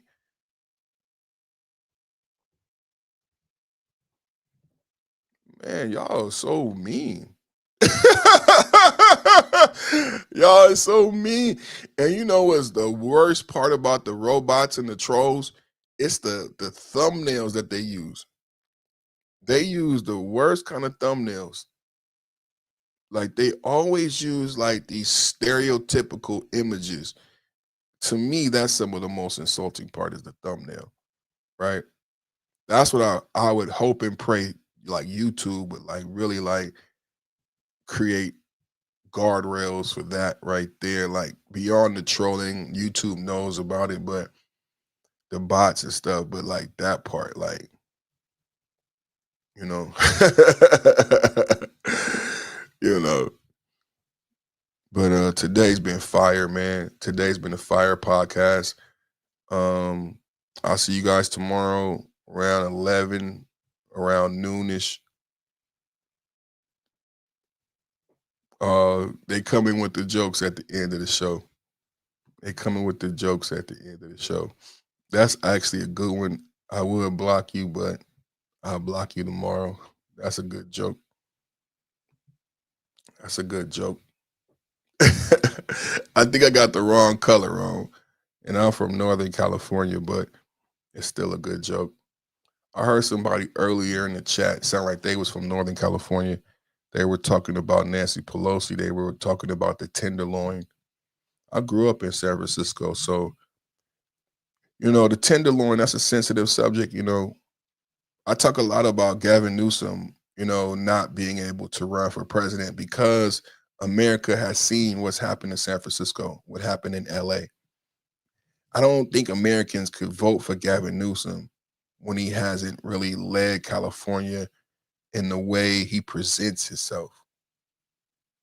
I know he wishes that it was what he presents with San Francisco. You know, I know because he was the mayor of San Francisco. I lived in San Francisco, so I know he wants to say, you know, San Francisco was a great city. It was, but now there's no Walgreens, there's no Denny's, there's no nothing. There's a reality there. When Xi Jinping came to visit San Francisco, you cleaned up the city. And I played the video.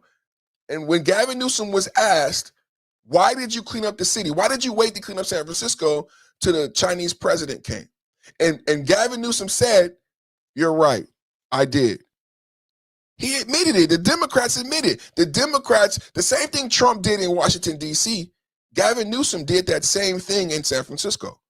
Gavin Newsom used National Guard, federal help, federal funds to clean up San Francisco so that it presented well when the Chinese came. And he admitted that he did that. But in the same voice, he attacked Trump for cleaning up Washington, D.C. He attacked Trump for attempting to do the same thing in Los Angeles that he did in D.C. But Gavin Newsom did that very same thing. Remember the reports of feces on the ground in San Francisco. The owner and CEO of Cash App was his life was expired in San Francisco. That's how dangerous it was in San Francisco. He was walking, having fun, and his life was expired. You guys remember that? I know I do this show. It's my job to remember these facts. But there's no businesses in San Francisco, and Los Angeles burnt to the ground. Los Angeles burnt to the ground. So I don't see Gavin Newsom having a viable presidency candidate. I don't. To this day, the reservoirs are empty. To this day, Eden hasn't been rebuilt. For Gavin Newsom to run for president, for Gavin Newsom to run for president, for me, he has to be standing in the predominantly black, historical black, middle-class neighborhood that he let burn down, rebuilt. He has to be doing a campaign ad in a rebuilt Pasadena with black ownership for you to be the Gavin Newsom who you comport to be. For you to be the Gavin Newsom you comport to be, you need to stand in Pasadena with black owners and rebuild homes. Keegan the farmer gave us $2. The hypocrisy is crazy, brother. Crooked politics. Yes, sir. Yes, sir. Dude is a bad governor, outright just bad governor. For him to run for president I need houses rebuilt in Pasadena. I need black homeowners back in their homes. For you to be the Gavin Newsom who was going to do reparations, for you to be the Gavin Newsom for NIL, to pay college, for you to talk about all the black shit, for you to be that Gavin Newsom, if you want to be president, you have to stand in that black community you let burn down and show it rebuilt under your leadership.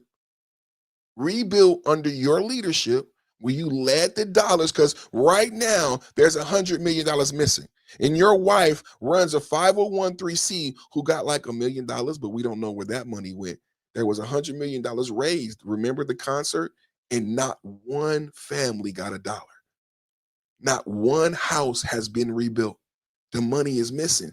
Just like the money for the homeless, just like the money for this high-speed rail. How can Gavin Newsom win? Just like the money for the homeless, just like the money for the high-speed rail, right? I'm not making it up. There's billions missing for the homeless. There's billions missing for the high-speed rail. And there's $100 million missing from the fire fund for Pasadena. And no houses have been rebuilt. So for Gavin Newsom to run for president, he has to overcome these things.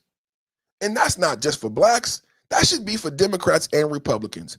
You want to be the leader of the free world, you gotta wipe your ass. See, Biden didn't wipe his ass. You want to be the leader of the free world, you gotta wipe your ass. That means you gotta rebuild Pasadena. You have to put water in the reservoir. You have to fix the fire hydrants. You have to get enough fire engines, and you have to say, this is what we've done. This is what we've done to make sure it never burns down again. This is what we've done under my leadership to make sure it never burns down again.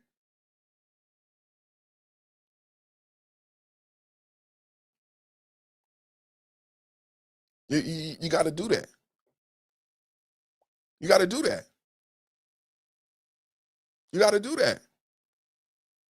You got to do that. Kamala has to answer to Tim Walz. Kamala has to answer to Tim Walz. Kamala has to answer to the programs of Biden that we just talked about that paid for enrollment and not attendance. Kamala has to speak to the fraud. Kamala, do you take any accountability for the billion-dollar fraud scams in Minnesota based on Biden-era programs that allowed for the fraud to occur? Like the preferred seating that gave money based on enrollment versus attendance. Kamala Harris, Tim Walz was your vice president. He's now bowed out of running for governor. Can you tell us, how do you feel about Tim Walz? This is every interview.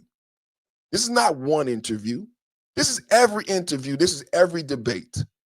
Kamala Harris will have to speak to Tim Walz every interview, every debate. Kamala Harris will have to speak to Somali fraud like she was born in Somalia every interview in every debate. I will make sure, MAGA will make sure, independent media will make sure Kamala Harris will not run a presidential campaign without every time we see her, we ask, hey, Kamala, what about Minneapolis? Hey, Kamala, did you know Tim Walz was stealing? Hey, Kamala, did you benefit from the $9 billion? Hey, Kamala, hey, Kamala, hey, Kamala. Can you see it now? I can see it. I can see it. Can you see it? I can see it. Did you see them yelling at Mondani? Did you see them yelling at the governor? Is it Kathy? And Mondani? Chased them to the car for lying to the people about the free buses and the daycare and the rent. Chased them to the car. Did you see that? I can see it. Kamala, can you tell us Why did you pick Tim Walz? Did you know Kamala's going to look like, what the fuck do you mean that I know? Every interview, every debate. Why did you pick Tim Walz? Did you know? Did I know what? It doesn't even matter. It doesn't even matter. It doesn't even fucking matter. Why did you pick Tim Walz? Did you know? Hey, Kamala, did you know? Did I know about what? It doesn't matter. It kills her viability. We're talking about branding. It's 2026. She can't live through that question every fucking time. She has to go to Joe Rogan this time. She has to go to Joe Rogan this time. She has to go to Joe Rogan this time. She has to go to Joe Rogan this time. Someone has to go to Tim Dillon. And the question will be, hey, Kamala, did you know?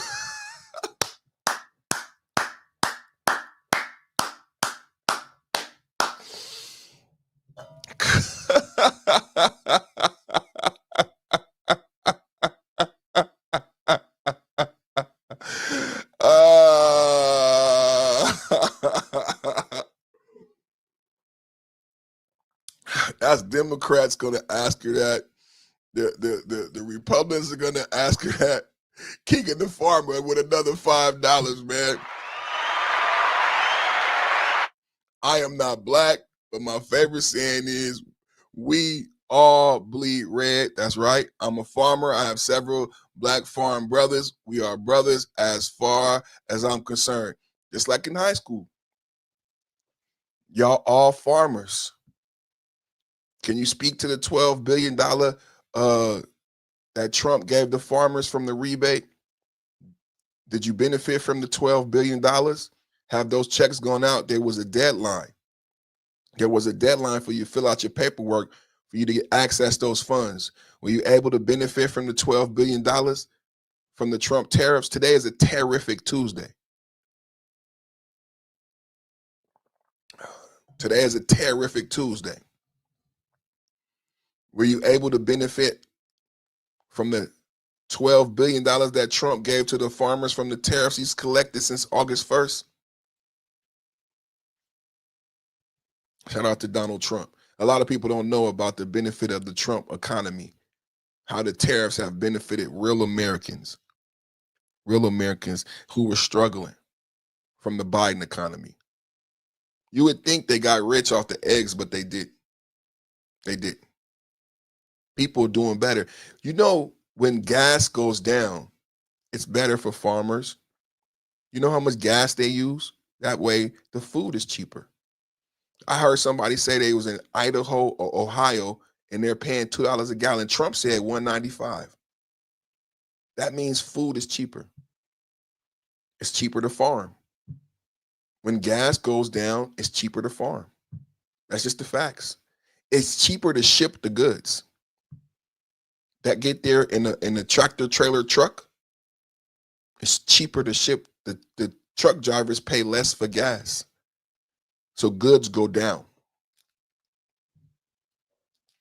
Truck drivers pay less for, this is logistics. They don't tell you about this shit. This is logistics. They don't talk about this on CNN and MSNBC. Why are the eggs cheaper? Gas is fucking $2, bro. It was $4 under Biden. It directly goes to your pocket as an American. It's not just the fact that you pay cheaper at the pump. You're going to pay cheaper at the grocery because it's cheaper to get the goods to the store. Yes, I got a check, but I, as well as two others, gave my check to the neighborhood that is trying to start an agricultural program for the school district. Wow. Wow. Y'all hear that, man? You know, Midwest have been left to their own resources. When we talk about, so for us, it's like a joke, right? The 9 billion, now listen to this, Keegan. 9 billion is probably, I saw 100 billion, right? And it's a joke, we laugh. Is it funny to Midwestern farmers and families? Ex-coal families? How would that money that they stole in one little city benefit the entire Midwest after they've been ravaged by the Sacklers and the pharmaceutical industries? So we can joke about $9 billion, right? We can joke about $1 billion Somali fraud by people who are not. Their grandparents wasn't in World War II. You know why? You know why it's so stupid for white men and black men? Like I'm talking about Negro black men, not like Somalian, African, Jamaican. Like I'm not Jamaican. I'm a Negro from Mississippi from a plantation, right? My grandfather was in World War II.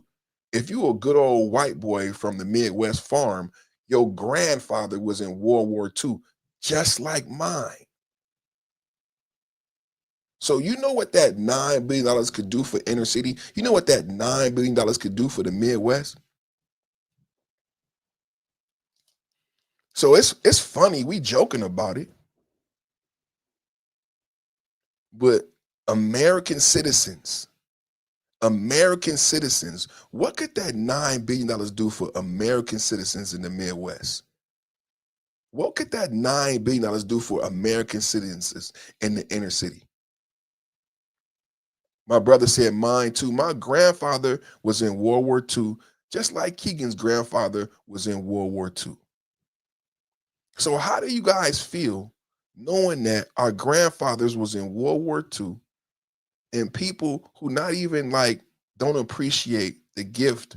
Because they were, remember what I said, they were starving in Africa. As children, we gave money to UNICEF. For starving kids, we understood they were starving in Africa because it's a third world country. They don't have running water and power. They live in villages. So it understood they were starving. It doesn't make sense that they would come to America and still be starving. It doesn't make sense that they would come to America after we give them an opportunity, after we seen what they were going through in Africa, and they would take money during the pandemic. They would take money from people like me and Keegan, who grandparents went to World War II. Our children didn't benefit. Our children didn't benefit. Mine as well. They were drafted. Mike Hurd said mine as well. Most FBA, ADOS, blacks, not Caribbean, not African, Vietnam, Korea, World War II, most blacks, we were in every war. When they tell me I should be a Democrat, when they tell me I can't be Republican, it's just like, what are, they say I'm smoking crack. You see that, Mike? They be in the chat, you smoking crack. How am I the one smoking crack? My grandfather was in World War II. What's shaping your politics? Honestly, what's shaping your politics? How am I the one smoking crack? What shapes your politics?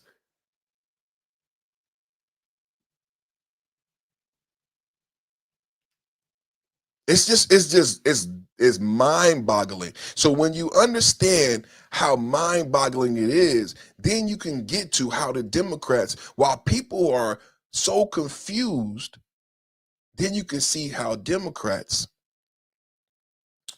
oh shit. I was supposed to put the karate uniform in the dryer. I don't think I put it in the dryer. Oh shit. She should have called me and told me. Day almost over. Hi, Daddy. How's your day? I miss you. I miss you too, baby. You feel like getting the kids a little early so they can have a snack before karate? Damn, I didn't see that. Did you put the uniform in the dryer? I forgot to remind you. No, I didn't put the uniform in the dryer. I love you guys. I gotta go. I don't know why I stayed on here this fucking long. Mike, you know, they had us at 19 people, Mike. So I stayed on. Like, I'm a fucking whore. I'm a fucking YouTube whore.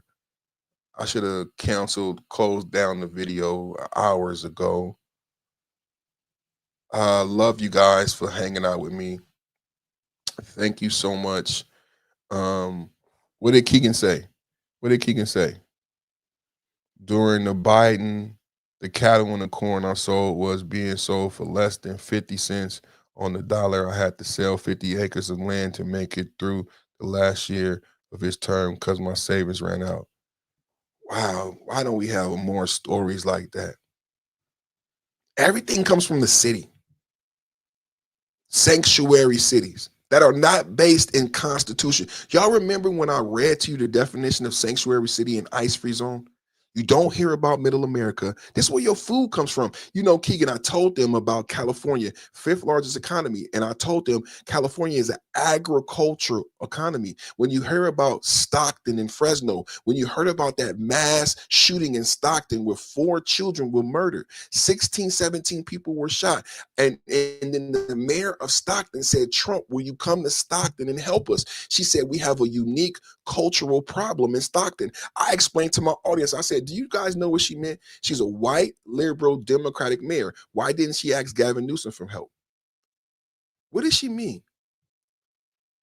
She meant that in California is driven by agriculture and something called migrants.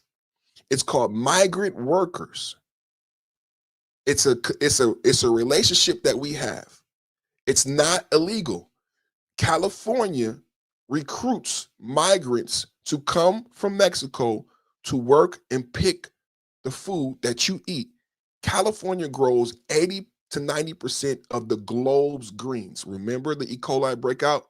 All of the spinach comes from California, just like all the corn comes from the Midwest.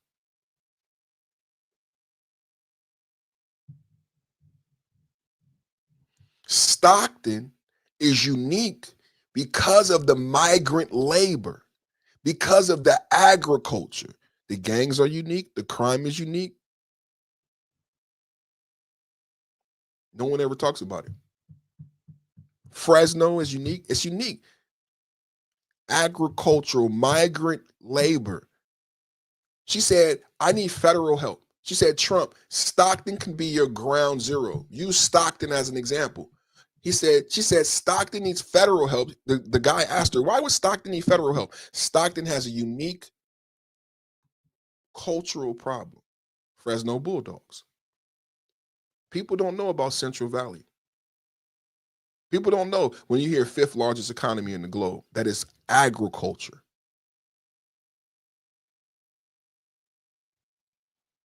Yeah, I got to go get the uniform clean. I love you. I'm going to get in trouble. My wife is going to kick my butt.